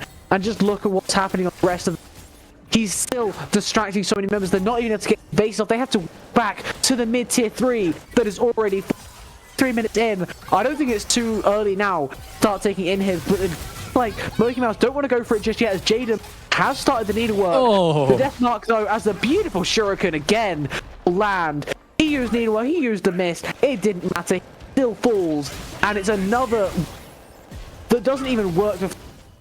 Yeah, and they're just able to walk away. Is able to hold on. Yeah, I mean, they're able to walk away now, reset, spend the gold that they've earned, and then come back in and take the rest of the base. I mean, they have an 8,000 gold lead at 23 minutes. Soul is spawning in 30 seconds. It's going to be an Ocean Soul. And as of right now, I think we're going to be hearing Silver Scrapes, because we're going to be going to a Game 5 with how this game is looking right now. Another way around it. I don't see another way around it. From this position, Flash Syndicate are in a massive, massive hole. They haven't been able to cross-map effectively in game number 4. They haven't been able to fight effectively in game number 4. They fought too early with a comp that's happy to go late. They tried to fight over some early objective. It was definitely not in their favor. Sejuani got a triple kill, then was able to transition that goal lead from themselves over to the rest of their team. Happy Feet has done an amazing job in this game, and now it comes down to a soul fight. I don't think the Flash Syndicate need to send everything at this. I think there is a world where you can maybe give up a soul and just play for the Elder in 6 minutes time, but it doesn't look like Flash Syndicate wants to do that right now. They want to try and fight, but you literally cannot fight against the Sejuani. Like, she is the ender of worlds. Your Zed finally died. Good to see that from Flash Syndicate. They're able to get another kill on Zed. One of the harder targets to actually finish off. But their Vex that she doesn't even want to press R, because she's lower level than Sejuani, she's pressing R onto. And now mokeymouse gets a triple. Yeah, and it's from him. Pokemania is going low, but it doesn't matter in the end, because he is still going to stick around for as long as he is needed. Perfect, beautiful, and they just got another ace for themselves. It cost them the Zed at the top side. They're going to TP into the base, and we're sending it Silver Scrapes. Yeah, they're saying we don't need Soul. We're going to send it to a Game 5 here in the ADL Summer Finals. Flash Syndicate versus mokeymouse Clubhouse. mokeymouse coming back from 2 defeats that were pretty decisive, we have to say, matching the number of defeats they've had the entire playoffs run. But now it is all come down to this. A best of 1 with some champions not allowed to be played to decide who takes home the lion's share of the prize, $700 versus the minuscule amount of 500 for the second place. 1,200 versus 500, right? 12, yeah. Difference. It's a huge difference. Extra. 700 extra. On this one best of 1. It's insane to come down to this. After everything we've seen here, Rue. We couldn't have scripted it better. We've done a great job. We've done an amazing job. Script writers are doing great. We've done great. Like, we're the script writers. You know what? Your production. You write the script. Your production. Apparently, I mean, I must have done something, because my eyes also hating the fact that this is happening, because I've got an eyelash in them. Oh, there we go. We're going to send it to a quick break. When we come back, we're gonna come back to the draft for Game 5 between mokeymouse Clubhouse and Flash Syndicate to find out who takes home the lion's share of the prize. So don't go anywhere. We will be right back.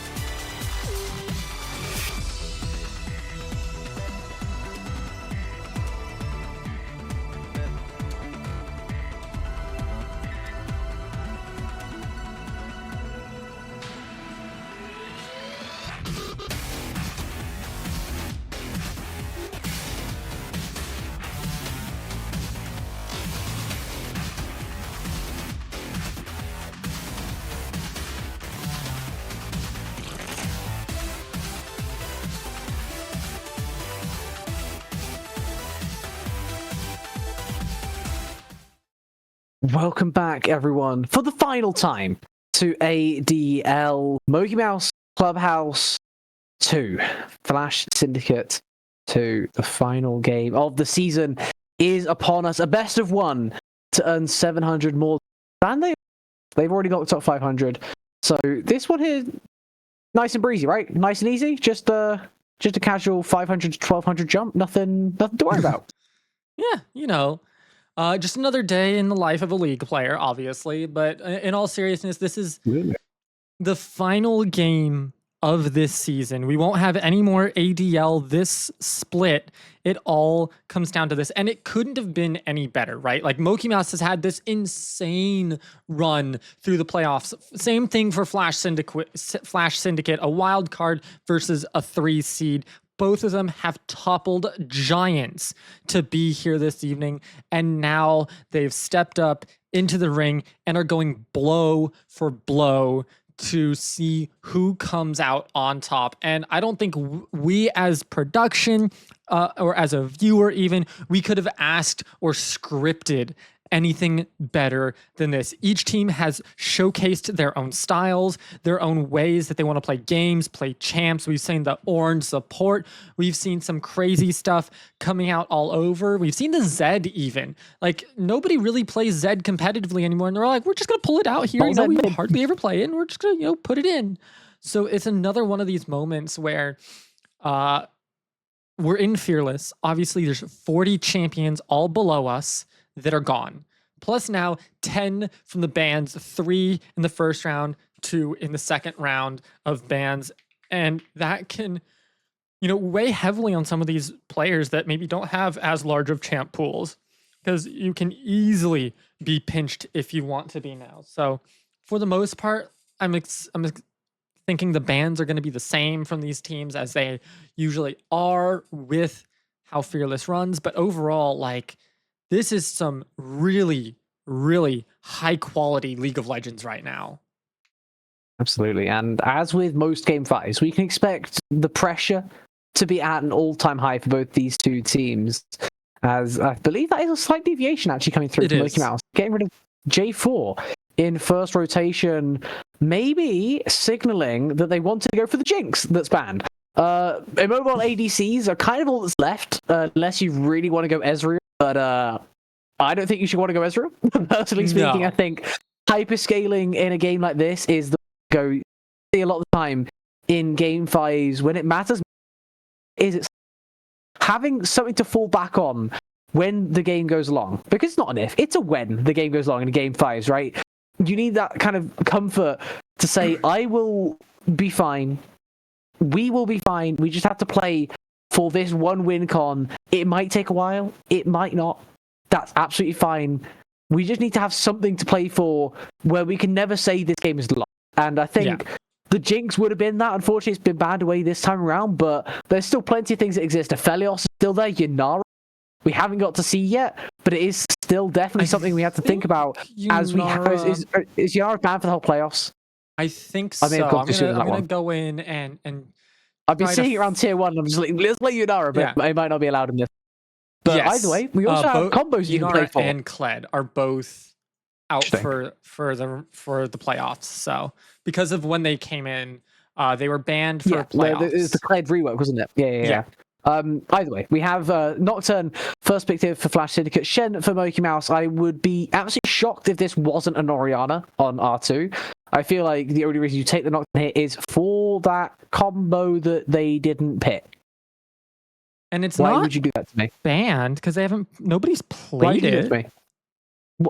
Why would you do that to me, Flash Syndicate? Why would you do that? They said you cursed us last game, Rue. That was so mean.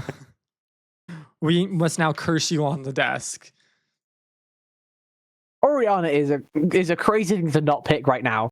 As maybe they're waiting to see if mokeymouse wants to try and snipe it away and kind of bait them into that weird pick. As speaking of weird picks, we have both Shen and Mundo on the Rift at the same time. Pokemania is a Shen enjoyer. Happy Feet is a Mundo enjoyer. So I would not be shocked at all if that is top for Shen, jungle for Mundo, and get to see mokeymouse pick up the Leona. The only way this would have been flexed around Mundo going top and the Shen going to support. They are technically flexible. Well, you can go Shen jungle. You can go jungle, River Shen. You can, but like champ pools. And also like don't. I wanna hope. I love River Shen. It's so much fun to Seraphine. Watch. Yeah, it's a Seraphine, and I mean Seraphine's I prefer Sona over Seraphine, but that's just because Sona's better. That's your favorite version of having way too much noise in your ears the whole game. Yeah. If you want to choose music, you go for DJ Sona.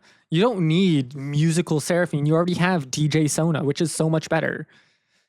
Obviously. Exactly. Well, that is going to be the choice. The Wombo from Flash. We saw in game number 3, their Wombo potential was absolutely massive, and they utilized it very effectively. Game number 2 as well, to be fair. It wasn't quite the same type of Wombo, but Ornn into Azir was kind of the idea of it. Just start a fight, lay a CC, hope that it's enough. And it worked for game 2 and game 3 when they haven't had something to aim for in terms of that big team fight start. They've really been struggling, right? We look at that previous game number 4, we didn't get to team fights, but if they had, they still would have struggled, right? You don't really have a clear go button when you're running with Braum, Viego. Vex is kind of your engage, but that's not really a good engage. No. You want to be doing that more when the fight starts to break down, you can start getting those resets. And the same for game number 1 as well, right? This time around, they're back on that Wombo, which won them game 2 and game 3. mokeymouse, they're playing a little bit different. This is a comp that's so far ready to go long and survive said Wombo. Yeah, they're playing to make sure that Flash Syndicate can't run their Wombo combo. But at the same time, Flash Syndicate haven't really drafted for Wombo combo. Yes, you have the Seraphine. Yes, you have the Nocturne. But overall, like, I'm not feeling Wombo combo vibes. They could go there if they wanted to, but they don't have to. No, I think they're much more about pick opportunity right now, more than like a 5v5 team fight. We'll just have to wait to see what the rest of these champions that come through are. And it's going to be a Vayne. That. Did I say hyperscaling ADC? Because that's hyperscaling ADC. Especially into a Mundo Shen Leona. That could be flex top. That's a flex pick. They still there's no way of knowing if that's top or if that's ADC. I've broken you. I'm sorry. I broke ice. That's just trauma. Guys, the stream might die. That's trauma. The stream might be dead. That's kind of my fault. I broke production. That is just trauma in a nutshell right there. Vayne top. But no, it's a legitimate late thing. I mean, yeah, we're just going full late game on both of these squads, it feels like right now. But with so many dashes on the side of mokeymouse, like Vayne kind of counters at least one of them with the condemn. So we'll have to wait and see what they decide to do with that. The tumble is going to be very useful for Vayne, but I mean, it's going to be a rough time for Vayne early, especially going into the 200 years of Aphelios. Yeah, we have that hyperscale immobile ADC that was kind of hinted at by the fact that Jarvan was start, right? That just makes these types of champions that much stronger. You don't have the easy lockdown. You don't have a nice simple way of putting him in a small little hole. They could have still gone Mordekaiser, but instead they end up going Swain. Now that is a very interesting pick. There's so much flexibility in where they want to put these champions. You're gonna hate me for this, but Swain support, Seraphine, APC, Vayne Please top. no. Please no. That is solo queue garbage that belongs in an incinerator. Should never happen. Is Swain top better? No. Swain mid, Aurora top. Is Swain anywhere better? Swain mid is okay. I don't know about this final pick. I don't know about this final pick at all. I'll be honest. No, I'm not it's a big fan of definitely it. Swain mid is actually like disgustingly good right now. Apparently, 52% win rate in mid. That's kind of crazy. Yeah, I mean, top lane doing all right, but I think it's gonna be like an Aurora Support definitely top. not. Because if you look at like Shen into Aurora, I think Aurora can win that matchup. So I think that'll be the combo up there. With then, I mean, it has to be Swain mid. Seraphine into Yone is just troll that you are just handing the game over to Yone. So it has to be Swain with then Seraphine support. That's the only possible combination. I feel like Seraphine is guaranteed to be in the bot lane somewhere, whether it's support or APC. It's support. It's support. Because Vayne doesn't want to go up against Yone. Vayne would only want to go up against Shen, but Aurora doesn't want to go against Yone. And even Shen can actually counter Vayne if you can get the taunt. Yeah. I think playing it safe, playing it default is probably best for a game like this. Play for that hyperscaling. You have a stacker and you have a hyperscale ADC. What more could you ever want in a game number 5? mokeymouse Clubhouse can't quite say quite the same, but they do still have some disgusting late game potentials. Yone and Aphelios with a bunch of tanks that demand attention around them as well. Think Leona, you're forced to do something about it, otherwise you're not going to be able to actually hit anyone. Yeah. Shen, you're forced to hit him before you can actually hit anyone. Mundo, if you don't hit him, he's going to kill you. So you have to goes deal where with he these. pleases. He really does. It's in the name. He goes exactly where he pleases. You're forced to deal with these 3 frontliners before you can deal with the Yone, before you can deal with the Aphelios, and they're going to be able to free hit in these late game team fights if they play it correctly on mokeymouse. On the other side things, Flash Syndicate, it's a little bit more difficult to see how their team fight is going to work, right? They have a lot of powerful ultimates. They have a lot of circles, a lot of straight lines, things that I like to see in ultimates. They have an empower for the ADC as well. So lots of things that can definitely work in isolation. But against the front to back of mokeymouse Clubhouse, can they even get through the front line before they get to the back? I'm not sure. It's going to be a hard one for sure. But as we jump into this final game of the ADL season, it all comes down to this. We see the compositions, we see what these teams are trying to do, but can they execute on it, Rude? That is the question that we are waiting to be answered as Corporate Mundo drives his car onto the Rift to go where he pleases. Swain putting their birds out, putting out their ravens, making sure that they know all of what's going on. And of course, we have a little bit of a music festival happening with Seraphine, but we still prefer DJ Sona over in these parts. Well, I think that question you touched on at the start has really been the question of today. Can they work their comp? Can they perform with this draft? It feels like throughout the whole of the day, it's been not necessarily a draft diff, but a performance of how they want to execute their draft diff, if that makes any sense. It's kind of like, in isolation, I think every single one of the drafts that we've seen today can definitely work. But the way that you play the game has to change based on... And I'm not necessarily sure that has been the case for many of these games so far. And right now, it all comes down to execution. Whatever you had planned for the next 30 minutes, get it gone. This is a great time to start watching League. 11 p.m. on the East Coast. Let's get it going. Yeah, you can't complain. It's a great night for League, as minions have now gotten themselves onto the Rift, and here's where the action starts to come upon us a bit. Vayne is going to have a rough early game, I think, just because of how short range she is, along with the Seraphine. Like, once mokeymouse hits 3, it is going to be very, very dangerous for the Vayne to step up, because one E from the Leona can really spell most of your life bar gone. Yeah, Line does have a cleanse though to try and mitigate some of that mid to early game power. There's also the late game power will be slightly mitigated, of course, without having to go towards the QSS to avoid the Leona. I wonder who goes Merc Treads on this side, who goes Tabby, because that's another thing we haven't really considered so far. There's a lot of AD on mokeymouse Clubhouse, but there's a lot of CC as well. Working out which one of those two you want to go towards is going to be very, very important for, honestly, both of these sides as well, because the other side of things, there's a lot of AP for Flash Syndicate. But if you ignore the Nocturne, if you ignore the Vayne, then you do that at your own risk. Yeah. It makes it very difficult. So that's a Grasp Aurora. That is a Grasp Aurora. Grasp range champs is incredibly nerfed. I cannot say that I'm a fan of this. But oh, Vayne, what are you doing? Line tumbled forwards. That was bold.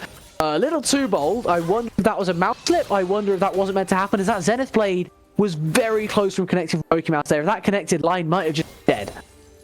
Yeah, they were predicting them to step forward a little bit more, and I think if they had, they would be dead. Luckily, they know how to right-click backwards. As Mundo has finished their full clear faster than Nocturne. Hold on, what?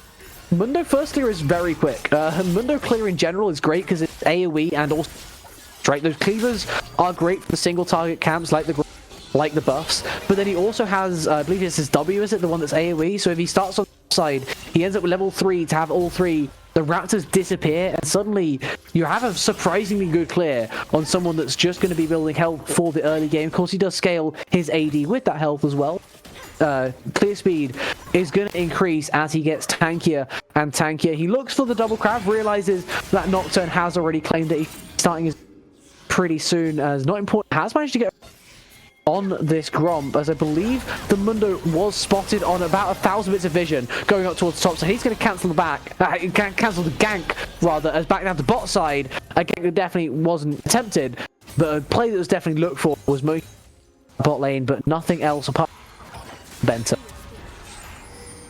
Very surprising with how aggressive the Seraphine and Vayne are trying to play the lane.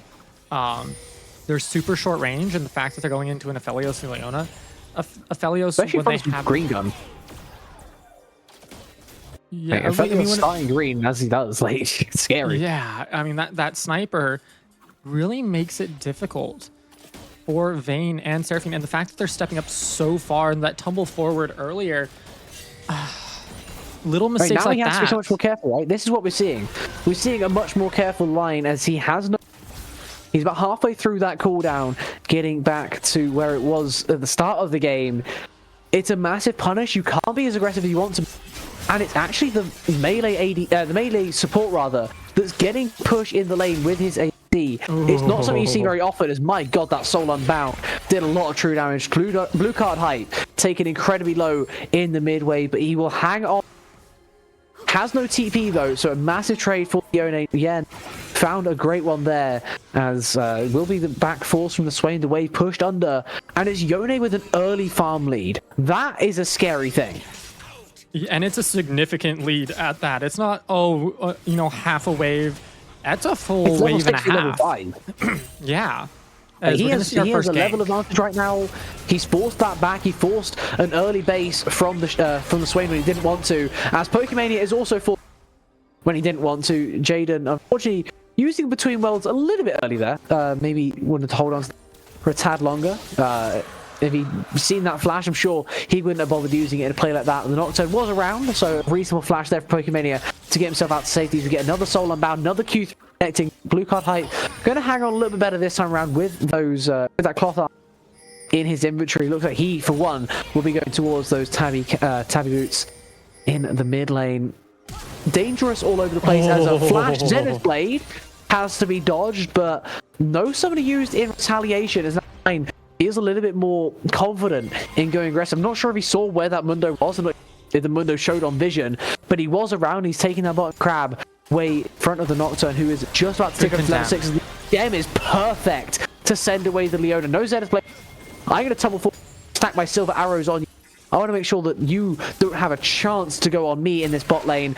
Mundo, though, has a chance to go on has level 6 too. In the Gromp. Has level 6 and steals away the Gromp as well. He's going to delay Nocturne's level 6. He's also going to go for that respawn blue buff, taking away the Nocturne jungle instead of establishing dominance in the jungle while his bot lane has pushed ahead.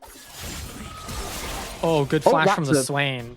Okay. That would have been a dead Swain, but... That would have been a pretty dead-looking Swain. He's still not looking very happy, all things considered, the Soul Unbound once again. But we have to look back up to this blue side jungle as Happy Feet is once again invading. The tether will get rid. Spellsheet, congratulations. Nothing. We went smite for smite on the first 2 counts. The Mundo got the Gromp. The Nocturne got the blue buff, and by the looks of things, he also got the walls because he has ticked over to level 6. That being the most important thing out of everything there. He has hit level 6 on this Nocturne. He should be able to farm his red side pretty easily, and he might even be able to look to go forward onto something like these top side camps because he can just press up, gank for free if it doesn't look too healthy. Jaden, though, also not looking too healthy as he got tower. Taunting under tower is the OP move of all Shen players. Utilizing, your turret to force them to attack you when they may not want to. That's the beauty of it, as Jaden still has to be very careful stepping up because with that taunt Q plus then the safety of the W means that he can very easily kill you when you're at a quarter HP without even realizing it. So something to keep in mind as you can see the pings around Grubs. That's what's coming. That's what's up right now. Both junglers are in the area, and so is Leona. Swain has just backed so that they're at least on full mana, but they're still almost 20 CS behind. Shen going forward. Nice dodge.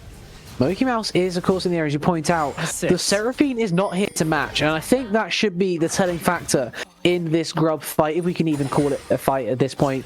Jaden will keep farming that top wave, but while the push is finally on the way of the Shen, is the perfect time for mokeymouse Clubhouse to start this second objective up. They have claimed Drake, they have claimed these Grubs for their own, but they are actually down in terms of overall goal. It's not by much, but it's a couple of CS differences occurring in their favor, and it's one that's really against them. That's actually this goal difference that we're seeing. Jaden is dominating over the Shen, even though he does get chunked very low by... Yeah, once Pokemania gets some MR, it's going to be a lot harder for Aurora, considering the tankiness just innately that Shen has. So they do have to be careful and try to build this lead now, because it will start to shrink the longer Shen gets to scale. And Shen is going to be a perma-split pusher. They have the TP, plus they have their ultimate. They're never going to sit and wait for a fight with the rest of the team. They're going to ult into that fight, or they're going to TP into that fight. They're constantly going to be pushing these sideways, or at least they should be, because that's how they build pressure here, forcing the rest of Flash Syndicate to answer that, because yes, Shen isn't the best split pusher, but it's about the consistency of it that really matters in these times. That movement is really important for things like that split push, because if you can't be there when your team needs you, then it doesn't really matter. Okay, you got a tier 2, you just got 4 for 0'd and you lost the objective, and now the game, even though you got top tier 2. Congratulations, you get 700 gold. Probably not a trade that most people would take. As nice dodge of the Q there from Blue Card. Pipe is also going to get the trade not as bad as it once could have been. As we are looking at this second Drake spawn, mokeymouse Clubhouse were insanely fast on the first one. Pokemania very close to landing another taunt. He's just getting slowly poked down further and by this Leandro as we get the first Nocturne ult of the game. Power is, but the stun is beautiful. The solar flare is even better. The sidestep as the healing. Mystical Horizon's barely even taken damage just yet, and he's condemned back to power. There's finally members here from mokeymouse Clubhouse. A double route coming through from Bento as the Fate Seal is going to flashes out. Yone caught low. There's a Stand United. A Shen is in the fight. It is not here. It's a price is still very low. Red and white. He wants to fight, but he cannot fight at 300 HP. So many ultimates used there. All 5 from mokeymouse Clubhouse. All 4 of the players in the picture for Flash Syndicate. Only the Aurora with their ult left as we look to turn attention back to this Drake after everything has finally calmed down. And that will be a dragon in favor of Flash Syndicate because they were the ones with the better health bars with everything that happened. And Shen TP'd back top to make sure that Aurora couldn't take that turret. So smart plays there by the Aurora to not match the Shen going down, knowing that the fight was over. We don't need to force any further. Instead, we take that fight, we take the dragon, and we take the damage on the turret. That's exactly what you want to see coming out of Flash Syndicate right now. Downside is this Swain is in a little bit of trouble. You are very far forward. You have a flash still, but I think you're going to have to use it, and I don't think you wanted to, as Mundo will happily tank a turret shot to get his first Heartsteel proc of the game. 19 stacks go his way, 19 permanent max HP. For a guy that scales his attack damage off max HP, definitely going to take that trade for him as he looks to keep that scaling going on the Mundo. 100 CS already. The power clear, typically associated with Nocturne, is not really going his way. It is going the way of the Mundo. The corporation is very happy, but it's powerful. Let's just have a look around the Rift right now, because we have some CS occurring in every single lane. 40 in the top lane, 30 in the mid, 20 in the bot. And they're all in different favors as well. That's why we see the gold lead at the top of our 700 gold, 100 gold between the two teams. But the individual lane leads are going to be much, much more than that. If we can have a quick look at those, that'll be wonderful. Aurora already has Leandries, about 1,000. Bot lane about 500 in favor of the lane, whereas mid is near enough 1,000 in favor of the Yone. No kills in this one just yet. Just pure farming the difference between these two sides, but it's not much of a difference, if any, at all. Yeah, and it's only going to kind of exacerbate itself the further we get in, and the more explosive that first fight will be, because it's kind of this like pent up thing that's happening here that we saw it kind of start to happen in the bot lane, but nothing really quite came of it just quite yet. But now we have these objectives starting to spawn. All these items are starting to get completed, and it's going to blow a massive hole in this game once it happens. I'd love to see if Flash Syndicate can force a fight in the bot lane right now, because Aphelios' guns, in 2 words, they suck. Yeah. The guy has green and purple. And unless you're talking about a Technico Dreamcoat, those are not colors that really matter.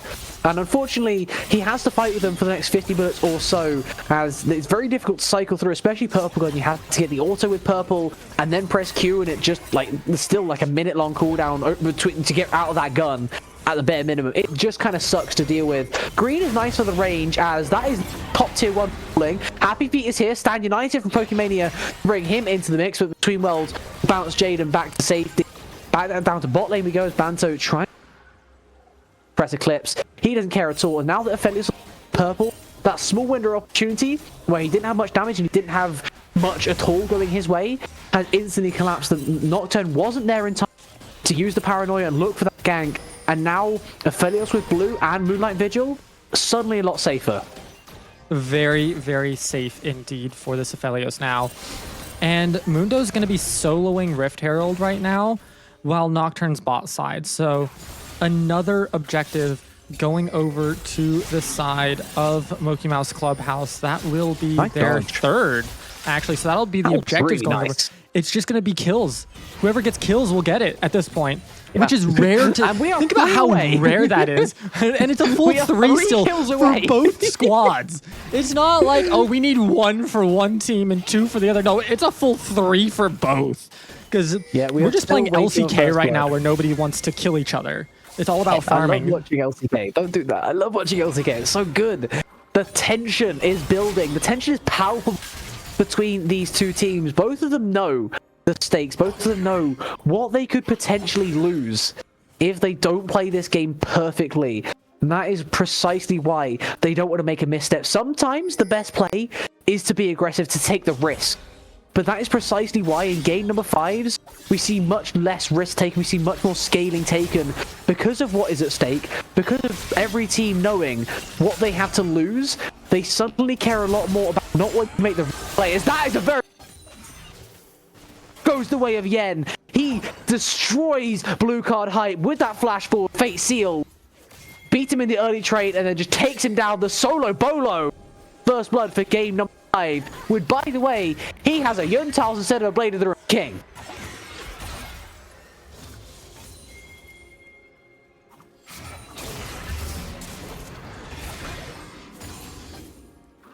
Head things back up to this top side. Jaden slowly poking away at Pokemania. He's doing his absolute best. Drake has just spawned on the bot side as your curse is not worked. This is a Hextech Soul.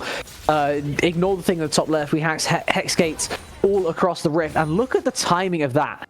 The Drake just spawns and Aphelios perfectly has red and white for. You cannot fight this right now as Flash. Gonna have to just give it away, just gonna have to leave this one for the Mundo. He solos that Drake while your split push power in topside is absolutely massive. But speaking of power right now, Yen has power over blue card hype. He has enough power where he can detach his soul and just go aggressive. He wants to go forward in every single phase right now. He's grabbing all that jungle. He's just doing absolutely everything. Now he's transitioning bots and Bento, he's still going to send it in. I wouldn't have been shocked if not to go for. As Lion also did use his ultimate in this fight, doesn't get anything done, and Jaden also TP to try and save it.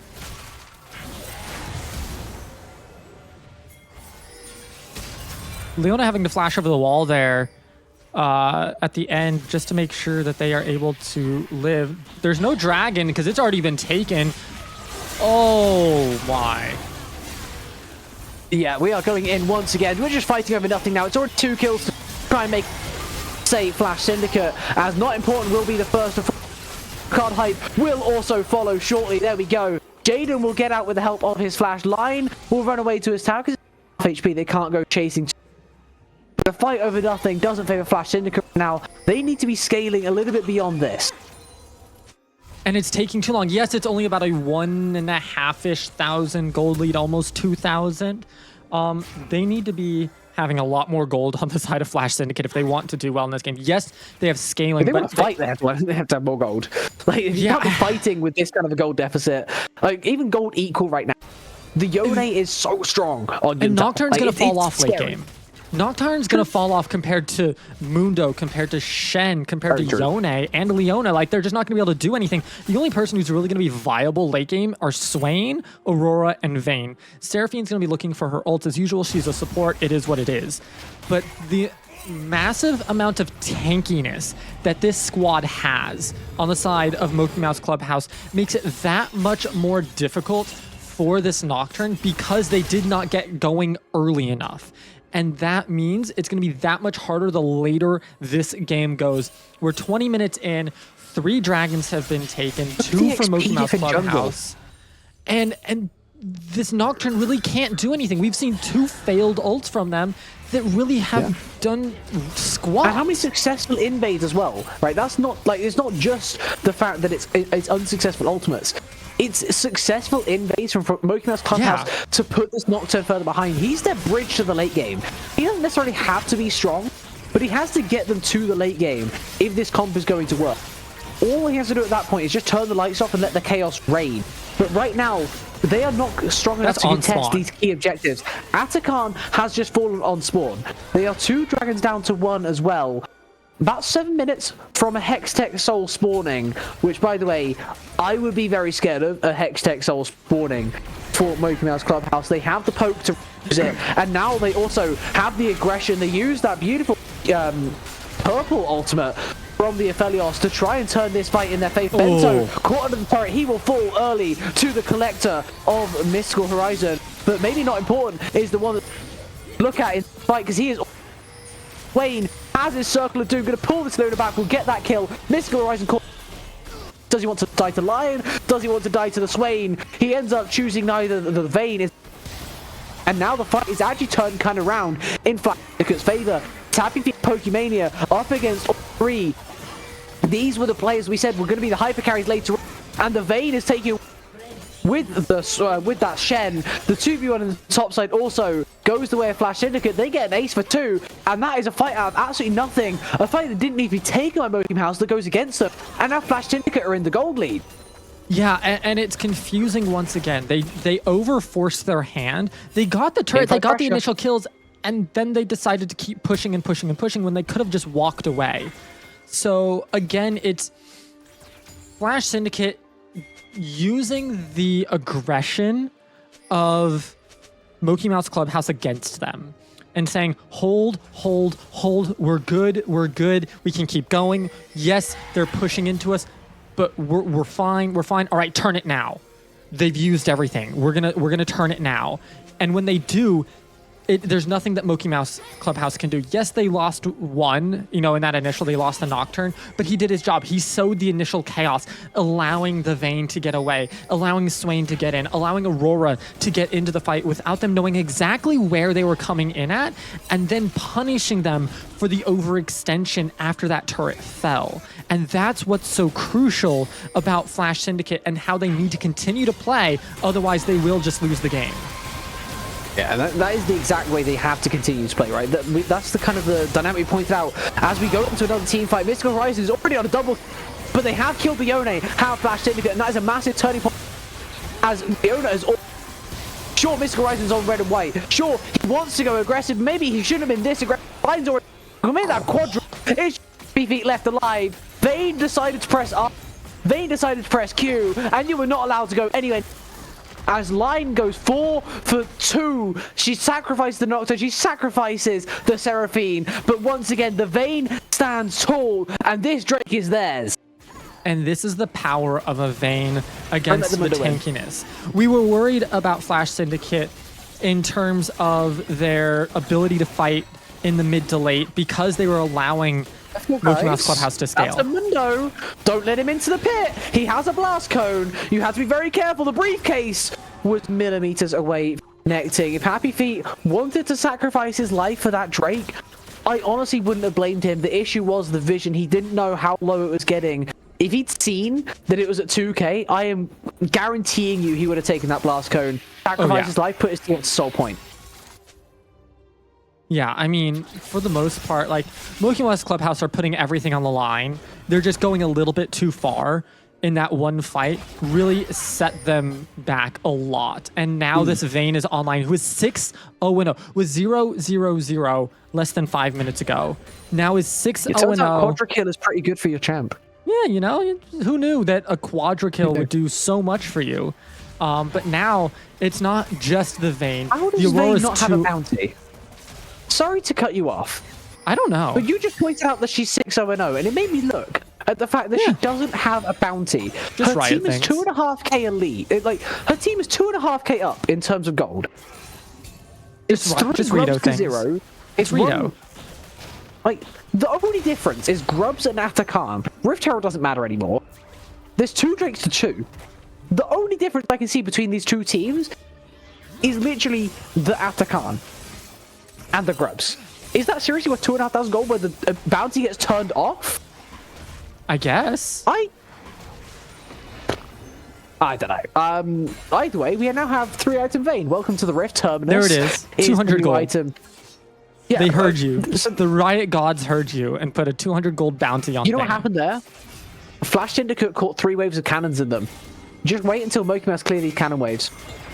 It's going to disappear. Or maybe it'll disappear because Jaden has overstepped to the top side. He no longer has a bounty. He decides to flash over his own wall before it disappears because he is that scared of the 4 members in top side. Uses ultimate, uses flash to escape from the top play, but he does indeed escape. And that is the thing that we have to keep mentioning. He does get to live. He gets to keep a hold of this top tier 1 tower, well, which is the main difference right now between mokeymouse starting this Baron and being able to complete it. Yeah.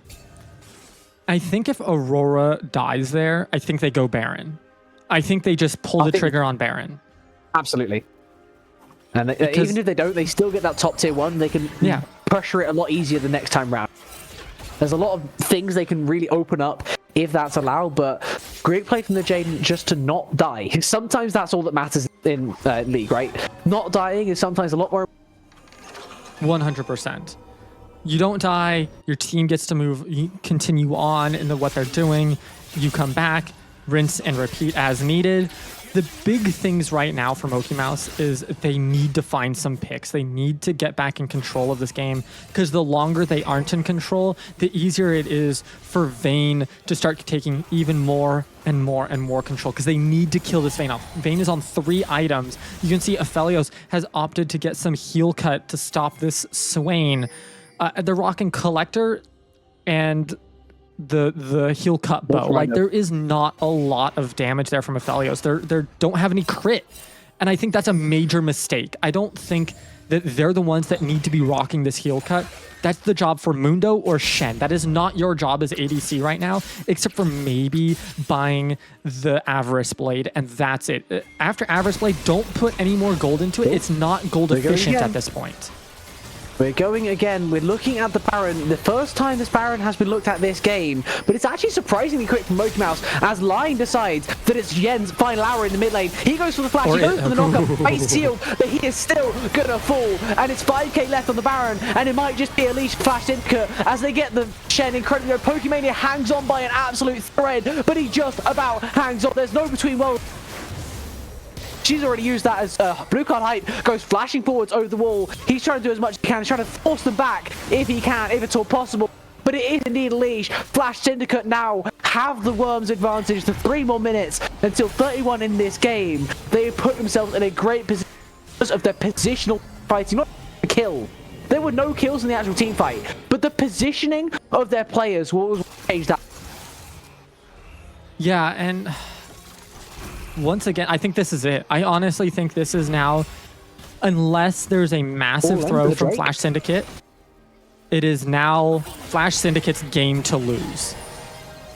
The Vayne, I have to agree with that one. mokeymouse has the flash.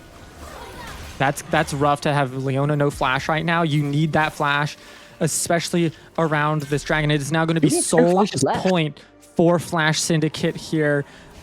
They have Baron. They're going to have soul point. They have everything they need. It is now, they just need to close out the game cleanly. Shen is going to take the top turret in trade just to try to cross map something to get some gold into the pockets of mokeymouse Clubhouse. But you need the gold. But that's the thing, right? I don't even know, was that an objective bounty or was it just a tower? It's just a tower. It was just a local gold. Like, congratulations, Shen. You have a Kanik. The Vayne still kills you. Yeah.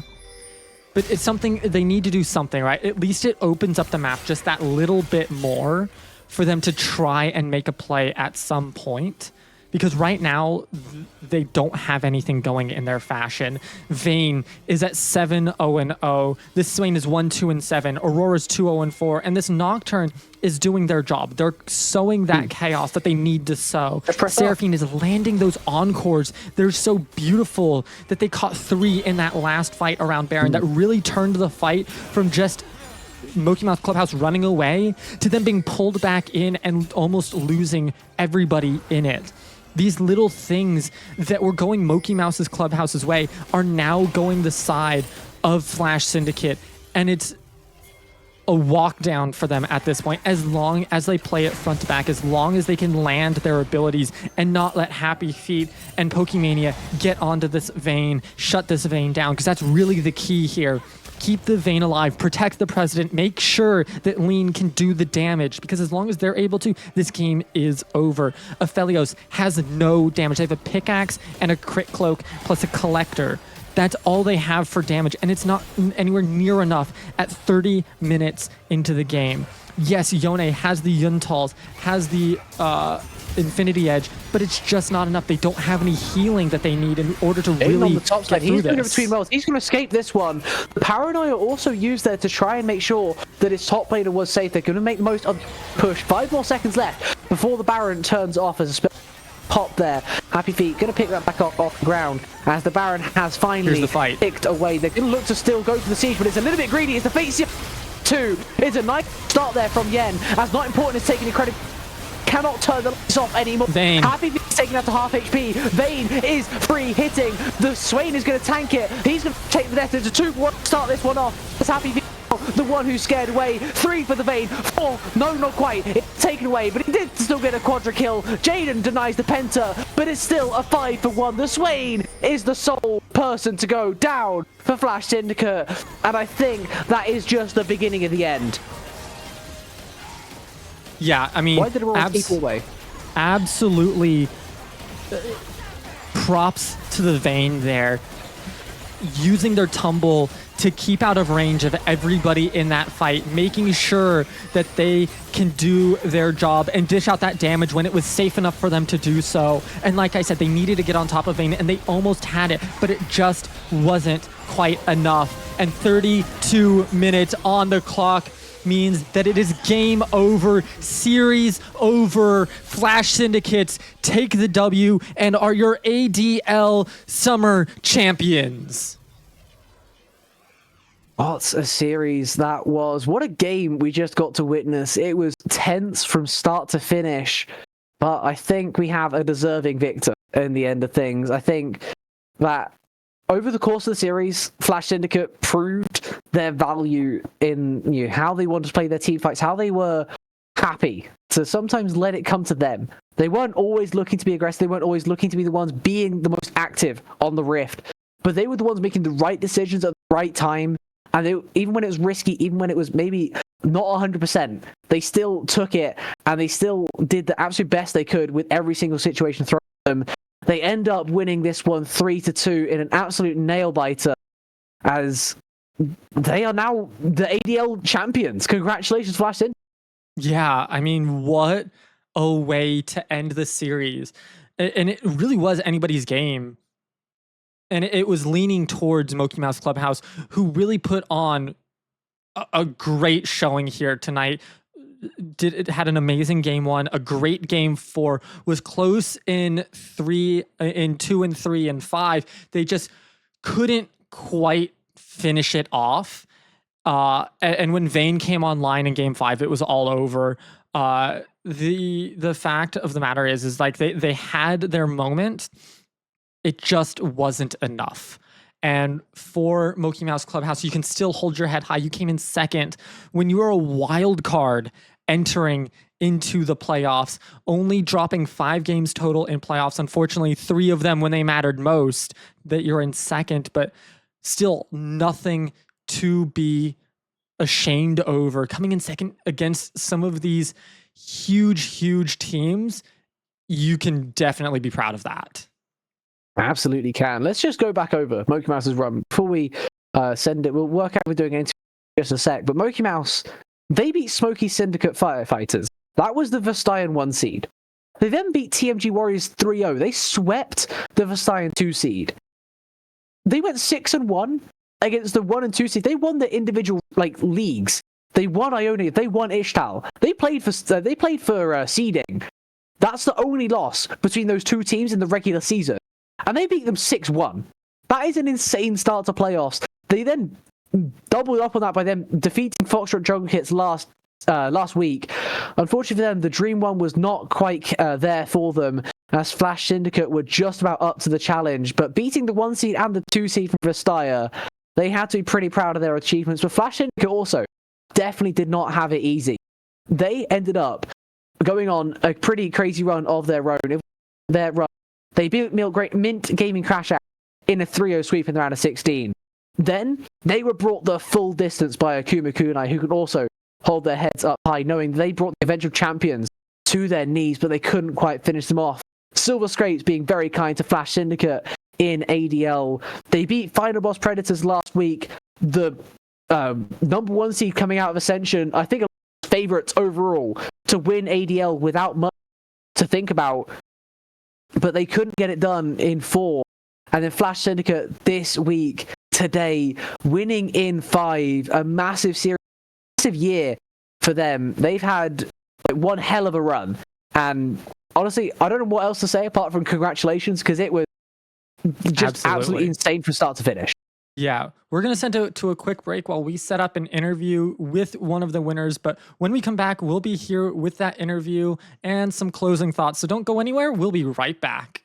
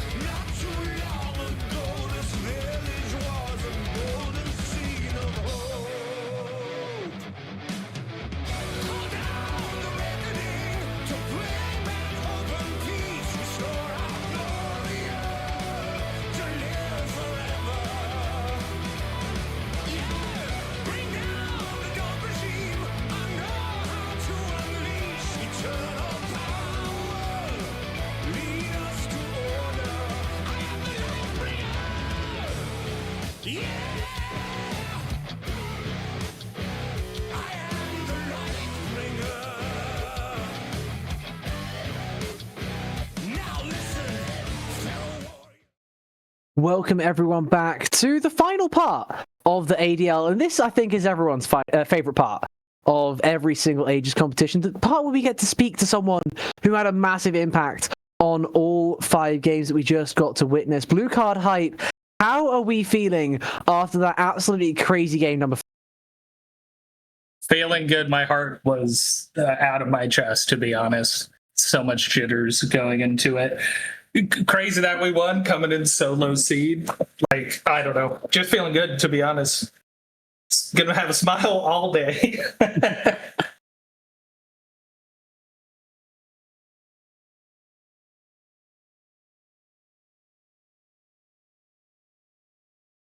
Mm.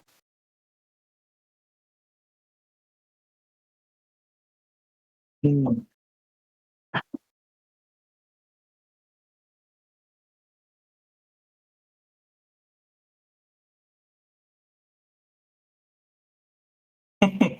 Yeah, no problem. So we know their top line really likes tanks, right? Especially with the Ornn, like Ornn and Braum Prio, that's always gets tricky there. And honestly, Bento's kind of just the goat. He loves Ornn. He all 1% of that pick down support is probably Bento. So when we actually picked it R4, it was already 100% going support. I guess unless they did something like super weird, but he just called he wanted it. And then we got a good match up top for for Jagan. Sorry, I usually use his real name.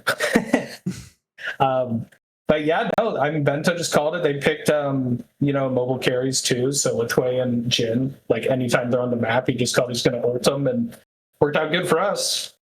Yeah. Absolutely did. Definitely cannot compete with that one. It worked out incredibly well in game number 2. It feels like a lot of the time when you drafted for teamfight, you had some massive advantages you could really use in that later phase of the game. Game 1 and game 4 is a little bit different, but what was kind of that turning point in saying, actually, you know what, we can just team fight this team who are so good at team fighting? Yeah, after game 1 with the Malphite and just kind of getting rolled there, we had like a really tricky comp to play. I think we definitely wanted to do front to back. Game 4 was, that one was rough. That was the quickest game of the series, I'm sure, on that one. Pretty fast. And honestly, with Fearless, like, it just kind of gets to that point in the game 5 draft there. Like, we have so little, champs left that we're super comfortable with. And yeah, I don't know. The team we played super good, and we just wanted to leave a lot of flexes up to play around it. And I think we just kind of got the vibe from that first game too. They were grouping so hard that we just had to sack stuff and be there for all the fights to contest them on anything. Absolutely. Well, you managed to do what no other team could, and that was take down mokeymouse's absolute GOAT run through these playoffs. I don't know how aware you were their play. Like they took some scalps. I was watching all the first and second seeds, and it's 3-0s or 3-1s. I was, definitely knew they had something cooking over there. Very crazy. Didn't know what we were going to be walking into. We didn't play them in the groups or anything, so I'm glad we showed up today. And yeah, unfortunately, the miracle run is dead. But we had our own. You absolutely did indeed. Do you have any final shout outs or people that you want to thank before we close out the stream? I just want to, thank my team, specifically Lost, who reached out and invited me to come join. And, Syndicate org. I think it was super fun, and don't know if I'll play with them again, but, this whole thing was great. And also, Leon does need a shout out because he always gets flamed in the content. So shout out to Leon. I think that's just an ADC thing. Yeah, that's just ADC life in general. But congratulations once again on your victory this evening, Blue Card Hype. We're now going to turn it back to us for a second, Rue, as we want to thank you, the viewers, for coming out and watching the ADL, playing in the ADL, and just supporting Aegis in general, because we wouldn't be here if it wasn't for you and for the teams that were wanting to come out and play and watch. So we want to thank you a lot for that as well. Any final thoughts to close out the season, Rue? I have some funny, like, random stats to throw around. I think it's almost poetic. The team that ends up being the final game we get to watch was also the first. I don't know how often this even, like, can be theorized of happening, but out of 24 teams at the start of ADL, we somehow chose to watch Flash Syndicate play against Foxtrot Jungle Kits, who, by the way, won the damn tournament and were semi-finalists, who got beaten by mokeymouse last week. I don't think we could have picked week 1 any better if we tried. We got to see so many different players play so many different games of League. It was an absolutely amazing ADL to be a part of. I'm thankful that I was able to be here for all of it. Thank you as well, Ice.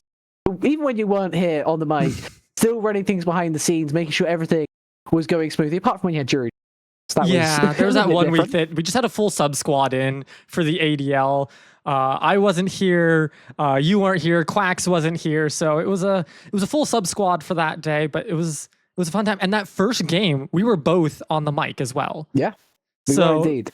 We got to start ADL and we got to end ADL together, and that is something amazing that we got to share together, Rue.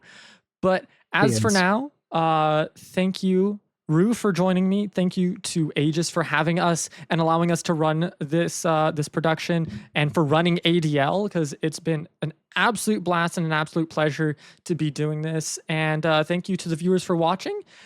Don't forget, we still have ACL, we still have AML. I believe AVL, the Aegis Vanguard League, will be running on Mondays now that the Defender League is over. So keep an eye on all of the socials on the Discord for all of the other Aegis leagues. But tonight, from Rue, from myself, from Quacks, who unfortunately had a power outage and couldn't be here, we want to thank you, and we will see you all in the future.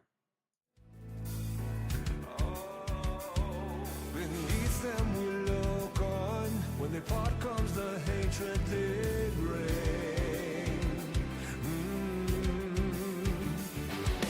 Lost in the dark, we've come so far. Another step to rid the pain. Go and be counted till your last day. 'Cause only nightmares break their face.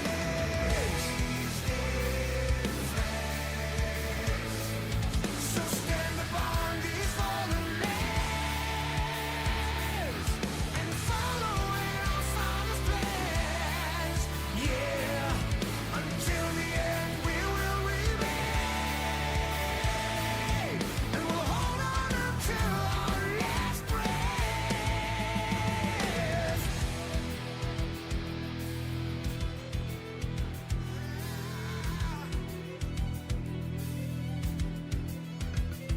So what is to be left for us? My people look on and say,